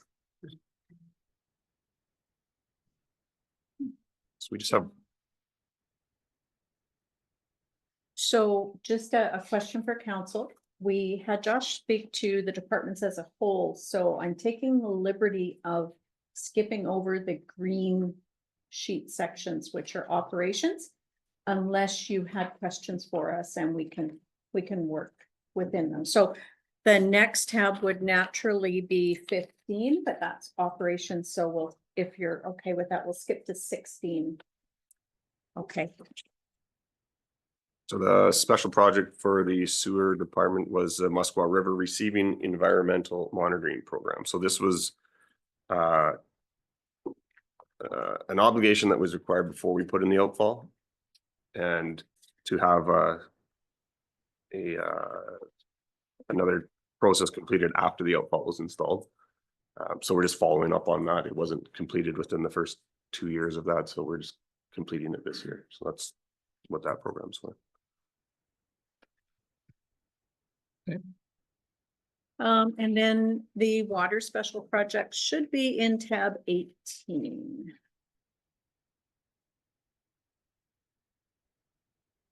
We have a few in the water department. First one on there is a leak detection program. So this would be a project. There was a company that approached us last year, and this won't necessarily go to them, but they use acoustic listening, and it's basically they put listening devices on valves and they can pinpoint leaks within your water distribution system. And it helps you obviously conserve water by repairing your own deficiencies. Somebody's Do we suspect that we've got? Do we suspect that we do have a lot of leaks? Come on. Pull it. Do I have to get the gavel on you guys? Do we suspect that we have a bunch of leaks in the system, or? It's hard to say. I mean, if there's anything as large, we would have flagged it, or it Sure. usually shows itself. So it could be just small leaks underground that go undetected that are good to repair just for Right. conservation efforts. Okay. Next one on the list there is water quality improvements. So there's 3 within this this program. So we have some modifications to the clarifiers, chemical feed within the water treatment plant. Review aeration options and conceptual design for the raw water ponds, and a plan to desludge and remove vegetation in each of the raw water reservoirs. And then develop a potential pigging program for the water lines for improved water quality.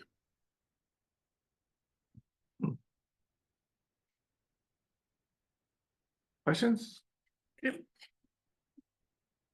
And then we have a water use efficiency study. So this is just exploring conservation options, including, which was spoke to before, was the metering, a potential metering project, storage, and alternative water sources.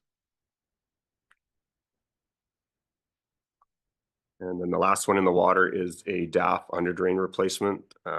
So one of the train's filtration systems is identified as potential failure due to ongoing backwash performance issues. So it's based on some recommendations that we repair that system.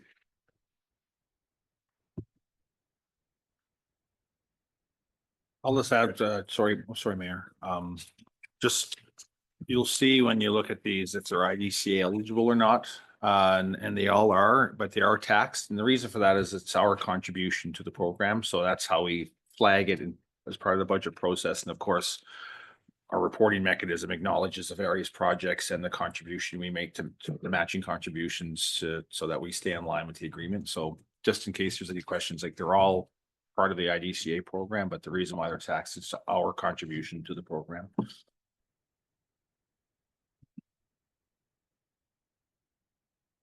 Any questions on water? Okay.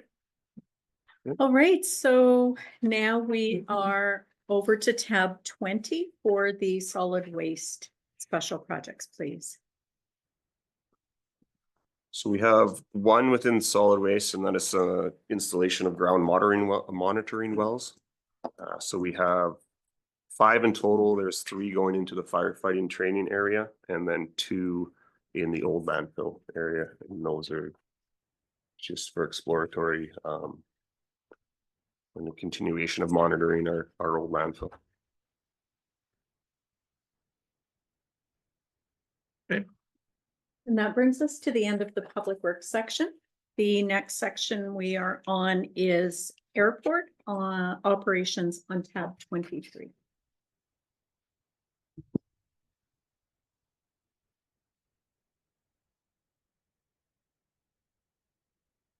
For the airport, there was a increase for the 2025 budget in contracted services, and that was also touched on in Tony's slides around operationalizing the OLS program.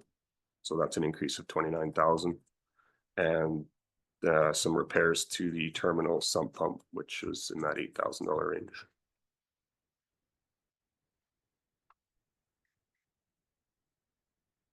Okay. And for the airport, there are no special projects. So that concludes our section on operations. So at this point, if council had any questions or comments they would like to make on departmental operations, I would invite that. And without any other comments or questions, we will then move into the capital section. Anybody? All right. Now we have an orange tab 3. And behind that is a white tab 25. I'm leaning over Tammy's shoulder here. So when we presented the budget in 2024, we brought forward 2 sections, and that was one was strictly asset renewal, and the other was if we were doing asset upgrades or new assets. And an asset is an asset, and it will be able to, instead of have departments bounce back and forth, we'll be able to talk about all of their assets within one section. So just a reminder that asset renewal is for the projects which extend the life.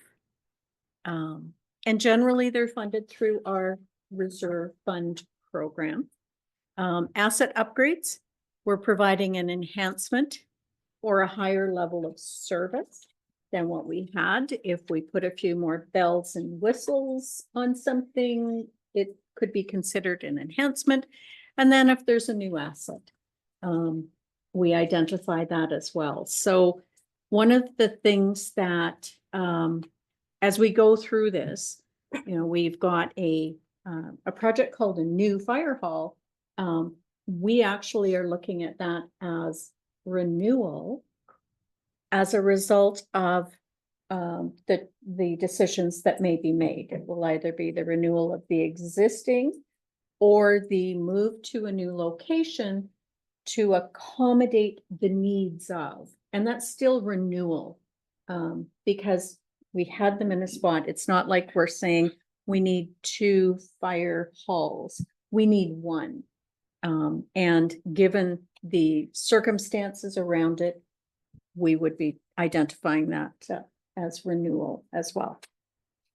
So we may or may not have it in the right spot today when we talk about it. We've had discussions back and forth, whether projects are upgrades, new or renewal. But that's our behind the scenes conversation that takes place. So what you'll have in tab 25 is you'll have an overview of all of the projects that are in there. And we thought maybe it might be a nice way to follow through, but it's not laid out conveniently. So it's about going to the start of each section and the summary of each section, being able to follow us through the projects, capital projects within each service area. So with that, we will flip the tab and we will go into section 26. And this is general government. And we're going to tag team this around the table, depending on what the projects are. And did we tag anybody for the annual technology and communication piece? Okay, perfect. So high level, this is something you'll see every year. You've likely seen it in past years. Similar to all of the built infrastructure, we consider our technological hardware to be infrastructure as well. And as we know, it ages out and needs replacement. So we're looking at funding the planned projects for this year from reserves, the amount of $60,000. In past years, it was quite a bit higher. It was quite a bit higher contribution or project value, but we're managing to, well, as we talked about in operations, shifting a lot of things to cloud-based services reduces our reliance on fixed server infrastructure that has the need for replacement over time. So it is a lower investment this year, but we're looking at phones, some of the network storage and things like that. So Tech has some projects in mind for this year. Questions?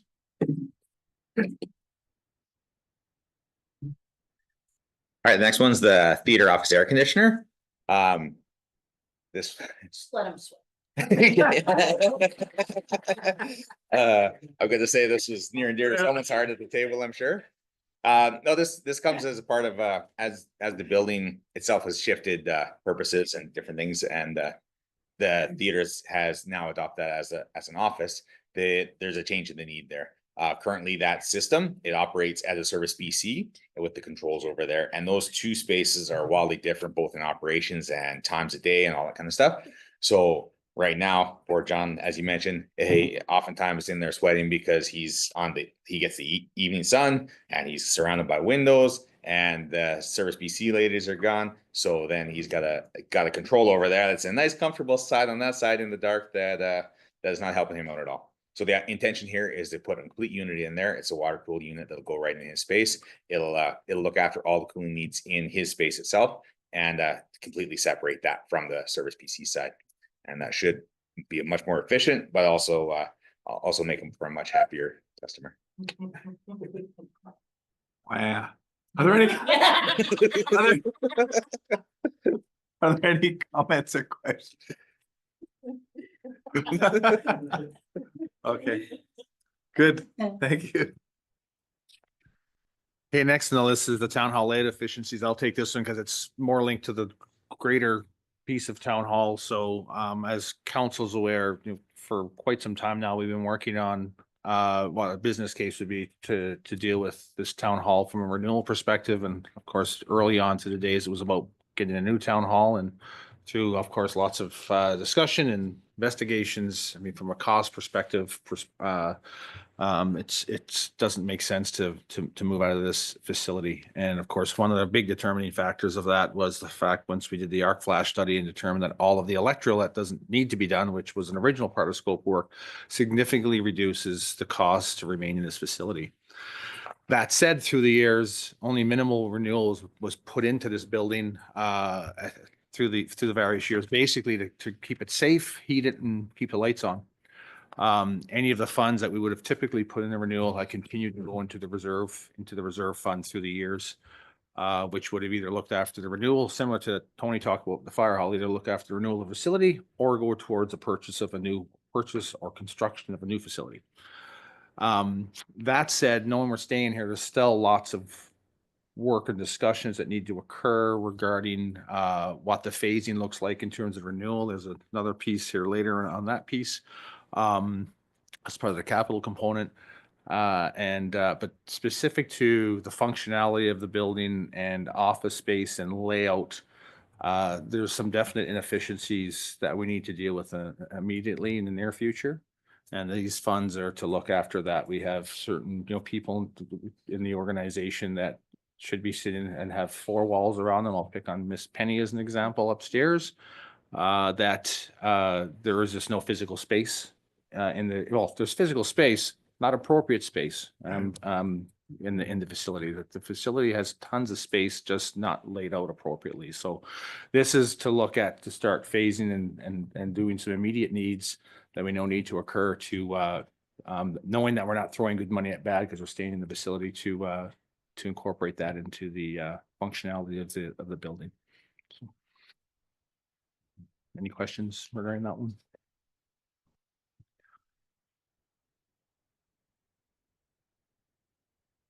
Okay, so on that train of thought, we'll move into the town square phase renewal plan and development for 75,000 from reserves. So we still need to look at the electrical, structural, mechanical to go to this building to make it usable for everyone. First, we need to figure out the layout of the building because it's kind of pointless to go and change mechanical if you've changed the inside of the building for air movement and everything else. So once that first piece is done, throughout the 2025 year, Iredell Architecture will fully plan together how to do this renewal in phases over the next 5, 10, 15 years. As Scott said, we did the ARC study last year, and we are able to do a few things like the panels in the hallway here and some lights to keep that going. But the big things like the rooftop units and stuff, we can't tackle until we get the layout figured out just for that piece. So this $75,000 will help take that and develop that plan for the renewal of all these assets over the next period of time. So essentially, we're starting the refurbishing of the building is essentially, and so, for several years, the plan was, can we just rebuild it? And we've decided that that's not the case. So now, for lack of a better word, we're going to piecemeal it to where it's in a better position than it is now. And so some of these pieces, the efficiency, the plan is really just replanning that process. So you're at $1.2 million this year with respect to the initial start at that, right? So it's 1.280 minus the 80 that is the air conditioning and the communication. That's 1.2 million you're going to put into this. Plus, well, accessibility is just a design, right? That's the next one you're going to talk about down the line. That's just a design. Okay, so we're actually we're starting the renewal of this building in this budget, essentially. Essentially, yes. Yeah. And it's a planned, intentional approach. Right. And we know we presented information to council a few months back, and it showed the big grand picture, but now we need to pick we need to pull that apart and phase it and spread it out and build a capital plan. So we know exactly what that looks like and when it needs to get done. Cause when you add the sum of all parts together, it's a big number. But the roof doesn't need to be done next year, right? Right. As an example. Obviously the part of that 1.2 is the big ticket item, which is the 800,000 we have in here, which hasn't specific to the transformer. That's a need because we know that that's end of life and potential risk of failure, of course, right? So, but you pretty well summed it up. It's now in reinvesting the building, knowing that we're staying here and piecemealing or planning it out in portions so that we can build that capital plan, which then links back to the other piece, which is the buildings and facilities bigger plan to understand what that contribution needs to be. Because now, but in order to do that, we have to figure out what this looks like when you start to space it out and, like you said, piecemeal. Right, yeah. Yeah, but it's still, I mean, maybe it's not 25 million, but it's still maybe 12. Yes. Right, so you still have to figure out how we're gonna pull all that together. Yeah. And so the question I had, and I kept for this one, because I suspect these two projects will be done by the same firm, engineer and Yes. or architect? Yeah, So we've the two continued on, plans, the we've efficiency plan layout, and then the renewal plan development? Yeah, Airedale, so James Emery with Airedale is who we've been using as part of when we first procured the work originally with this. And we're continuing that relationship mainly because he has all the history. He's been great to work with. I'm gonna use the word not your typical engineer, but understands the needs of us as an organization. We look at cost-effective approach. I mean, what he's doing right now with the work at the fire hall, with the owner, with Ed.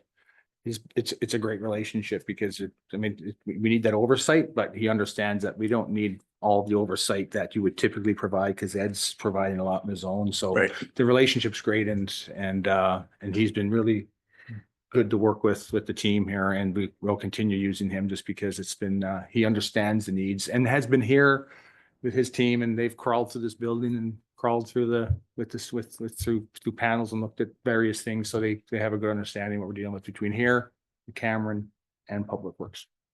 Yep, thank you. Okay, go ahead, John. I just noticed under the grants section that there's nothing identified there. Are there grants for building renewals, capital projects such as this? Does the project, is it eligible for IDCA funding? Like, is there any sort of It's all eligible for IDCA funding. As I mentioned earlier, just, I mean, quite simply, how the IDCA fund is annually, there's now $6.7 million that's provided by the province. And then on average, we need to commit $6.7 million of our contribution of taxation to match the funds. Which there's an ebb and flow annually. So you'd mentioned to the day, Councillor, that you know, it's 50 cent dollars at the end of the day. So, you know, when we look at, you know, there's no grants here specified because very difficult to find grants for town halls. Like we've applied, we've applied for the, I can't remember the one that we applied for specific to with the HVAC units and whatnot. We were unsuccessful. I mean, literally out of the millions and millions of dollars of grants that we've applied for, we've received $100,000 for the purchase of an elevator, and that's going to be discussed later. Which we have some additional information on. It doesn't have to be an elevator. It could be any kind of accessibility device that helps lift people to the top floor, for lack of better words. But the grants piece from a town hall perspective are few and far between. We continue to look, we continue to send out, but very, very few that are available. And when they are, we're unsuccessful. Can we So not call it a town hall? Let's call it something different. So would we consider this overall budget as part of the IDCA where it's 50 cent dollars? Is that a correct assumption, since we're involved in that program? Whatever capital spending we do is matched up to the 6.7? Yeah. So you'll see that all the funds here are actually coming out of reserves. The contributions to those reserves have been a combination of the IDCA contributions and our contributions from taxation to match. So in fact, yes, essentially that's what they are. It's just from a financial perspective, it doesn't necessarily look that way, right? But the reality is that all of these, you know, when you look at the total value here of 1.280, they're all coming out of out of reserves, and those reserves are funded through either the funds we receive from the province or the funds that we utilize to match the IDCA. When we do the budget as a whole, the second kick at the cat, I'll say, after all the information's in, myself and Tony and a couple staffers will look through it piece by piece and take every opportunity we can to connect the project to the IDCA agreement. If there's any which way, and similar to the conversation the mayor had yesterday around, the firefighting component from a wildfire perspective, if we can link that there's infrastructure or a plan or a design that's linked to infrastructure, the renewal or the building or the purchase of it, then we link it to IDCA. And we've, for lack of better words, have colored outside the lines through the years since the start of the IDCA to nudge the province to see what they would accept. And we've been very successful with that.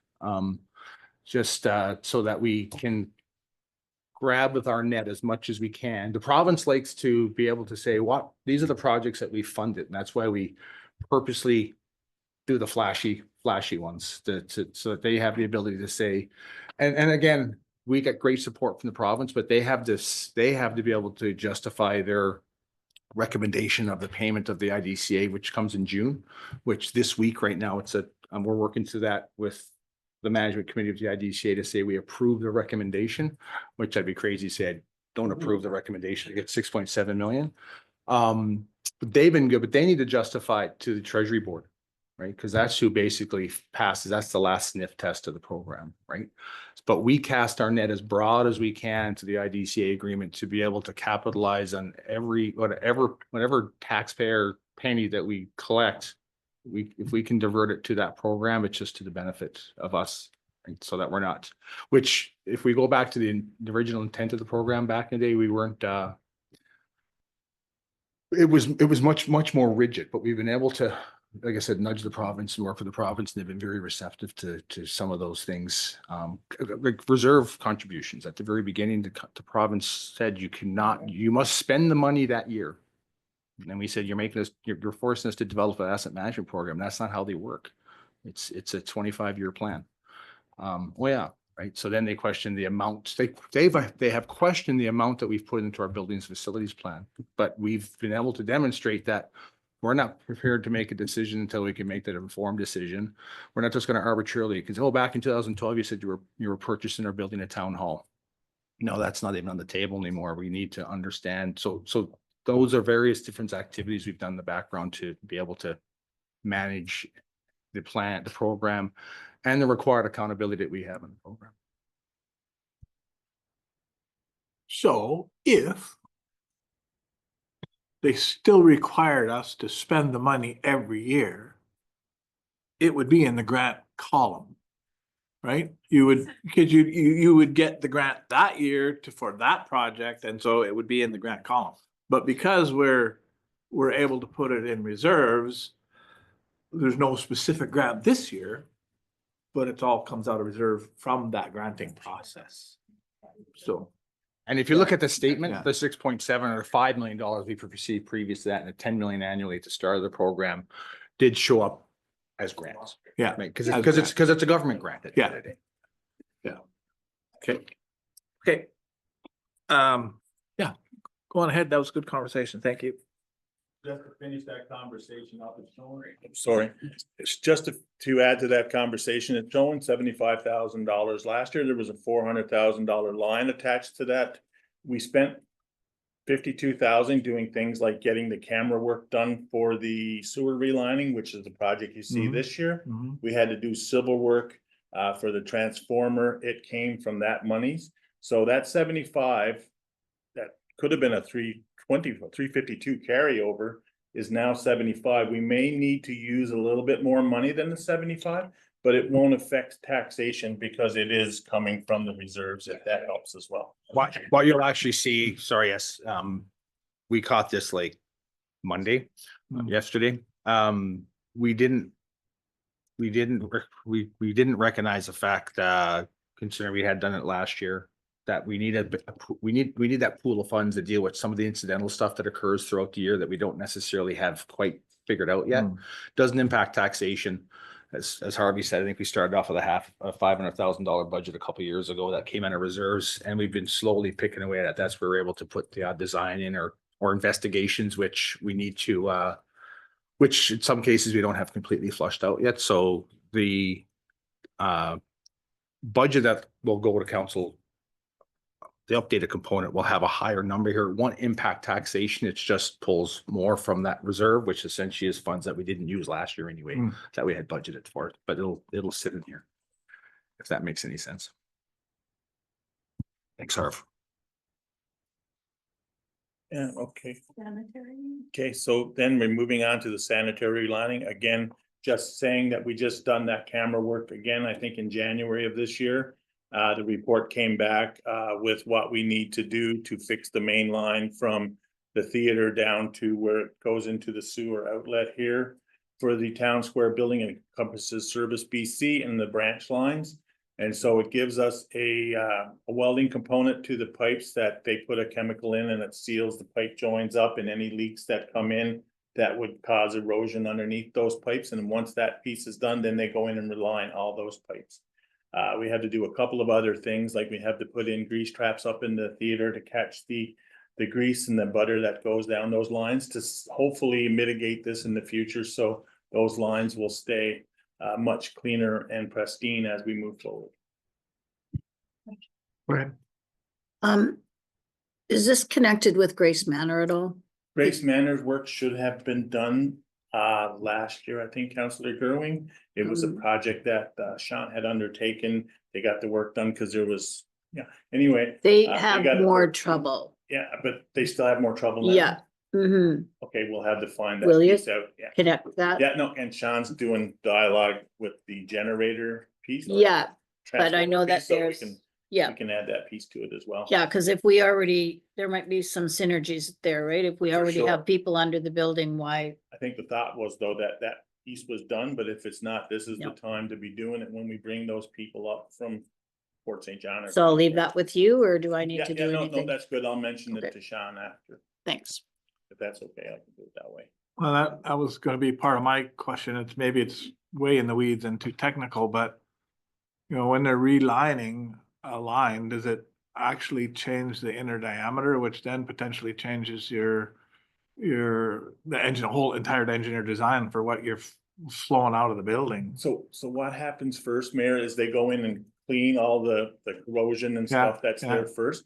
So then you get a more smoother will flow in through the valley or whatever you want to Yeah. call that. And then the chemical piece goes in, and if there's any cracks and stuff, then it seals that.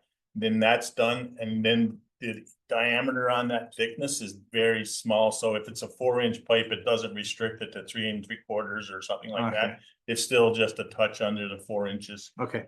Yeah, my experience with the pipe relining, it's usually just almost like I'll call it like a bladder that kind of gets the Oh. sleeve that gets put through. And they usually pump it full of air. And then it'll cure, and I don't think it's even 1/8 of an inch, to be honest with you, Okay. but Good. it's a good question though. But something we'll ask, so just to make sure, because we said, Well, potentially what it does is it's your sewer outfall is no longer designed for the use of the building, right? And you have more problems in the future. could, yep, absolutely, if it's a reduced If you reduce- diameter. Yeah. The next one is the transformer electrical room upgrades. We just met with all the engineers and the architect this morning. We're at 50% construction documents right now, with 100% construction documents by the end of March. BC Hydro has all the information needed for the service change that occurs there. And from all indications, once that new transformer is in and paid for, we don't have to be the owner anymore. BC Hydro will take over that ownership component of that transformer. That's confirmed, like. We haven't got it in writing, but that's Okay. what the word is that they tell us. We've been pushing BC Hydro hard. We need to understand, it might cost a little bit more upfront. But the reality is if we can wipe our hands clean of the transformer, the maintenance and the future replacement of it, then it's something that operationally something we don't have to deal with. Where is it go? Where's the new one going? The proposed place now is in the, right where that small shed, garden shed is in the Grace Manor. The conversations are happening right there, so it's close to the road. And then that 2 telephone poles, that concrete will be all taken out of it and open up that land in that area for the Grace Manor to be, wouldn't break up their yard as much as it does now. So have we connected with them in terms The of? conversations with the consultants that we have, some of them are also on the Grace Manor side for McQuaid Engineering and AES Electrical. And we are meeting with BC Housing all the time with Laura. We have another meeting tomorrow with Laura and David from BC Housing, and they are aware of that location as well. I'm not 100% convinced that that information is funneled down to the board. So if, might be a good idea. You can mention it to them We'll tomorrow. communicate, we'll The communicate. caretaker and the board. We'll walk communicate them directly. through it, will you? Yeah, we'll Okay, thank communicate you. directly with them. We won't depend on a third party to Okay. communicate Yeah, with thank them. you. Well, Okay. they're right next door.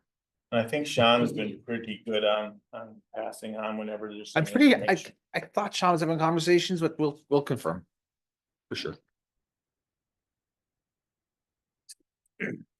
And then the last one there under that one is town square windows and doors, exterior door replacements. And this is just, again, along the same breadth with the aging facilities. Some of these are well past their useful lifespan, and we're starting to see some failures and stuff as well. So the intention is this is a kind of a stage 4-year process to try and replace some of these. And in doing so, we'll hit the ones that are causing us the most grief at first. But also this should increase some of the energy efficiencies, ceilings of doors, go to high efficiency windows that are not past their useful life, so that we can keep improving those efficiencies as well. So we can expect to see this every year for 4 years, this one. Yeah, that's the intention at this time.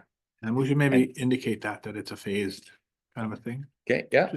Thanks. And one thing I'll throw on there too, it does say in here, but may also include some auto door openers to ensure that we have some accessibility stuff as well. I think we did one last year for the mental health clubhouse to make sure that they had the auto door opener, but there may be other ones that need to be done as well. Good. Oh, go ahead. Don. From the scope of work, how much of this work do you think can be done by local contractors? How much of the budgeting will go towards the local economy? My plan is 100%. I'd like to hear that. Thank you very much. So just to confirm, no, Counselor, you're specific to the windows and doors or all of it? Well, windows and doors, but all of it as well. Okay. Yeah, and obviously like the sewer relining, There'll be some stuff that's not, I mean, we always look for the local procurement. We do what we can to keep it local within what we can, specific to the trade agreements that are, well, we'll call the Northwest Trade Agreements within Canada anyway. I don't want to confuse with other trade agreements. We know how that's working. We know how that's working. What agreements? So we always focus on the local component. So the only time it's not is if we can't, from a procurement perspective, because we can't keep it local, we have to broaden the procurement process. We can there to be creative, or if the trades aren't supported locally to do it, like obviously the sewer relining, we were struggling just within BC and Alberta to find someone to come up here and just actually do the investigative work and confirm they can do the work because it's fairly specialized. But the electrical room upgrades and the doors and windows, that all could be. All local. At least. Yeah, we keep everything. Good.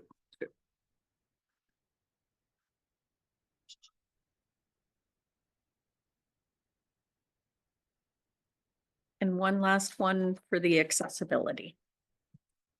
I can speak to it one. I don't know. I can speak to this one because this is an interesting topic. This one. the elevator? So this is the elevator piece. So we have, as council's aware, we got the grant for the elevator. Well, we have a grant of $100,000 towards an elevator.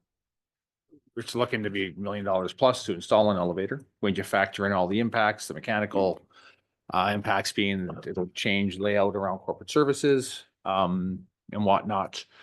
And of course, a portion of that, this $165,000 is just for the design to be able to proceed if we were going to put the elevator in. So it's the grant doesn't even cover the cost of the design, just to put it in perspective. So well, council needs to think about, and, oh, sorry. So the question got asked around a lift.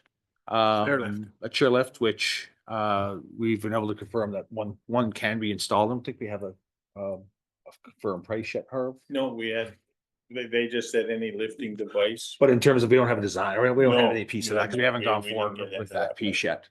And we have confirmed that the grant that we have can be transferred or put towards a different type of lifting device. It doesn't have to be specific to an elevator. So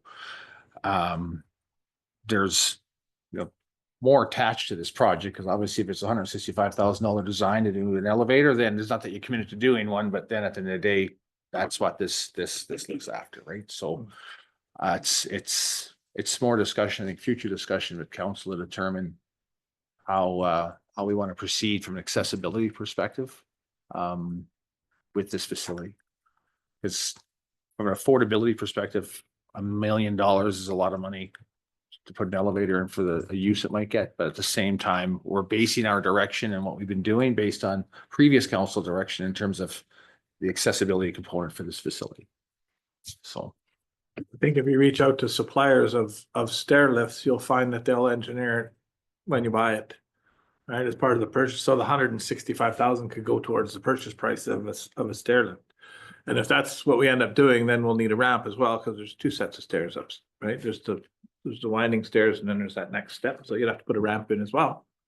But I bet when you reach out to a company that will sell you this, they'll sell you the design as well, I suspect. And you could stay in your wheelchair, or do you have to get out of the, so it takes it all up, right? Okay.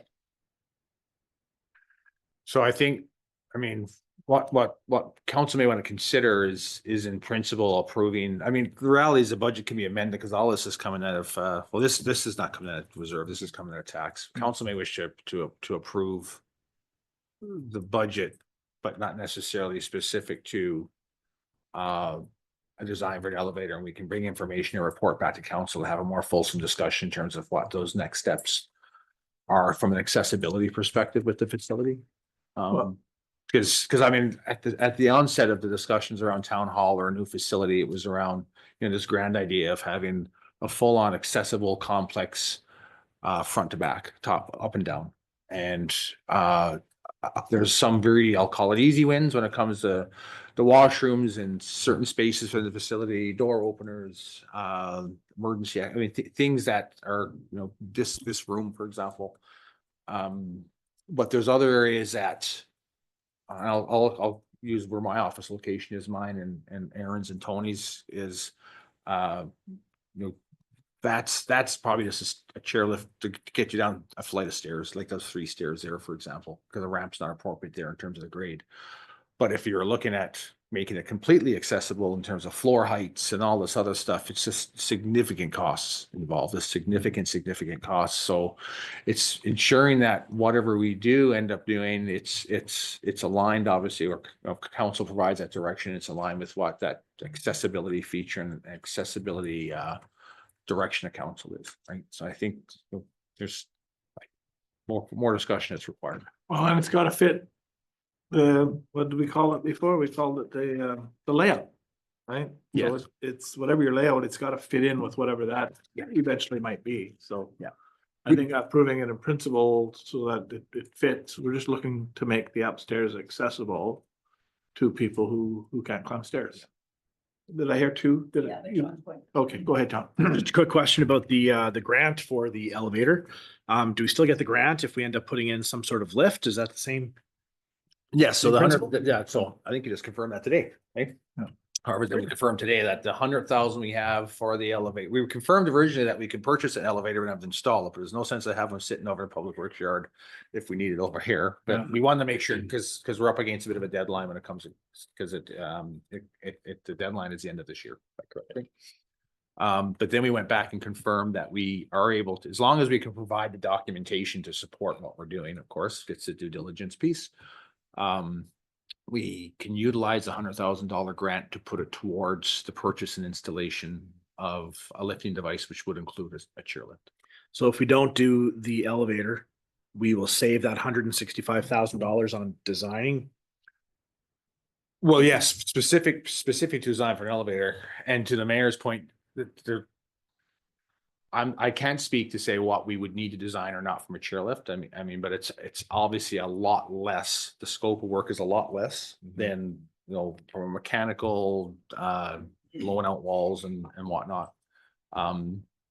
So significantly less when it comes to engineers needs or costs specific to that. What that looks like, don't know, but I can, obviously 165,000 is the worst case scenario because that's an elevator. It's gonna be significantly less. I just don't know what that looks like.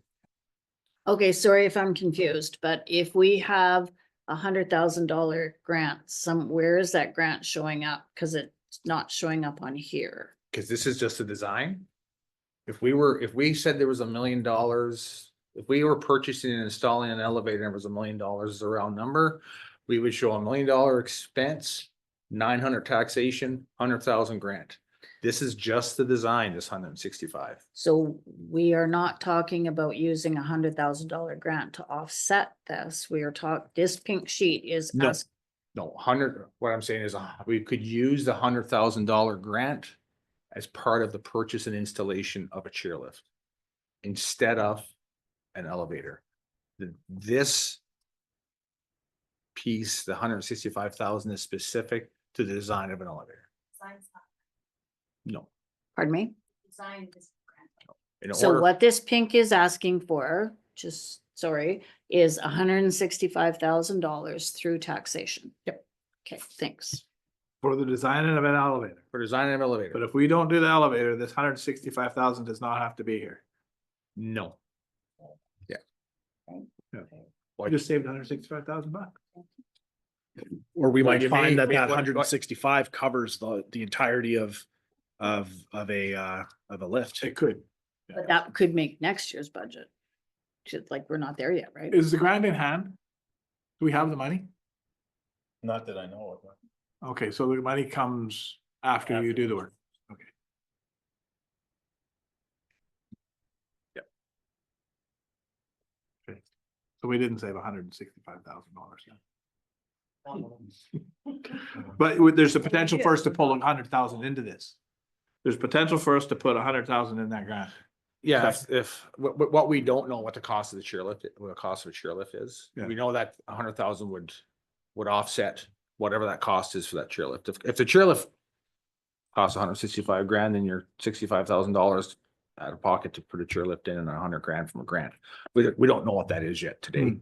What we don't have is any funds to, if you want to pull this 165 out, then the elevator obviously is off the table, and that's the council's, I mean, that either today or later, however council wants to decide that. And then what we don't have is any funds to, if we do need to do any type of design specific to a chairlift, because we don't know what that looks like yet. Okay. Right. I wouldn't want to go forward making the assumption that if there is a chairlift going in here, that the company would be designing that. I don't foresee a big design, but I don't know what that looks like. Quite Yeah, frankly. the only thing that really throws you off is the fact that that's a curve. It's a curve. It's a curve, right? Rather than just a straight chair. And there's Yeah. probably some structural requirements that a company selling the chairlift would not All necessarily right. take in the line. Sorry. Oh, okay. I'm sorry. So if this was a no-go, you still are needing some money to look at money to get a design for a chairlift as opposed to an elevator. Understand what it is, yes. So let's just hypothetically say that this is a no, but we don't want to wait a whole nother year until we proceed. Something could then come to council throughout the year to free up money for a design for a chairlift. Yeah, no. Not if it's taxation. Because this is out of taxation. Yeah. So it's the name of it, Town Hall Accessibility Design, is flexible enough that we can use it for really the design of Yeah, whatever. if council provides direction. Yeah. So I mean, yes, Yeah. yes. So it's, I guess my point is that if it's not gonna cost, I don't foresee $165,000 design for a chairlift. No, But I think it's more than zero. yeah. Right?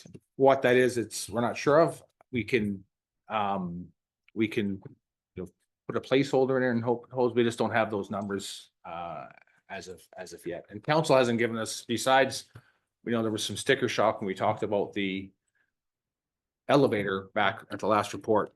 There was no definitive direction in terms of to do or not to do. And you asked us to go back and take a look at some other options, which included a chairlift, and that's the latest information we have. Right.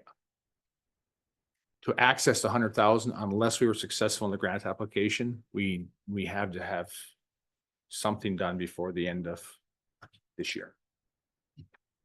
Could get a extension because we already have an extension. But again, that's not a guarantee, but most likely even the purchase of the equipment would be covered with the grant, because they said that because we knew we weren't getting an elevator in before December if we wanted to, but they did advise that if we purchased an elevator, we could use 100,000 for that. I don't see why it wouldn't be different with a chair. Before we're done tomorrow, could somebody call Airedale and ask him if he's got an idea? Yep. A ballpark figure of what a design for a chairlift might be. He might even know whether or not the chairlift companies not chairlift, sorry. Yeah, that's what. Lift companies. Chairlift, Yeah. Yeah, we'll see if we can throw a ballpark in, so we can come back to this one. Okay, we hold it. You good with that? Yeah, I'm good with that. Oh, Councilor Anders, go ahead. Thank you. So what I'm hearing is we have to, a few pink sheets up is we're doing layout efficiencies. Part of those efficiencies, I'm going to assume, involve accessibility. So if we just call this town hall accessibility design and upgrades, we do the taxation of 165 in hope that that plan for efficiencies is done. We can have a look at what sort of accessibilities we're putting in, and now we have the funds to do so to access that grant. Is that kind of what we were looking at doing? So maybe change the description slightly to get the elevator out of there, utilizes this grant, and use it as a design/upgrade budget. Yeah, that's one option. Yeah, I think so. But if we find out what, we can hone in on it if we can find out from the architect what potentially this is, at least within a ballpark scope, right? But my understanding is that this particular line item, the 165,000, is not for capital relating to accessibility, just for planning and design. Yes, because originally they thought it would be 165,000 to design an elevator. So if we have 100,000 left over after the design, we can't just arbitrarily put that towards capital, because that would go through a different stream, right? Sorry, No, I didn't, go ahead. Sorry, Tony. I No. didn't follow that. Sorry. So if we identify,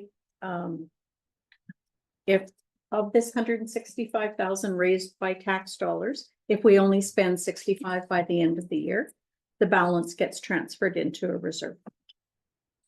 that you can use for whatever. Yeah. Okay. Just- We decided to put this on hold.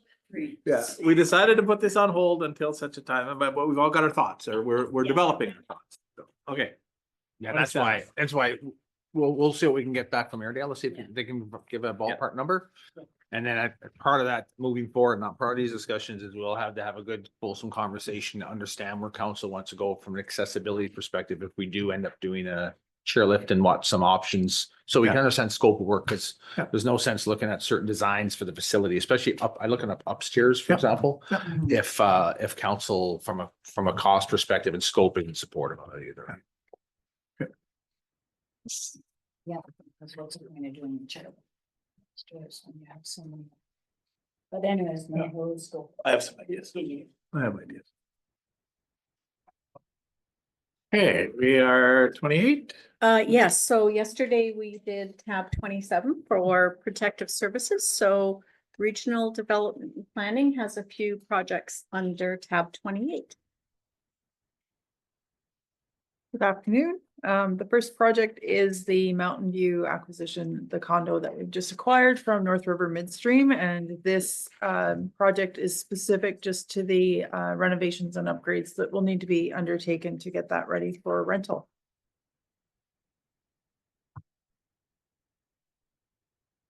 Okay, And the next project we have is the airport land acquisition. So there was conversation with regional council in 2023 regarding the subdivision of lands out at the airport and returning those lands to the province. So that $42,000 was intended to support the costs around subdivision. And then we would have to bring information back to regional council once the province decides whether or not they're willing to sell back the land to us for fair market value, or whether they would just retain it as crown land. So that project should get started this year.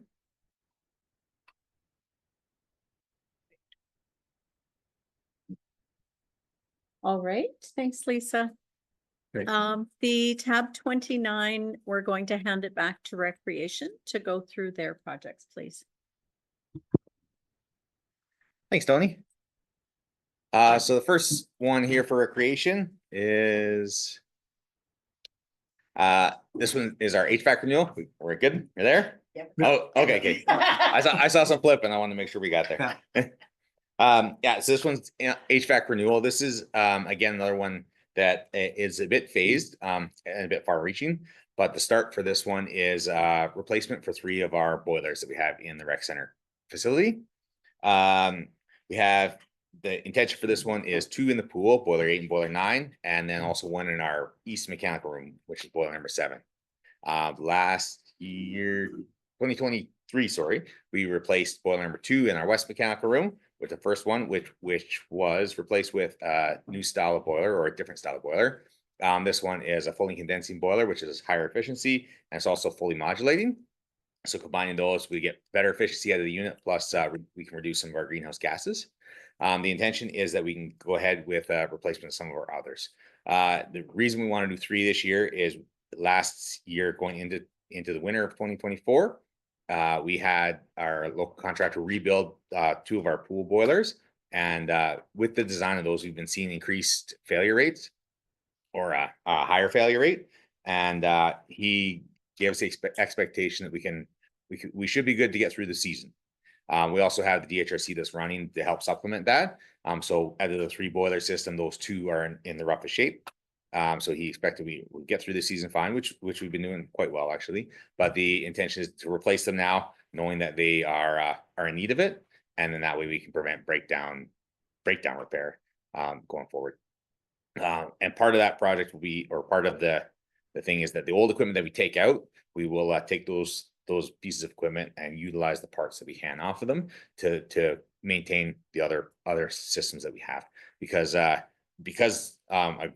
great idea in the rec center is that the boilers were set in a bank of 3, so that a lot of the parts can be used to repair the others. So we can rely on one, we can have one go down, but we can also use those parts to keep the other things going. Oh, good. The next one on the list here is the Andy Bailey Regional Park and Campground improvements, which we talked about on Monday. So this one, the ask here is for $49,000, and that's above and beyond the $538,000 that we have from the grant. This is for the improvements that we had discussed. Okay. Following along, we've got Arena 2 heating. So this one, we have an increased ask. This is a bit of a carry forward. One that I had let go a little bit last year. The intention was to get some of the heating in that building, kind of review it with an engineer, look for efficiencies and what we can do to improve that, because that space is quite cold. 3 exterior walls, but it was also designed to just be a shell with a rink inside, and it's not always comfortable. So the intention of this is to continue with that study. I'm trying to word that as nice as possible, Larry. But yeah, In the summertime, it's warm. yeah. Yeah. We all fight each other for the perfect seat under that heater. Yeah. So the intention with this is we're working with an engineer to come up and do the bit of the study of the building shell itself, see if there's any improvements there. But we worked with a local contractor who's reviewed it, and in doing that, he's also realized a potential opportunity where we can salvage some equipment that we have at one of our other facilities, namely the old pool that we're not using. We may be able to take that bring it down, install it, and use it to warm that space up. Recognizing that the space is bigger, but recognizing that we're not trying to keep that at the comfortable 23 degrees where you're in there in shorts and flip flops. So that it should be big enough to operate and maintain that space at a comfortable level, and keep it low enough so that we're not also wasting. Yeah, and also work with the ice plant so that you're not Mhm. melting the ice and overworking your ice plant. Yeah, I mean, those exactly. gotta go hand in hand. right? That's a So- very definite balance. Yeah. And so with the intention of this that he was working with or coming up with was that we would have it kind of over by the pond. The unit, there will be some ducting that will go over and more directly towards the bleachers, which is the next project, but the more directed with the bleachers so that the biggest impact would be on the patron comfort. Right. It'll still help heat the space, which we don't get with the radiant heaters, Right. but the big impact will be on the patron comfort. So when you're sitting there, you're not freezing cold and trying to get that perfect spot and stay out of any little breeze and all that But kind of stuff. generally heating the whole space. Yeah, so Yeah. keep it up at a nice, Yeah. warm, comfortable level. Good. And again, not throw a whole bunch of waste that then we have to remove through the ice service into the ice plant and give it somewhere else. Good. Okay. And you make the point in the report too, that that ice surface is being utilized far greater than what we thought it was gonna be utilized for, right? So when you have the littles on there, like, they're cold, like they're 30 minutes, 45 minutes, and then they are really, really cold. They So don't the, skate anymore. yeah, they're done, right? Yeah. So, but it's being used more and more and more every year. It seems that we're getting more finals, more tournaments, more ice carnivals, like all that kind of stuff. So I think it's The important. coach would just say, skate faster. Yeah, no, that's a very good point though. And we have, as you mentioned, have seen an increase in that where we're a lot of places are using us as a destination because of our amazing facility. So a few weekends ago, we had double minor hockey finals. Yeah. And so they needed both surfaces. They were going all the time. There's Mhm. people all through the whole entire place. And it's amazing for the facility, but it really helps the atmosphere in that place if you're a little bit warmer. We do have the viewing area that, again, in the original design, that was just a practice rink. Everything big was going to happen on the other side, and we had the viewing upstairs. But our usage has gone past that to the point where we need better facilities for the patrons. And that rolls right into the second one, I'm assuming there's no more questions, which is the arena seating. And again, this was on the list for this year, but through working with it with the contractors and the designers, there was more design work that needed to happen. And with that, there was also a code change in accessibility that happened. So we had to redesign it again after that. All of these delays, but also these additional impacts have increased the costs on that one a bit. I'm thinking we're good where we are, although the political landscape is a bit scary these days. But so that's where the increase comes from. There was some design that happened this year, and then is just kind of finalizing. And then there's the construction of those bleachers and what that'll entail. But the end result will be seating for 100 in there with the wheelchair accessible seating. It'll be at a raised level so you can get a better view of the whole ice surface and and some warmth. Why is he looking at you? I saw all those blue sticky tabs she's got on in there. Completion date. Or when the bleachers are going to be completed. Yeah. We're waiting for the ice to come out so that you can start. But it should be for the start of next season. Okay. Yeah, he can do a lot of the fab work in his shop. So a lot of the prefab stuff will happen and it'll just come and install in place. Yeah, Okay. it should be pretty good. I have really broad shoulders but I told everybody last year that thing was going to be done for this season. You have no idea how much flack I took over the years. So if I'm telling people, no, it's going to be for this upcoming season, and I shared that burden as well because I was super happy to have those drawings out. We had them out for Canada Day, and then realized that we had to go back to the drawing board again, and it needed a bunch more engineer work. So that was very disheartening to say the least. thank you. But this should be the one. And we do, a side note too, we do also still have the 100,000 from NDIT on this one. It's 100,000 up to 75%, so we'll meet that for sure. Good? Yeah. You sure you want this one in, eh? The next one we had is the DHRC programming upgrade. And again, this one's a continuation. Ideally, we can use this to connect in a couple of our other units because in the work that happened last year and the year previous, we've actualized it, so we've got this unit running. Then after that, we took it and extended the capabilities of it to include a cooling opportunities within the pool building itself, which was amazing. And as much as all of these improvements have saved some greenhouse gases and a reduction in energy costs, because the system is intended that for every dollar you spend on electricity, you'll save about $2 in natural gas, or at least that's what the rates were at when it was installed. But the big impact that we saw was that last season, during all the smoky conditions we had and all the heat and all of that, we had a shutdown in the pool for a half hour. And that was the only half hour. And it was due to the fact that we're still in the phase where we had to manually turn it on. And so it was at 6:30 in the morning and we hadn't got the system up and running. So compare that to the year previous when we were shut down for days and almost to a week because of all the smoke and the air quality in there. That was a huge success in my books. So this is to continue that on, help automate the process, and hopefully find a few more of those places where we can increase efficiencies. I need to stress the fact that, or acknowledge the fact that all of this work that was done internal and with a local contractor.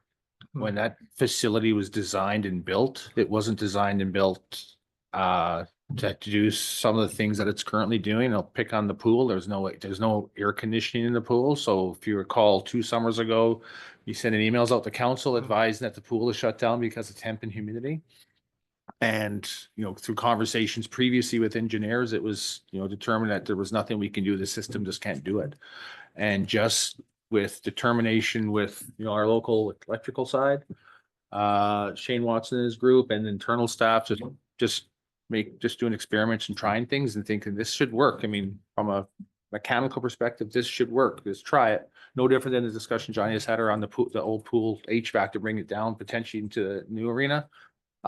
We've seen significant savings on the utility costs in the facility.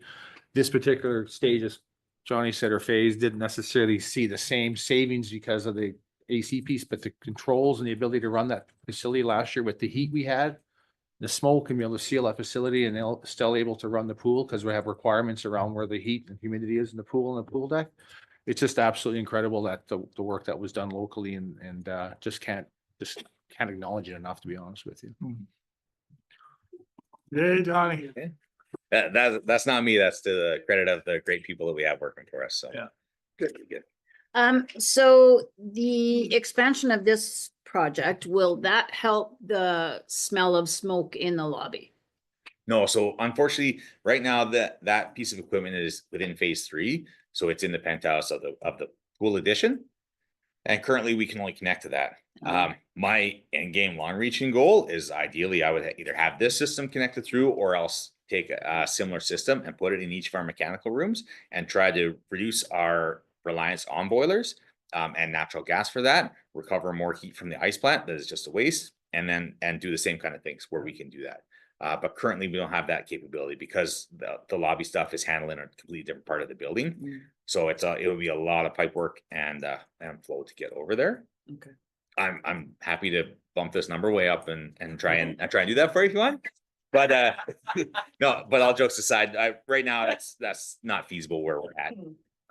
But I'm happy to look at also other opportunities where we might be able to, because as we mentioned, we have some pretty smart people out there that can figure out some pretty good stuff for us. And future grant opportunities, I suppose, for this equipment. Yeah. The lobby, one of the lobby issues too is the fact that the doors opening and closing, right? Yeah. So from a ceiling perspective, and it's being able to scrub the amount, because the filters in the systems, we changed the filters off, which of course the province, we get reimbursed by the province with putting the MERV 13s in. But it's a portion of that as a system can only do so much because we're not sealing the building off per se, because the doors, people are still coming in and out. And of course, that just brings a rush of air into, which the system tries to scrub, but it only can do so much.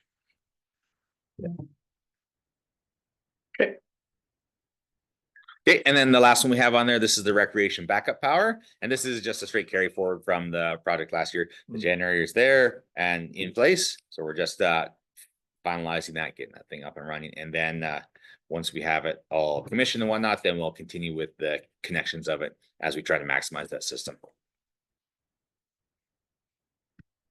Okay. Nothing we can cut there. Okay. Darn it. Oh, Okay, thank you. Okay, thanks, Steve. thanks, John. We're going to flip now to white tab 30, please. And Josh is going to begin taking us through the next 6 tabs. Yeah. And so Public Works is the start of tab 30. I would like to just add before I get into these tabs, just to thank Jasmine and recognize her for all her hard work in on these budgets. This is her and I's first run through this process, and the hours she put in really helped keep us organized and on track with the budget system. So I just like to thank her for that. Good job.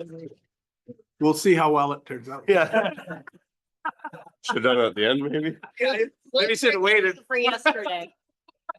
Still making up for the coffee issue yesterday. That's what I was just saying, yeah. Or tea, sorry. You wanted to correct me and say it was tea. Okay. Okay, so I'll get started then. So the first capital project we have on there is for asphalt pathways. And that is a carryover from the 2024 asphalt project. So it just didn't get completed. It's the golf course path renewal. Second one on there is a concrete sidewalk renewal. So that includes the paver replacements plus concrete sidewalk upgrades. The sidewalk upgrade is on Sunset, and the pavers we are completing in Home Hardware, Clark Plaza, and the IDA area. Does this include the letdowns for the accessible parking?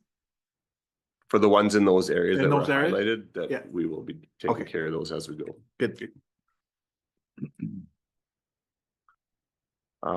Third one on the list is the Fire Hall Public Works building. That's part of that grant for the foundation replacement. This year's scope includes electrical tie-in for the backup generator that was purchased last year, replacement of the roof, some interior ceiling repairs, some heating upgrades, and continued structural interior wall repairs and replacement. Does it finish it? Does it finish that building? No? But that number will come forward when the number comes forward for the Cameron building to council when they look at what that cost would be. If that's the case, then fire moves to that as a permanent home. We still need to finish off the work that needs to occur for Public Works to take over that building as their home. The work that's happening now is happening, doesn't matter who lives in that space, fire or Public Works. So there's still a couple of more things we'll need to do, which we're getting designed for, and we'll have that cost associated. And however they want to break that down, when you move forward with that next phase of how we move forward for Cameron and the Fire Hall Public Right. Works building. So in your mindset then is the clean room, for instance, still being considered for this building at this moment in time? Because we haven't made a decision on the other one? We're just No. doing the work right now that whether it's the roof trusses tying together, the generator, the new roof, Yeah. that drywall, that needs to be replaced. That's the work we're doing now. Yeah, I'm thinking about what's left to do. Clean room and that would be another conversation. So. Which is more than this, yeah, okay. Yeah, so basically, we have a cost from Airedale of what the facility that needs to be done in that facility if the fire department were to stay. We're to stay, yeah. Were to stay, which includes clean room and all that stuff, Yeah. which essentially shrinks the current space the public work has. Right. Gives up bays and stuff. So we Right. know we have a good grip on that currently Yes. from Airedale. The only piece to understand is what the needs to be done at the Cameron building. Right. They have that fire department, where do they go? And what the costs are. If the fire department doesn't return back there, then the scope of work is minor, quite frankly. Of what's left. Of what's left. Okay, Yeah, minor. that's Like, kind of what I 'cause was the big, getting. yeah, the big ticket items are being looked after under the grant and a couple things, right? Yeah. The stuff that, things like upgrades to the lunchroom and washroom The facility and lunchroom and all whatnot. that stuff. It's minor, but they're minor compared to the other scope of work. Like, so the lion's share of stuff is looked after by the grant. Okay. But, like for instance, fire department doesn't go back, public works stay, the office, that office complex goes, the little shack. Yeah, right? Finally, we Yeah. need to meet our own bylaws that way. But if they stay, then fire department stays and we have some more decisions to make in More. terms of space, right? Right. So, but the scope is fairly minor Yeah. in the big picture. Cause a lot of it's being looked after as part of the grant. And like Howard said, the grant is, we've geared the scope of work with the grant. So the end tenant doesn't make a difference which end tenant. And that final report, I think, for the buildings use should soon be ready. I think revision 1 was just done there a little bit ago, so then that'll be out too for everybody to review. Councilor Roper has a question. At what point would it be best to make that decision where the fire department calls its home? As soon as we receive the design information specific to the camera building, so we shot up yesterday, is when we could present information to council to make a decision. I mean, obviously, there's other decisions that impact that, but right now, the only thing we don't currently know is what's the cost to do the necessary upgrades. We have some round numbers, but we want to get really detailed because we know we're going to see some significant, when I say round numbers, estimates from the engineers. But we're gonna have some real detailed information because Ed's gonna say, this is what it's gonna cost me to do this. And we expect to see significant savings there. As soon as that information, which Ed's working with with James with Airedale right now, as soon as we have the information, we're bringing a report to council to take a look at.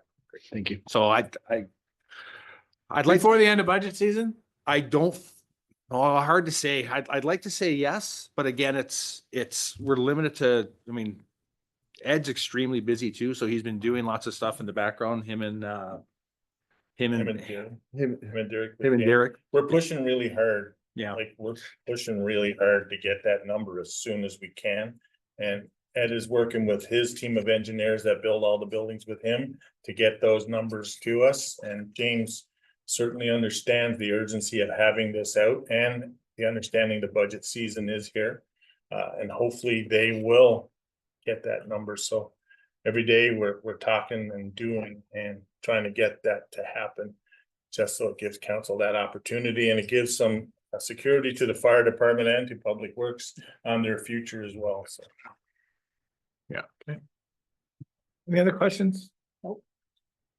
Okay. Okay, next project on their list is the Miniker subsurface renewal. So this is a storm and underground asset upgrade in prep for the surface renewal work that's going to happen in 2026.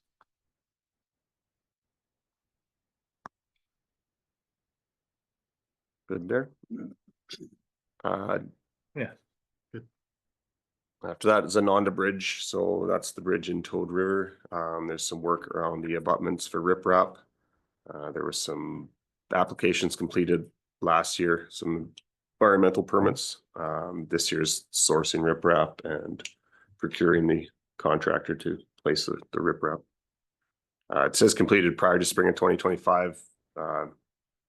Could be a bit of a delay on that just based on the timeline it took us to source riprap and get quotes. So Can we get it locally up there or do we have to haul it? we got approval from the supplier up there to take it from the pit at Toad, so that will save some money on hauling for sure.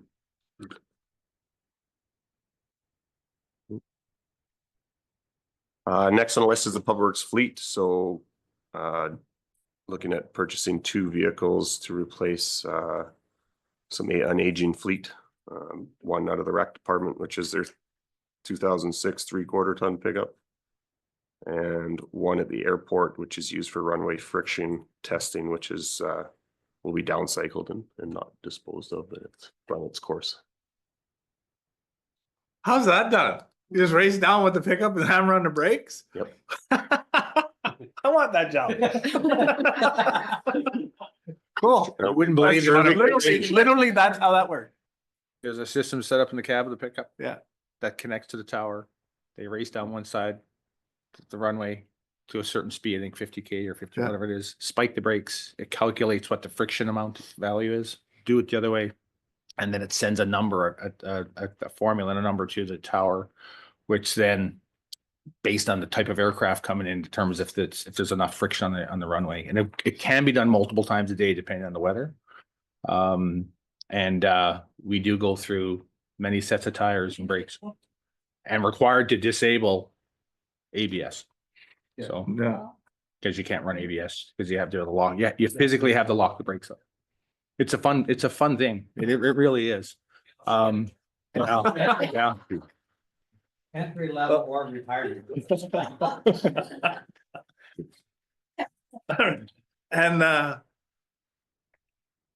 And you burned through a pickup in 20 years? Is that, how old is that That one? one's a 10, well, it's 12 years old, I guess. 12 years old. 2013. Yeah. You're gonna move that into a different. But it'll be down. Someone else is to a gonna get the different- pickup that's had the crap beat out of it. Oh, I see. Oh, okay, so we won't get rid of it. We'll just down, I see. Okay, just Just down. move to a different department. Make sure you change the brakes before you give it to somebody else. Ask Johnny and Stacy the truck that they used to use when they worked at the rec center and were going to university. The stories they could tell. All right. Thank you. Okay, good there then. Next one on the list is the Public Works tractor. So we have a 25-year-old tractor that is used for towing the batwing that mows all the large green spaces around town. And it is seeing end of life with increased repair costs. So looking to replace that.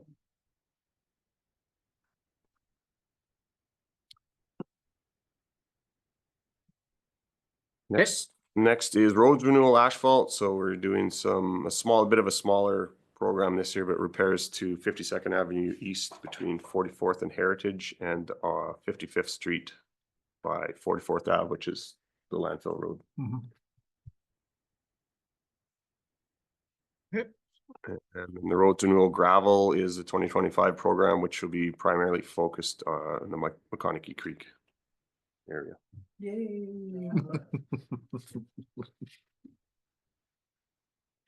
Okay, Next. and that's a contractor that's doing that? Yeah, Okay. The roads contractor. roads contractor. Next is a rough mower for the golf course. This is only on here because it was purchased in 24, but delivered or to be delivered in May of 25. So. Okay. Hopefully it's not like the greens mower that took 3 years to get here.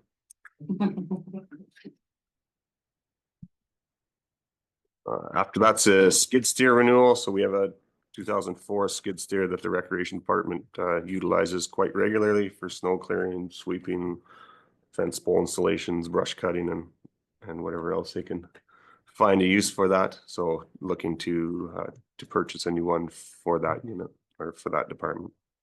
And the old one? Well, will be retained and utilized elsewhere. Okay.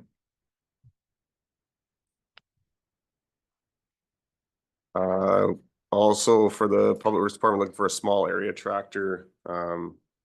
We have an 85 Kubota that kind of given us lots of issues last year, but it's utilized for mowing all the small green spaces and areas that the large tractor and batwing can't get into. Just looking to replace that unit.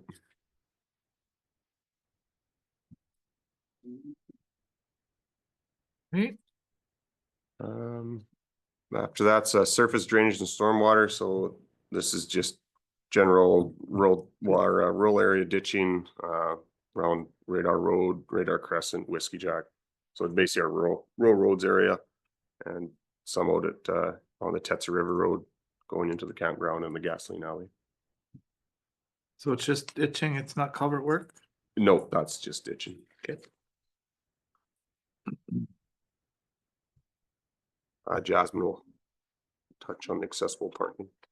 Yeah, so the next project here is for the accessible parking installation on 50 Ave South and North.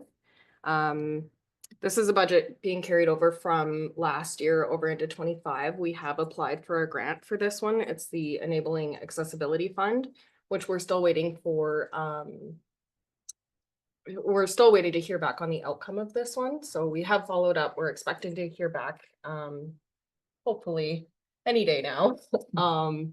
And then as soon as we've heard that outcome, then we can proceed with the installation. So we're hoping to get that one buttoned up this year. And this is 7 of those letdowns. 7, so the I 7. can't remember the other day how many total. Did we actually count them up? Yeah, Huh. so in the application, we applied for 7 total, but the way that the grant is set up, it's a flat rate fee. So it ended up that the application was for 120,000. So if we're successful, then we'd be funded, I believe, I'll have to double check the funding breakdown, but I believe it was 90,000.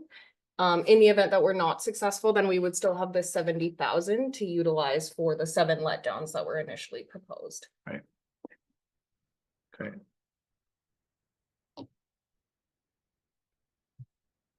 Okay.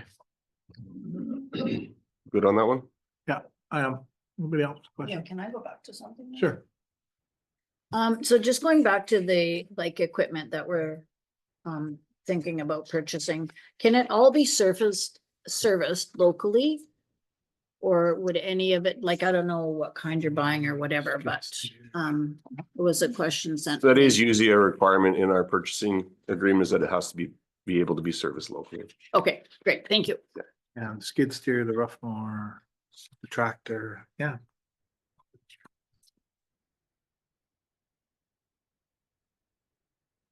Toad River. Okay, Toad River Community Hall expansion. So this was in 2024. We completed site survey and conceptual drawings.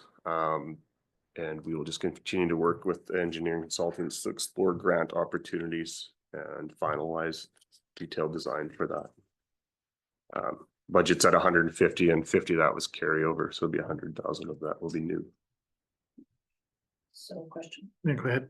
So just to confirm that this is to complete the design phase only, right? Design and potential grant applications.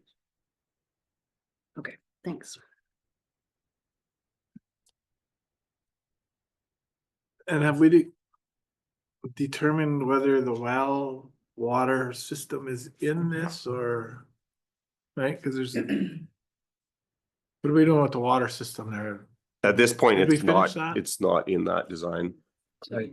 We're in. Because there's still the discussion whether that needs to be exterior to the building or in the building, right? Yes, yeah. Yeah, And it is also grant dependent, so we're in the testing water sampling program at that stage of that well right now to determine what the requirements are for. and when we have that information, then when this design is We should have that information before this design is complete, so we might be able to pull it all together then, potentially depending on the grants for the expansion. right? Okay.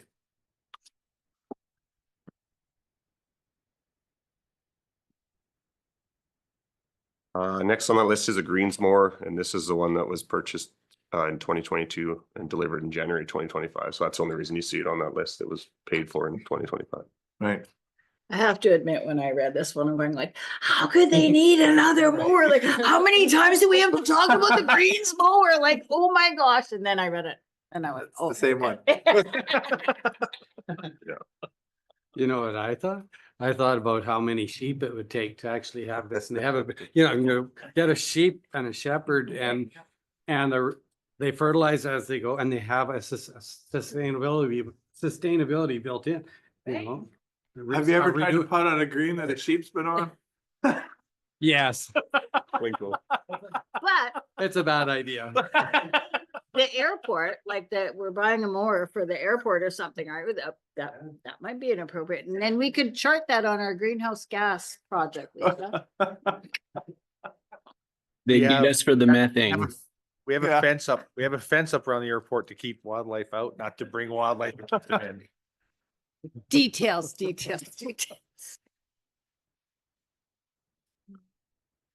We're starting to get giddy.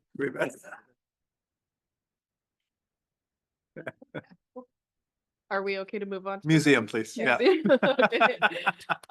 Yeah, so this next one is for the museum and campground pathway between the museum and Triple G's. This one, most of the construction was completed last season with funding from the BC Active Transportation Infrastructure Grant. The remaining carryover work is just for finalized landscaping, some bench installation that we're just carrying forward. The snow came too quickly last year Finish. essentially, so. Good. Next one on the list impacts Councilor Gerwing directly. So this is the 44th Street Sewer Rehab Project. Yeah, you're not allowed to say. Only if you're gonna determine where they start.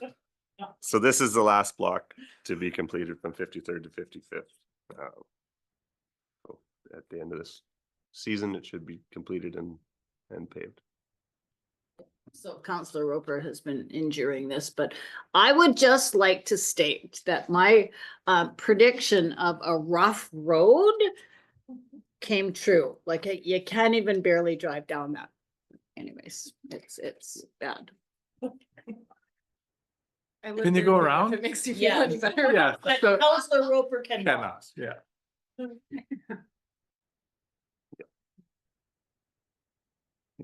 Good on that one. We're good. Next one's the sanitary sewer collection renewal. So these are two defects identified within the sewer main system that were CCTV'd last year. There's one on Airport Drive right at the medical clinic, and one on 53rd Avenue East that directly impacts the hospital. So we'll be repairing those two this year, which will coincide with the plan for 2026 for the cured in place repairs. Okay.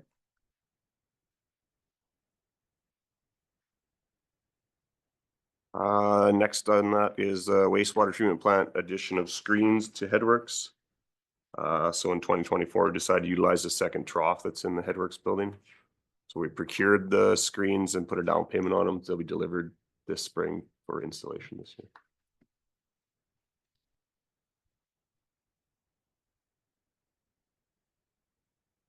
Asset renewal water treatment plant. So 2024, we had a treated water pump removed and a new one installed.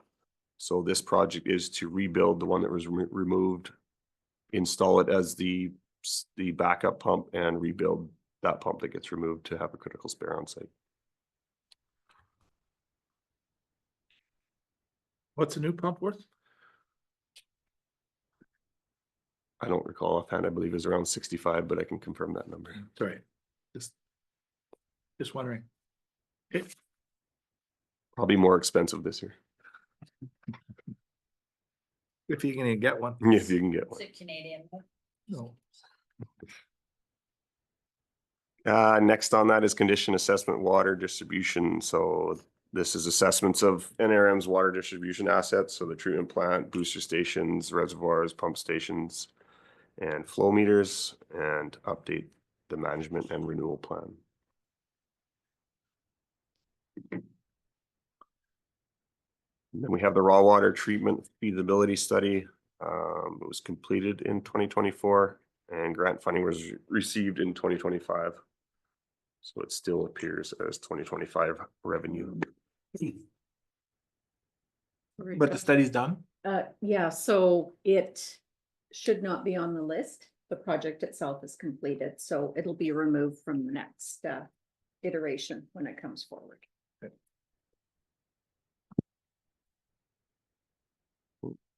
We have the river intake pump station, so that's pump cleaning and CCTV inspection of the river intake pumps and valve replacement of those within the river well.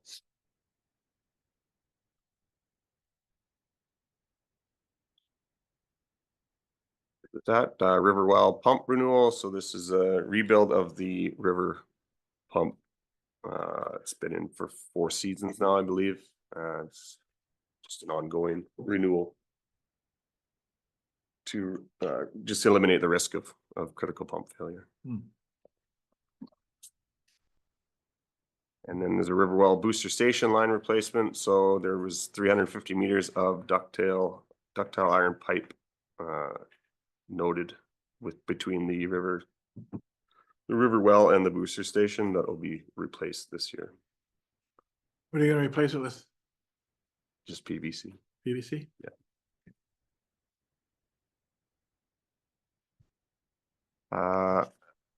Up next is SCADA. So in 2025, this has kind of been an ongoing project of just SCADA upgrades throughout the system. 2025, we've identified the river pump station, Cordova Way lift station controls, and then they're just upgraded to programming standards. And some reports will be developed to automate and the remaining costs identified for the program.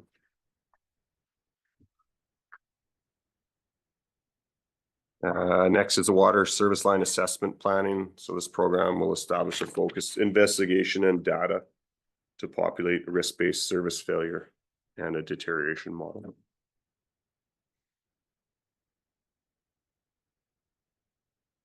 Then we have the upper pump station, natural gas diesel generator upgrade. So this is just, this was highlighted during the emergency last year where we lost its fuel source, or potentially lost its fuel source because it's natural gas fed. So we'll be upgrading this to a diesel generator to eliminate that issue. Go ahead. Kate, this is another one you have to ignore, Lisa, for that, that project that we're working on about the greenhouse gases stuff, because just slide this one under.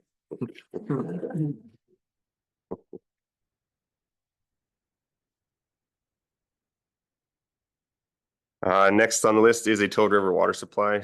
So this is, we just kind of spoke to this one. So it's a grant funded project for development installation of a treated water system within the Toad River Hall.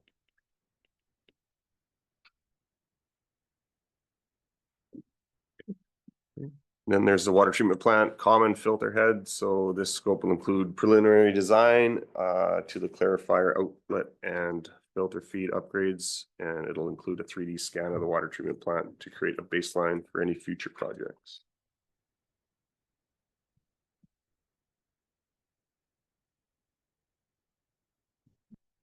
Solid waste. And now into solid waste. So first one in solid waste is a cell development. So 2025 will include clearing activities for future cells and installation of a force main for leachate management system. So that'll be detailed design, tender, and construction electrical.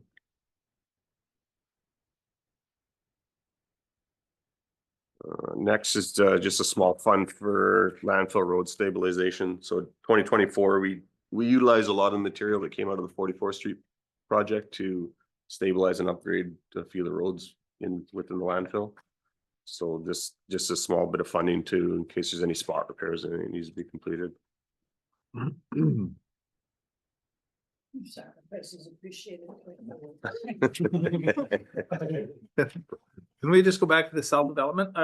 So if we're developing new cells, are we putting cells to bed? Because there's a huge cost involved with that too, isn't there? Are we looking to do that anytime soon, or? We haven't completely put cells 1, 2, 3, or 4 to bed. There is the opportunity to potentially use up more airspace. Oh, So we've applied for that variance, so we can, once cell 5 reaches the level of cell 4, we can continue to put a lift on 5 back to 1, which will give us the ability to not have to create a new cell for 15 to 20 years potentially. right, because you just work backwards from 5, 4, 3, 2, 1 Yeah. and just use more air. Yeah. Okay, good. But we are clearing cells 6 and 7, or we have an application in to clear cells 6 and 7, just as prep in case one of these applications doesn't go in our favor and we have to develop cell 6. Right. Wouldn't it be nice if we diverted so much that we didn't need another sub?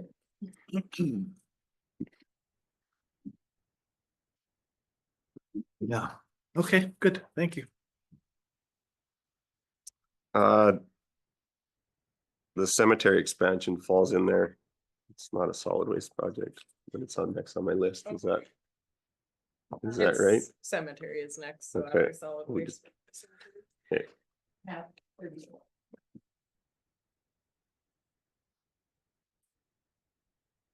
We recover from this.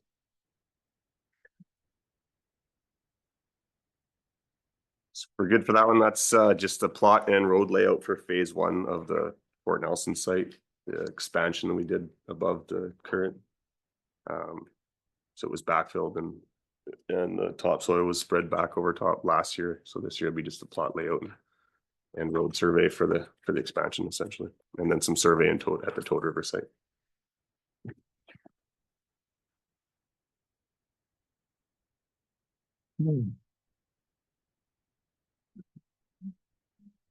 That takes us into airport.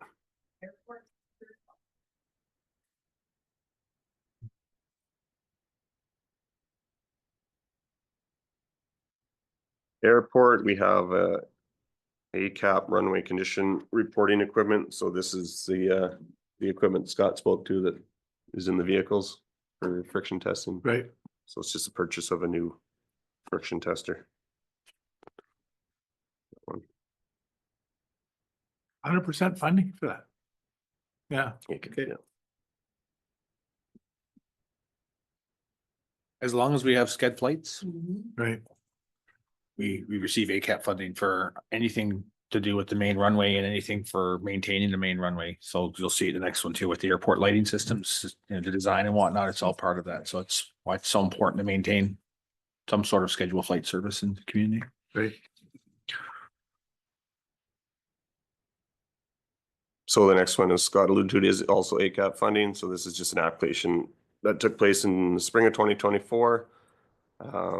In the fall of 24, NRM received confirmation that the high intensity lighting qualifies for funding. However, a formal approval is still forthcoming. So following notice of approval, anticipated March of this year, we will work with engineering consultants to finalize detailed design and have a tender ready for construction in 2026. So this is runway lighting. Right. For the airside, Not yeah. airside runway lighting, not just parking lighting. Okay. Yeah. Yeah. Also the airport looking for a batwing mower. This is just to replace the current unit, which I believe is around 25 years old and is not ACAPable. Right. Because they don't care if the grass grows or not. Nope. Okay. Next is airport facilities renewal. So we had reports finalized in 2024. Immediate issues such as ventilation and lighting needs were addressed, as well as surveys to confirm backflow prevention requirements. 2025 work has been identified to upgrade structural support needs in the warehouse and continue lighting upgrades in offices and storage spaces.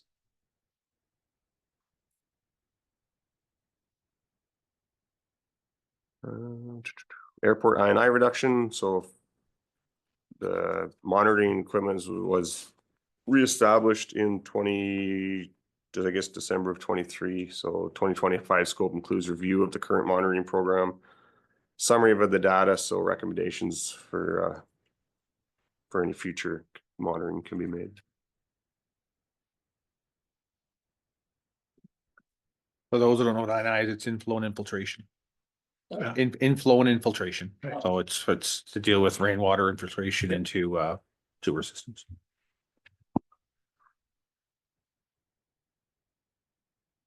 Airport wastewater rehab. So this is the cure in place program that is being planned also in town for 2026. It just ties in because the sewer systems are considered separate. It's just has its own separate budget for the planning of that program.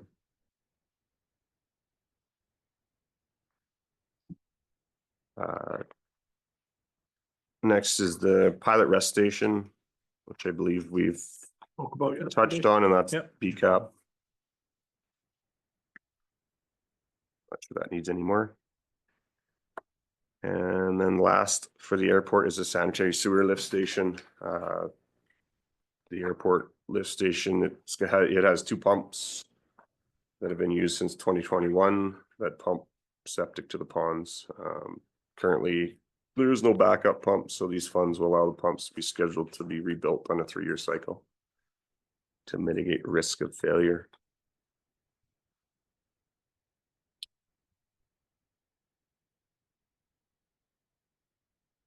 That's it.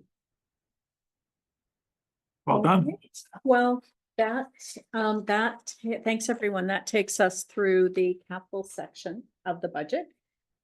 Just did we have any, now that we've seen the whole thing, any questions or anything we want to go back to reflect upon, or are we good to go into the next colored tab? Hearing none, all right. So our last colored tab is number 4, please. And we're going to, on the screen, it identifies that we're going to be walking through section 4. And we've got 4 different tabs there to take us through the grant and aid piece. Under tab 36, we see a roll up first of all of the programs put together so that we have the ability to compare to last year. And then immediately following that, within tab 36 are the requests of the groups other than library, museum, and theater. Okay, Now- maybe before we do that, can Yeah. you pulled some information together with respect to that, cause this will finish us if we do this, so, right, we'll be done when we're finished with this. You pulled some information together with respect to that fund I was I looking sent you. for. Can we deal with that first Yep. before we go into this? So we pulled us a very quick table together, outline what $500,000, what the impact to taxation would be. Obviously would increase the total levy, additional 500,000 minus whatever changes council would have within the document. But 500,000 is 500,000. So we showed what the distribution of the levy would be based on the tax classes. So residential, industrial, and business, and then also based on the table earlier in the document for that $1.83, for example, per every $100,000 of assessment, the impact that it's $1.83 for $100,000 worth of change. That's on there also. So Tony's pulled that together. We can pop it up on the screen if council, if you. Okay, what else so, we should chat about. well, I guess while we're doing that, I'll let you all know that I met with Archie this morning, actually talked to him about this in general terms, because that's really what it is, real general terms. He's interested in putting it forward to his council. He recognizes the immediacy of potential logging right around the communities, both of our communities. And so, he said, why did you pick that amount? And I said, well, it's a start, really. It's something to start with. Had a dream. Yeah. Okay, sir. As a matter of fact, yeah. So, yeah, so, he had a couple of, they have some ideas of starting their own logging company and buying some equipment, and, thought that they would want to talk about the potential for them to do some training maybe in some of these areas, because it's not necessarily high production logging required. It's really, we're doing it to serve an end. And, I approached it from the perspective of owners of the, of the community forest as well, that, together we would potentially have to accept, helping them, because, we've told them that they have to operate, at a non-loss, right? Actually, it might even say at a profit, I think it might say in the letters that we have to them. So, recognizing that, yeah, he's prepared to talk about it and put something, he says, send me something in writing. I said, I don't have anything in writing, but, we're just fleshing it out, getting it started, and be more than happy to put something in front of you and he was more than happy to put it in front of his council and his membership. So that was positive from his part this morning. Yeah, yeah. Okay. Okay, go ahead. Okay, so yeah, after conversations yesterday, we got myself and Tony chatted, and basically, this is just carrying on from a table that we have already seen in earlier on in the document. So, $500,000 impact to the draft budget if you were to look just for the 3 major tax classes, being residential, business, and industry. The 500,000 would be, impact industry by 425,000 and change, business by 41,000, and residential at 33,260. So that would be the distribution of that 500,000 through the tax classes. When you look at what $100,000 of assessment means and how that impacts the taxpayer, that $500,000, if you had $100,000 house, or if your house was assessed $100,000, it would impact you at $9.17. Of course, if it's a $200,000 house, times that by 2, or whatever calculation you need to figure that out. It's fairly straightforward. Similarly, business, $100,000 on assessment for business would increase their levy at $26.59 to $220 for every $100,000 of assessment. And then the industry impact is $30.25. That's specific to $100,000 of assessment, but of course, the distribution based on the assessment is there in that first column at 33,000, 41,425. Good. So, so my thoughts would be that, you know, it's a fairly small amount depending on how much your house actually is worth, I suppose. So if you had a $500,000 house, which is pretty excessive in town, that would be $50, 45, $50, something like that. Anything less than that, it would be less. Businesses, I guess, would be somewhere in the order of $100, $125, something like that. So the bulk of this is picked up by industry. As I said, the 500,000 is a start. It's a guess more than anything, and I think I suspect it might have to be year over year for a few years until we're able to actually get to the point that we're comfortable with as a community. So there's that to take into consideration. If they came up with a project that we agreed with and it was more than the 500,000. So we talked about that a little bit too. There are some reserves that we potentially could pull from if we needed to boost that. Or change the budget sometime in the year because we agreed that there was a project that we needed more for. Yeah, so council has the ability throughout the year to amend their budget. What they can't do once the tax bylaws pass, that the tax rates bylaws, they can't amend taxation because of course that's set, that's done, right? But you do have the ability to, and you do do it from time to time throughout the year by either pulling money from surplus or in this case, we do have a financial stabilization fund, which isn't necessarily intended for this, but again, council can direct in terms of where they want funds. And then the Growing Communities Fund, which is a grant that we currently have, which frankly, little piece of it is directed towards the rehab trailer that the chief is looking at. And then the rest was sitting there to utilize potentially for any upgrades or to assist with, because we can use it, qualifies to be used for emergency services, fire department. But could also be used for not natural disaster.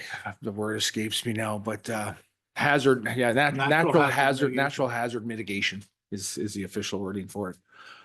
So council has the ability throughout the year, even after the tax bylaws pass and the budget's done, to amend the budget if you have funds that you can access essentially. Right. So if there was more council elected to you could, yes, absolutely access those funds to resolution. Councilor Andrews? I've been trying to find it here. Do we know what the average business assessment is? Like our typical, like we have it for residential. I just can't find it on the business. Let me take a peek.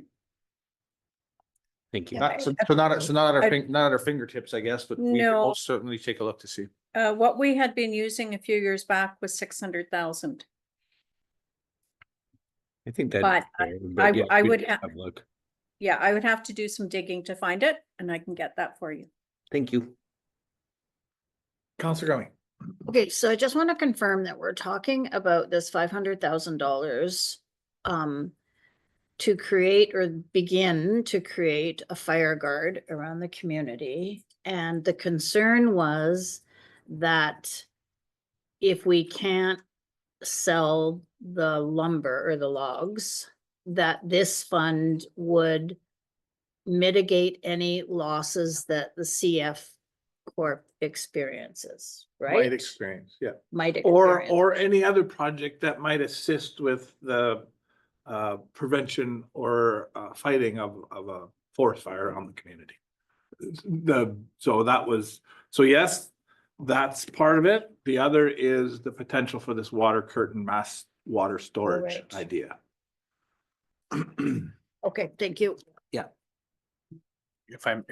Sorry, if I just may, I just, in terms of a fire guard, I'd rather just, so I don't send wrong message to the community. Yeah, I like, I exactly. like fuel mitigation. Yeah, fuel mitigation, yeah. Because people envision a fire guard and you think you're planting a guard right around cement the ring community around and the all, community, yeah. and then it's gonna protect the community, and essentially it's database in terms of where you go in to reduce the fuel load if a fire were to come in to assist with suppression activities, essentially, Yeah. right?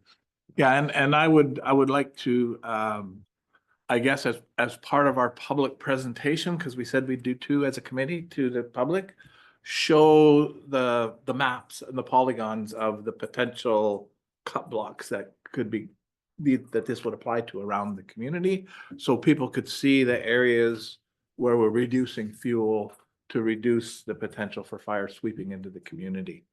So, but we've got to start somewhere, I guess, and I was hoping the committee would be a little further along with respect to an order of magnitude of what the costs might be, but they're just not there yet because there's been so many other things we've been trying to deal with. So you had a question. Yeah, just since my understanding of the 500 is that we're dealing with we're working through the mechanism of the community forest in this discussion. And I think that money is there as a top up in case log values or whatever delivered log values are not capable of covering the cost of doing it. So just a couple of notes in that regard is that the first thing that this accomplishes is that by even adopting it with that as its purpose, we also have a partner in the FNFN that also will see that we're contributing, we're putting it on the line to contribute to make sure it can work in the context of a community forest. And so quite likely that's a way of, it's a subtle way of asking that they also will come to the table in the community forest top up. Second thing is that lumber prices are rising. Predictably, they do in the spring. Lumber prices are rising regardless of what you think politically. There's a lot of houses in North Carolina and California that are starting to get planning, working around them. I think that we will have a log market going forward. Log markets are rising a bit. Which is even better then, right? 'Cause Yeah, then we can use the absolutely. funds for something else. Yes. Yeah, for sure. Okay. It will come back to council though. Oh, absolutely. Oh, yeah, absolutely. Any project that moves forward it's got to come through council, right? Yeah. I got Kyle, a question. your hand's still up. Yep. Yeah, so part of this fund is because of the potential of the community forest running at a loss. Are we able to amend our community forest to allow them to run at a loss for the purpose of fire mitigation?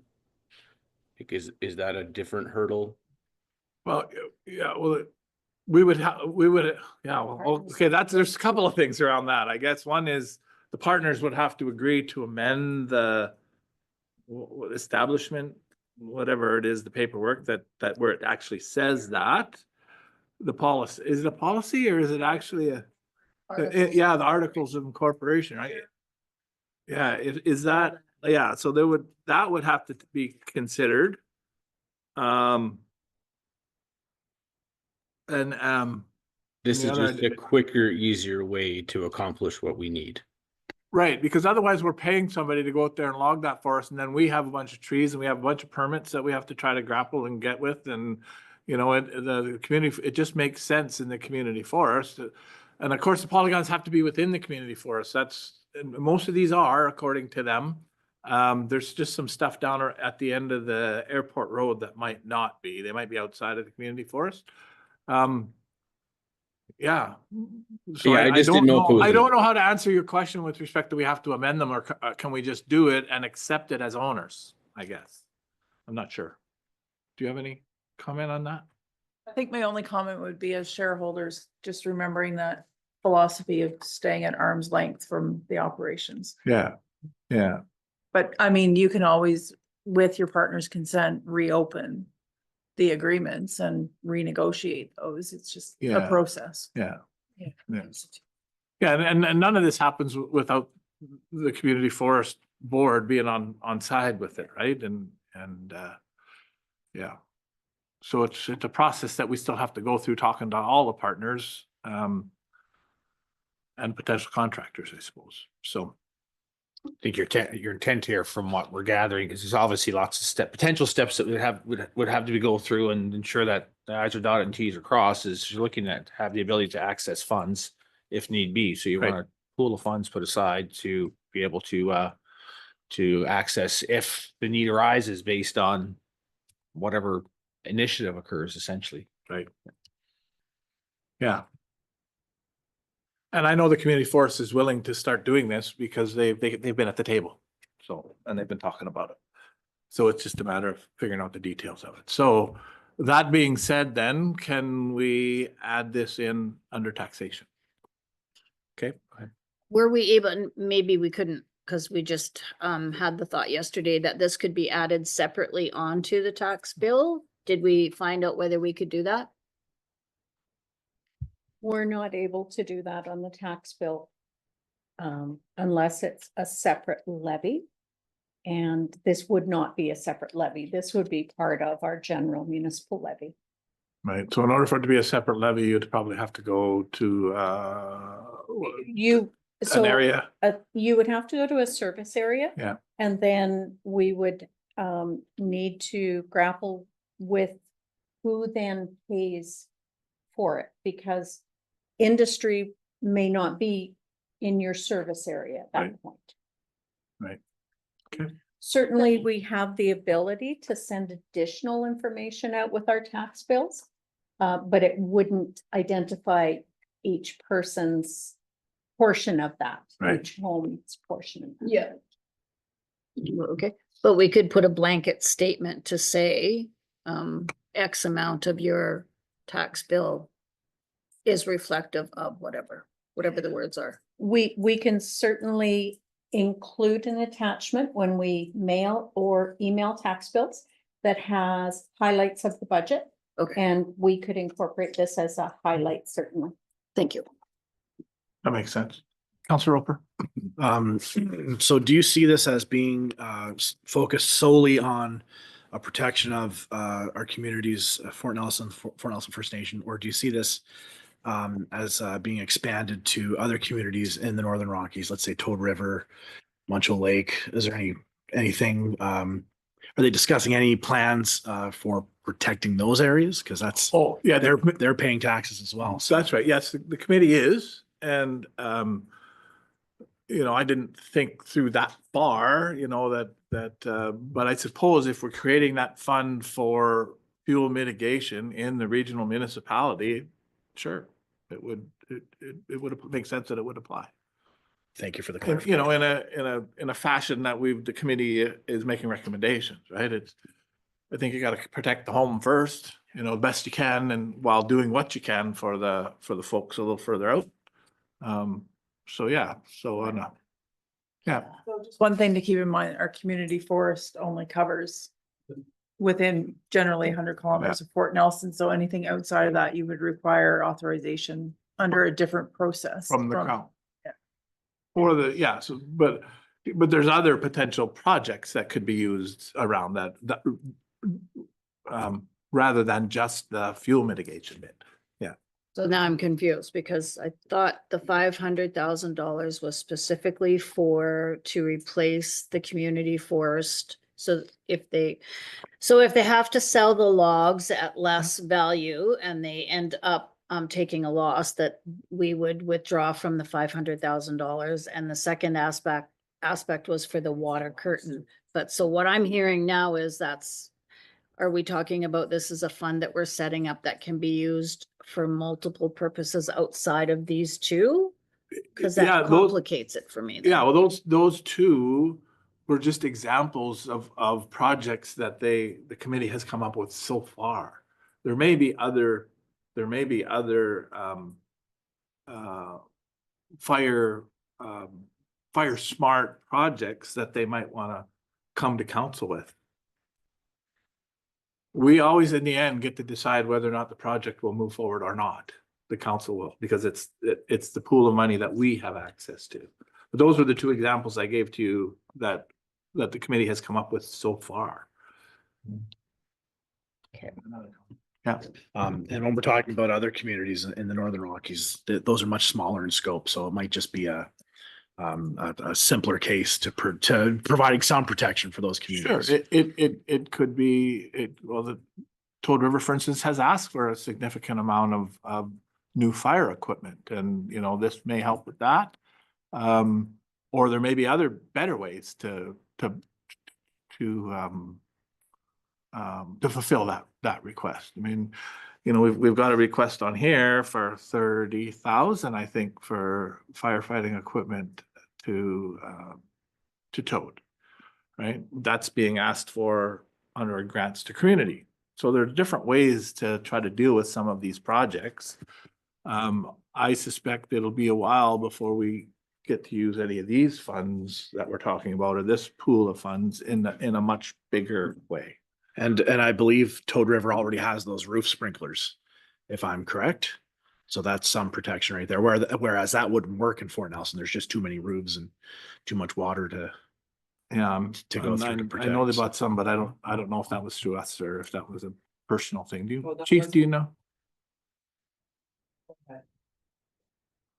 Yeah, last year they got some equipment and WASP, the company we got our SPU trailer from, they donated a bunch of stuff to them, but Oh, okay. they don't have enough, like, Yeah. I mean, yeah, I think when they get the structure protection training, it's gonna open their eyes on a lot of things that it took us like 8 hours to do like one street. Yeah.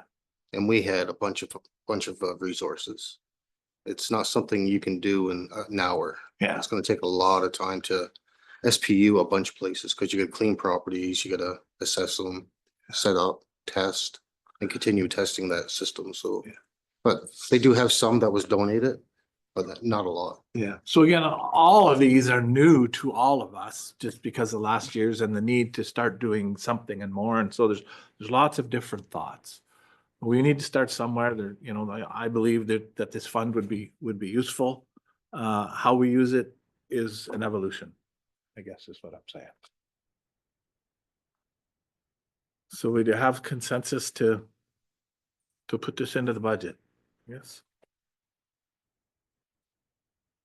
You get lots of opportunity. This is just putting it into the budget so that we can put it in front of the public, right? So there's still that opportunity for public input.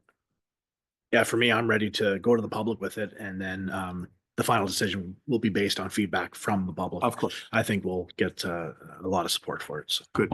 Thank you. Okay, then we'll put it in. Thanks for diverting. I didn't expect it to take that long. It's 1:45. We are not going to get through section 4 before 3 o'clock. So what are your wishes? Do you want to wait till tomorrow?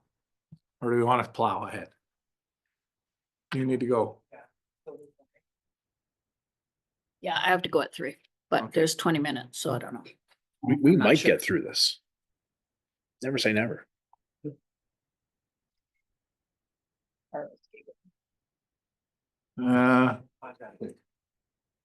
Okay. Now let's wait. Okay, so then staff have anything else? Actually, I just, before we get into the grants groups tomorrow, I just want to be clear. There's a document ahead of most of the submissions that tries to standardize the information that we've received. I received a call today from one of the groups that said, we have contingency funds, but you're telling everybody we don't have. And there's a question on my form that says, does the group have reserve funds? And so as you're reviewing them, we're not looking at whether or not they have a surplus, an accumulated surplus, or money in the bank, or contingencies. It's just around whether or not they actually have an identified reserve fund. Because we've been working with some of the groups over the years to assist them in setting up the concept and being able to utilize that. So there is a question there. It pertains to some, it doesn't pertain to others, but it is not saying that those organizations don't have funds. So I just, I indicated that I would be clear on that for when we get into that section, so that we can, So there's not have identified reserves in their in their books, on their books, that are identified in their financial statements, if they have. if they yes, have any. Yes, and if they have. And that's not, Yeah. and it's identified reserve, it's not just a surplus from prior years. Exactly. Right, okay. Exactly. Yeah. And it just is, it actually became one of those things that we were attempting to get groups to be able to start talking about over the next couple of years, so that it's about everybody being able to maintain their assets. It was just an identifier. Yeah. At the moment, I thought it might be useful. Well- I just want everyone to know that it isn't an indication of good or bad. It's just a note Right. about where that organization is. Yeah, Okay, but sometimes those reserves may have been funded from excesses that, excessive funds that we have provided to the group organization. yeah, Either knowingly, or because they put them aside, knowingly that they were going to reserve, or because they put them aside from excess revenues or revenues from own source or whatever. absolutely. I Yeah. mean, in order to provide operating funds, we have to recognize that there is an impact on the assets that they work out of. Right. Or the assets that they use, and that contributions to reserve funds are appropriate. Yeah. In that situation, and we've been attempting to work with organizations over the last couple of years, just to try to have a few conversations here and there, and pass on some of the information that we've learned in managing assets. So it doesn't prevent council from asking about those reserves. Not at all. And your application is just asking the organization to identify those reserves.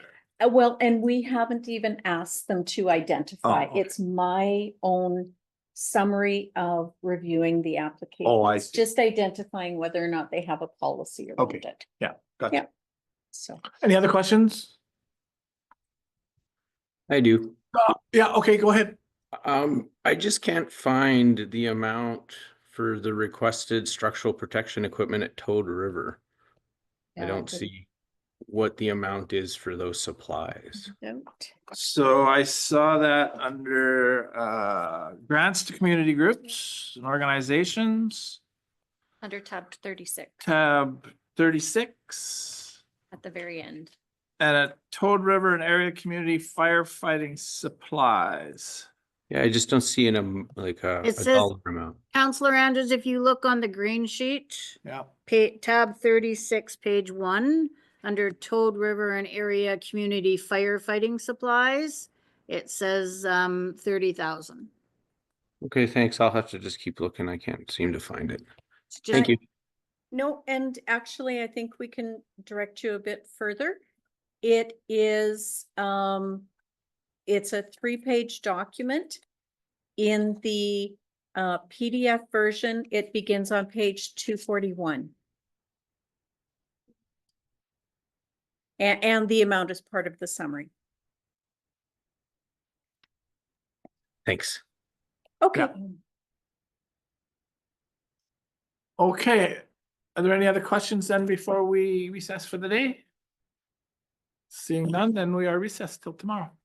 Okay, welcome everybody to the third day of the preliminary budget meeting. The preliminary budget meeting.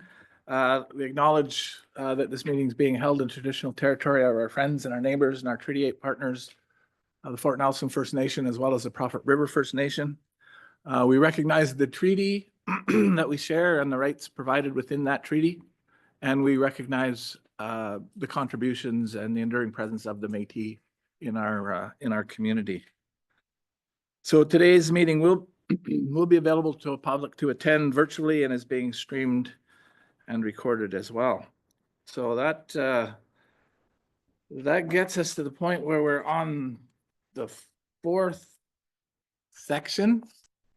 Is that pink? Sure, the pink section, which talks about grants to community groups. And, you know, this in the past has taken a considerable amount of our time. And it could be that way again today, or it could go quickly. I guess it's really up to council to determine what that might look like.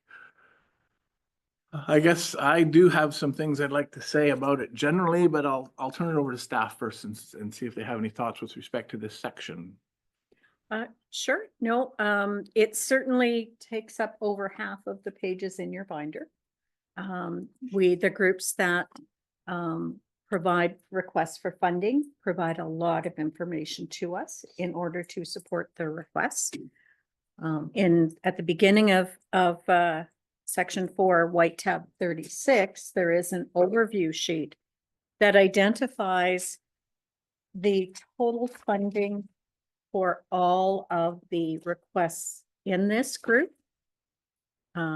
So what we see is the community organizations are identified. There is a section that identifies the grant and aid, the operating requests and the capital requests, and the net tax dollars required. Just a note, we do have a request from the Phoenix Theater that utilizes a contribution from the reserve that we still hold on their behalf. And we see an increased request overall as a result of new organizations requesting, as well as increased requests. For instance, we had one approved during 2024 for the seniors bus. So the commitment that was there in resolution is also in here as well. But short of that, if council has a way that you'd like to walk through it, we certainly can do that. Okay, thank you. So I guess mayors are elected to lead, and so I'm going to lead a discussion that I think might be a little bit difficult. I know it was difficult for me coming to this conclusion, but I think there's a reality in our economy and in our situation in our community that we need to recognize.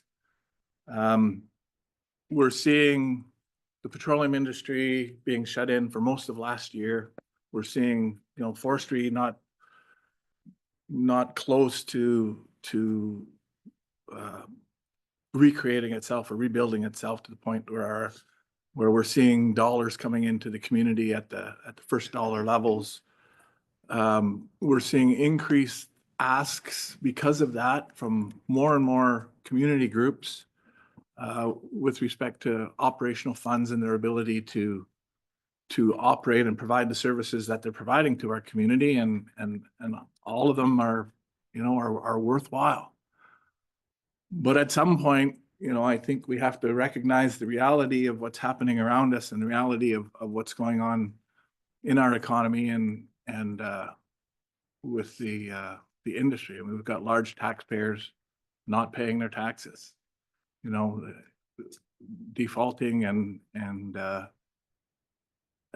the tune of millions of dollars. And I think that's just the tip of the iceberg. That's coming at us. We're looking at a policy that looks at grants to community groups and governmental transfers that likely will stimulate more requests for funding from groups that didn't fund. We've had several requests, over the last little while from organizations. Some made applications, some didn't, but they're hanging in the wind out there. They're hanging out there, with requests to come. And this year's total is over $1 million. It's, and there's increasing, I guess, requests for more operational funds from our legacy groups, to increase the work that they're trying to do. And I'm not saying any of them are wrong in asking for those increases, but I think we have to be aware that in funding more increases, that we're going to be seen as being out of touch with what's happening around us as a community, as a council in our community. So I'm having trouble funding the increases. I still want to fund these groups, but I'm having trouble getting through the idea of increasing, some of the requests from our groups. And I think there are a couple of new ones out there, I think that are critical to new requests that are critical for us to look at. The Literary Society being one of them, and of course the busing that we're trying to do, expand the busing with the Senior Society. Those are two new requests that I think we should be prepared to support, from my perspective. But at some point, we have to consider when is enough enough. And so I'm proposing that we freeze everybody except for except for the two new primary requests. We freeze everybody at last year's rates because we all agreed that that was something that we were all prepared to fund last year. There's been a significant amount of change in our community since last year's budget. I mean, we had 48 families, lose their jobs, good primary jobs, when the gas plant shut in. And because of that, we've got operators losing their jobs because, the producing companies are just not producing gas because they've got nowhere to produce it. So that's what I'm throwing out there, is that we just freeze everybody at where they were. That we consider capital grants where those grants are already funded, because there's reserves, but that we not consider any other capital. I just find it difficult to fund new capital requests when we've got organizations out there who are struggling to even provide the services that they feel, and I think most of us will feel, are important in our community. So I wanted to throw that out there, and I'm certainly prepared to listen. I think, we're talking generalities here. So I know there are a couple of counselors at the table who, when it comes to some specifics of a couple of these groups, have declared conflicts in the past. But I think as long as we're talking about generalities with respect to potentially, freezing it, I think that everybody can participate in the discussion freely. And I hope that you will. So I throw that idea out to all of you to see what you think. Comments? Sure. So just a confirmation on search and rescue, didn't get anything last year. And so if it's frozen, does that mean we're not considering Well, anything? I saw search and rescue get Oh, 25,000. Did I miss it? Oh, okay, sorry. Toad River. Did I read that one right? Toad River. Area firefighting supplies, I saw them at 25,000 last year. For firefighting supplies. So the groups that received funding last year have all Yeah. applied this year. And then we have the increase for the transportation and the new request for the Literacy Society. Okay. And can you confirm for me your thinking around the Historical Society's request for, because they have, I forget the numbers, but a little over $100 and something thousand for operating, and then the balance of the $200,000 that they typically receive, they wanted to put towards capital. What was your thinking on that one? That's when you look at their application, their capital request is mainly around exhibits purchasing exhibits for the museum. And I just have trouble, looking at that as a major funding opportunity, I guess, when we've got other organizations that are just struggling to exist or provide the services that I believe most of us believe are important. So, yeah, so if you just want me to quickly go down the list of what I thought. So I'm looking at the green page. Right at the start of this. So general community groups would freeze at 20,000, which we've always seen it freeze at.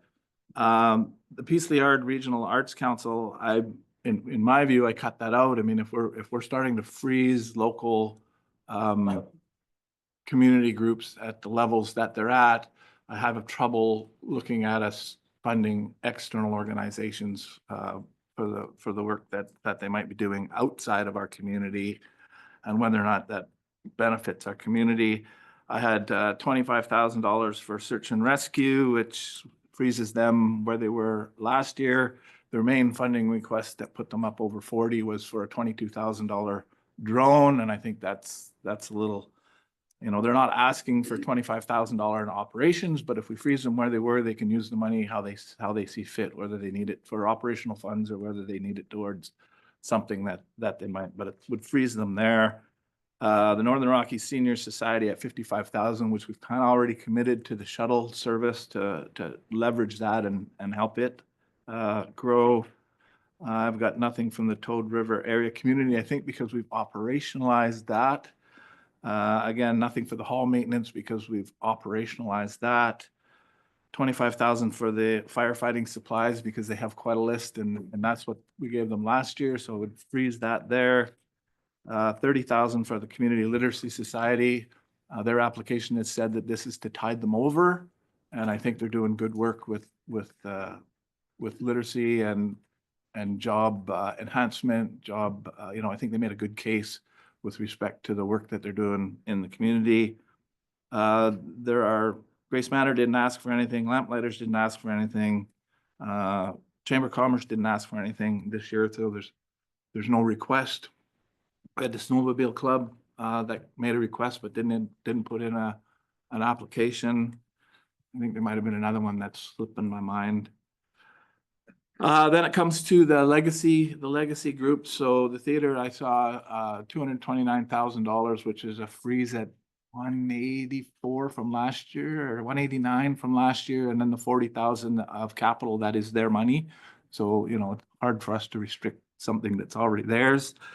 I saw the museum at $140,000, which is more than what they asked for this year in operational funds. And so if we're to be fair and freeze everybody at the same level that we did last year, then there's a little bit of money there that they can use for the purposes that they choose.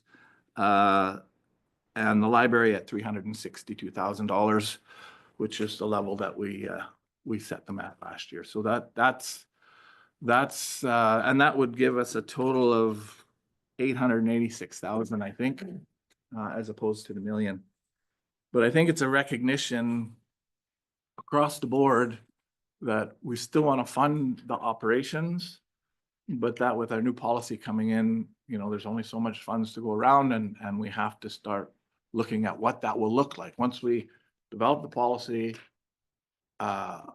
consult with the folks in the community about that, and then start advertising or communicating it out. I think that's when we'll start to hear what's the real need, what are people going to actually come forward, and that will give us an order of magnitude for a budget in 2026 that we'll have to decide whether that's something which then also helps us to determine a value of grants to community groups or governmental transfers as a percentage of something, operating funds, that's to be determined. But I think if we understand the order of magnitude, then we can determine, you know, is that something we think we can fund in sustainably, and what is a percentage of that? And so let's just say it's a percentage of operations, and operational funds go up and down, and that's the total available pot for governmental transfers. So that's my vision of how I see this moving forward in the long term. And yeah, I guess it's this is a harsh way of saying it, but I guess it's putting all of the groups on notice that there's change coming because of the state of the economy that we're in. So those are the numbers that I propose. That's the reasoning that I proposed those numbers. And again, if there's any other clarifications, I'll try to answer those if I can. Staff first. Oh, actually, no, just, Counselor Andrews had his hand up. Maybe he's. Okay, Councillor Andrews, please. Okay, sorry. Put down now. Yeah, oh, thanks. You answered most of it. So I figured I would just wait in your further explanation, Mayor. I guess my second part to my question that didn't get answered, part of your rationale was with the lack of taxation and being, I guess, fiscally responsible. So for impact for that, I'm just curious why to put it on the grants to community groups to do the freezing and not the organization as a whole, where that would be the biggest impact to show the recognition of the lack of taxation in the local economy. Yeah, I understand that question. I think our staff did an amazing job keeping their requests to, just under 1% total increase in the budget. I mean, it looks like 12% because of the allowance for uncollectible taxes. But I think the staff has done an amazing job at keeping us to 1%. And we've gone through that entire budget, both capital and operational. And, I think we were all pretty comfortable that what staff presented to us was adequate. So that's, I get where you're coming from with respect to, why is this all on the grants to community groups? For me, it's the whole process around the new governmental transfer process. It all works together. And I think at some point, we have to have the difficult discussion about how much can we give to how much can we consider increasing? I guess we've already determined how much we're going to give because we do it year over year. But how much can we consider increasing that when so many other people in our economy are losing their jobs and are having a tough time?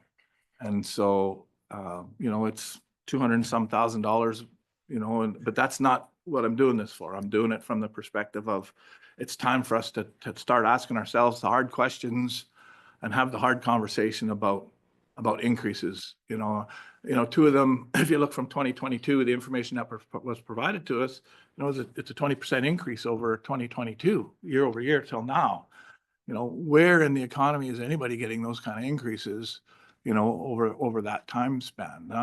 Certainly not in our economy are those kind of increases being seen by anybody. So, I just have some trouble with capital. There's, and we all know that, one of the groups is looking at $50,000 to $60,000 worth of capital year in and year out, when others are not necessarily being able to, have increasing capitalization of their organizations. And so, they're all different. They're all different. They've all got different requests. And in order to be fair, that's why I thought if we froze it at last year's amounts, that's an amount that we've all agreed to before.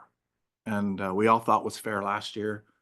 And went into 2026, once we get a real good idea of what this governmental transfer process looks like, we'll be in a better position, I think, to determine how to move forward. Councilor Roper, please.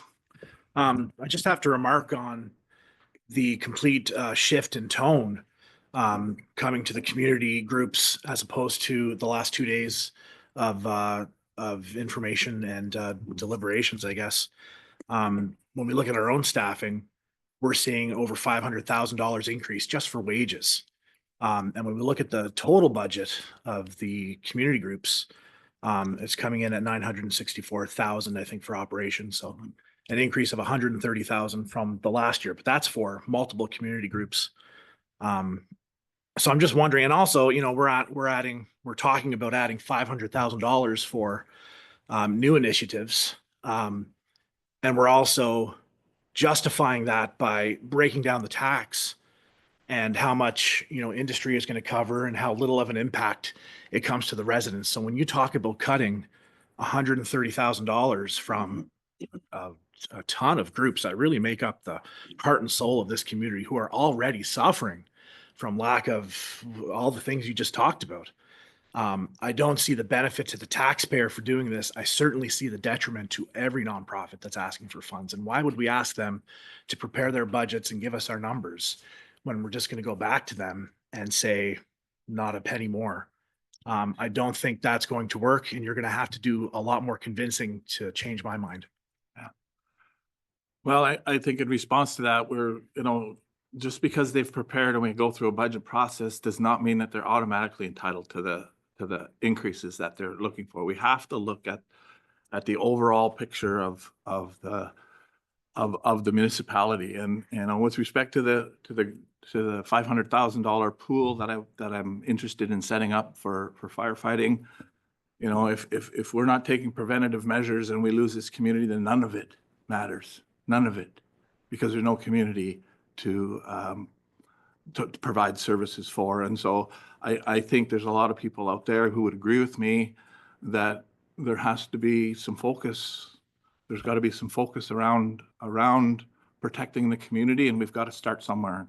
That's why I put that out there. The tone that you're talking about, that's changed. I'm trying to lead a conversation, a tough conversation. It's not, it's not an easy thing for me to put it out there, but somebody needs to put it out there because we have to start asking ourselves the tough questions based on the economy that we're in. And I just don't see that increases, are justified for anybody at this time, based on the way our economy is suffered, since the last budget. And, I don't think I can say it any more clearly than that, I guess. So, if it doesn't convince you, then, I guess we're at odds. That's all. Sure, of course. I guess I'll just finalize by saying there's going to be no community without our nonprofits. That's a different kind of destruction. It's a social well-being to the community. You're going to have people not want to live here because they're not going to have the status quo of services that they're used to. And that's what we've been talking about with our own budget is maintaining services, that status quo, and there's increases built into that. So I'm hoping, Mr. Mayor, that I can change your mind on this, because I think you're taking the community down a very dark path that is going to have wide-reaching repercussions. And I think you should very carefully consider that. It doesn't seem like that difficult of a prospect for you to introduce that. But if we are going to look at these budgets in that light, we should be looking at the rest of our budget as well. And I would expect some fairness when it comes to the overall budget of the municipality. Well, I guess certainly I'll use my mayor's prerogative to respond to that and, say what, basically, I suppose we're at odds. This is all we're doing is looking at presenting a budget to the public. We're not at the decision-making stage yet. And so the public has more than enough opportunity, over the next couple of months to weigh in on these approaches and, come forward with their concerns. I'm not talking about eliminating funding. I'm not eliminating the funding to these organizations. I'm just saying we need to stop the growth at this time. So, I hear you. If the organizations can't get by without the increases that then they're running on an awful close margin. And I guess I understand that. I just disagree that an organization can give a 10% raise to their employees, justify 20%, try to justify 20%, give 10%. I mean, it's easy for boards to do that when the bill is coming to us. So, we've got to look at being seen to be, as I said, being seen to be uncaring of what's going on with the rest of the community. So that's my end to that. If anybody else have any conversations? Yeah, this is like an exceptionally difficult conversation to have. Lots of emotion tied to it. I am a huge supporter of all of these groups, and I'll declare my conflict right now and won't speak to anything that's got anything to do with the Literacy Society. So we'll just remove that one off the table. But I am concerned with when you go, there's one I don't want to call out any one organization, but there is one organization that over the last 3 years have asked for an increase of $63,000 in 3 years. So I just don't know, and a 10% increase to another one staff. And I don't support the drone project for the search and rescue. I'm not sure how that all connects, but we have drones. I don't know whether we lend them out if it's a search or whatever, but I am concerned with the amount of funding that continues to increase. So that's why I would support the mayor's initiative in holding the line where it was last year. And I totally understand what you're saying, Councillor Roper. Also understand that the mayor is not talking about cutting funding, well, for anybody but the Arts Council, because I'm not sure how I feel about that one, but everybody else is at last year's rate. So, yeah. Councillor Max?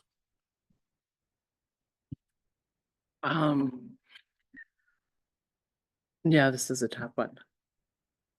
Empathy for all the groups. And I'm so optimistic all the time. I'm still optimistic about our tiny town. The decline in industry has affected my family. People say it's going to get worse before it gets better. I hope not. So in this situation, I mean, I can understand the freezing of the grants because we don't know what tomorrow's going to bring. So are you in favor in the idea of freezing? Yes. Schultz? I'm in favor of freezing growth in that way too, knowing that we're working on our government transfer program. I think that that's actually where our work is. That's where there's next year's coming, and I realize how fast the last one went. And I know what it's like to live by the skin of your teeth. And I think that they got us working on and getting our government transfer policy framework in place will make this job way easier from a process point of view. So I'm good with it at that. Okay, Councillor Andrews?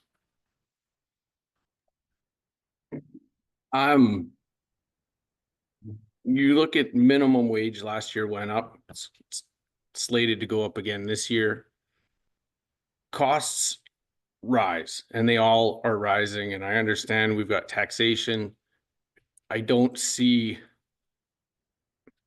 us having the best benefit doing it this way to our community organizations. They're mostly part-time people. They're being affected a lot by things out of their control. We want status quo. This is another status quo service area.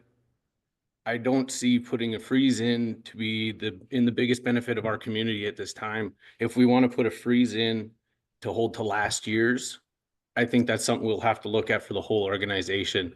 That way we'll have actual effect. I know our staff's done great. We've efficient, and I'd like to give that benefit to the board members who are putting these requests forward as well. We ask for them to ask for what they need, and that's it.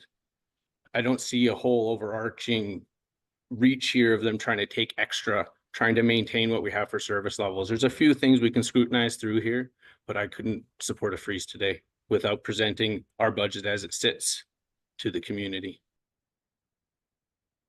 Okay, then we've all had an opportunity to speak. I see that there's 4 who are prepared to move forward with a freeze on last year. Again, this is a preliminary budget. There's lots of opportunity for the public to have input to the idea and what we're moving forward, and certainly that can inform and may change some people's minds, but that can inform all of us moving forward. So that's what I'd like to do is move forward with this freeze in the budget and present that to the public as it is. Can I make one more comment? Okay. I'd just like to say we're probably, if we go forward with this presentation with the proposed freeze, we've got potentially 2 months of doubt we're installing into our community organizations and how they're going to be planning and orchestrating throughout those months. Yeah, well, that'll give them an opportunity to figure out how they might be able to deal with the increase that they've requested and the potential for them not to get it. So there's two sides to that coin. And, you know, every one of them has an opportunity to talk to the boards to the people, to their members and get their members to lobby and move towards trying to convince us, you know, otherwise. So I think that that's how we'll move forward for now, and we'll listen to the feedback from the community as it comes in. Are we doing a vote on this? No, today is a preliminary. There's no discussion with respect to votes or. There's a decision here to present a different budget to the public as opposed to the budgets that have been presented to us. Should that not be a decision? Okay, I'll put it to a vote then. So,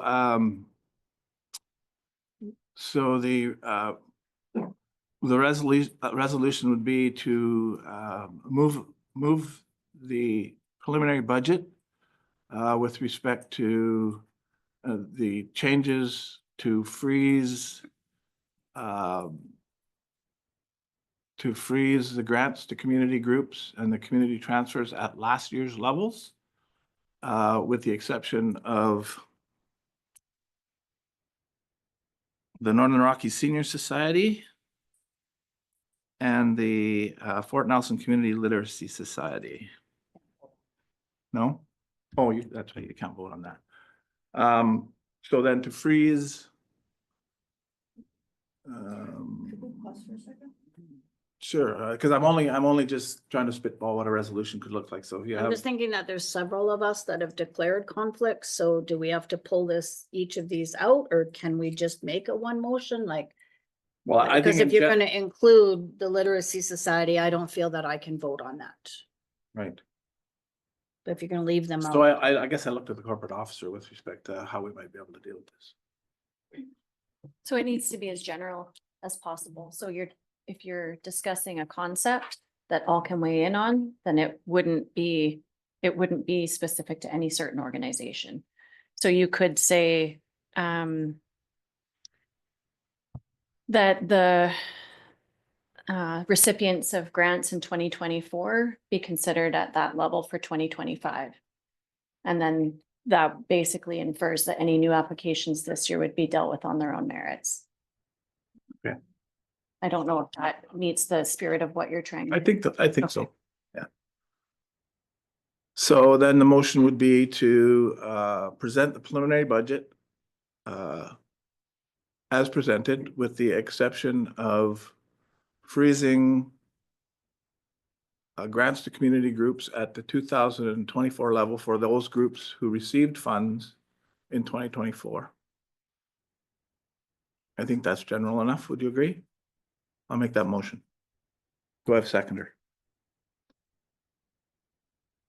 Second. Counselor Souls? Is there any further discussion? Counselor Souls? Just, I want to remind us all where we're at in this, and that is that we're doing a preliminary budget and we're going to present what we have to the public. And so I think that in the interest of those who feel that the community groups need to participate in raising their voice to change this, to change our minds, or to that they've got opportunity to do so. So I'm quite comfortable with our public, because I know that if they want to engage, they can engage. And we've got this time frame ahead. So I'm completely satisfied with voting for this. Thank you, Counselor Souls. Anybody else? Seeing none, all in favor? Are there any opposed? Counselor Roper, would you like your name recorded? I did vote no, yes. Okay. Counselor Andrews? Yeah, I'm not in favor. Please record. Okay, would you like your name recorded? Okay, thank you. Okay, so that motion passes. So Can I ask for a point of clarity? Yeah, sure. So the one request that is included in that resolution, but that was suggested to be excluded is the Arts Northeast request. Mhm. So I don't know if there needs to be a separate discussion on that, or if council's happy proceeding to public consultation with the inclusion of their request for, I think it's $5,000. Yeah, so I think based on the resolution, we can leave that in for now, and if we decide to take it out later, we can. Okay, perfect. Thank you. Okay. I think, so back over to staff for the conclusion to the discussion. Well, if there's no further discussion on the grants to groups, then we still have which we don't have in front of you today, of course, because we didn't have the opportunity to get all the information, but we have a couple of things we need to circle back with. And specifically, it's the one that I have on my list here, and Tony can, or the corporate officer can confirm is specific to the elevator component, which we're just confirming some Right. information there. Looks like from a initial discussions we've been able to have since yesterday's meeting, looks like some lifting device, I guess, for the stairs can be done with minimal, if any, real engineering. Yeah. And what we are just confirming is we believe, but we want to confirm with the funding organization that we can utilize the grant towards that particular installation. And if so, then we'll be able to bring the information back to council to show what the impact is, or the reduction is, essentially to the overall net tax levy requirement. Okay. So we'll have that to you. So what I'm thinking possibly we could do is possibly Monday's, no, not Monday, we have a meeting Monday next week. I'll circle back with council and figure out what's the best approach. So you have an idea what that number looks like. Yeah. Yeah, and actually what we can do, actually, I guess, is given some of the proposed changes in terms of what's being presented, we obviously have to run some numbers. So I'm sure Tony will be providing that to council to be able to give an updated overall picture of with the proposed changes in terms of the resolution that was passed also. Yeah.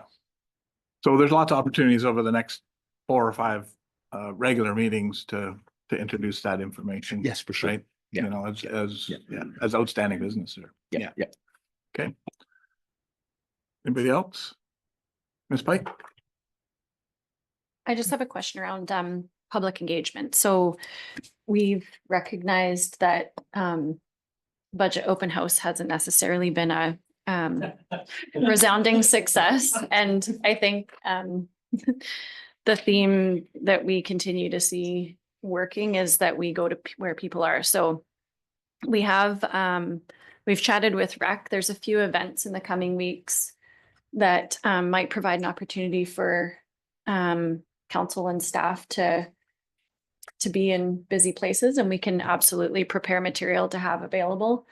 But we just need to understand what council's interest is in doing that, because it will take more capacity than what we've put out in past, obviously with the budget open house, but acknowledge that that hasn't necessarily been yielded a result that was useful. So I just kind of wanted to understand where your thoughts were in terms of attending some of those larger community events and just being open for questions there versus that come to you approach, or come to us approach, I guess. I'm absolutely comfortable in taking this to whatever events we can.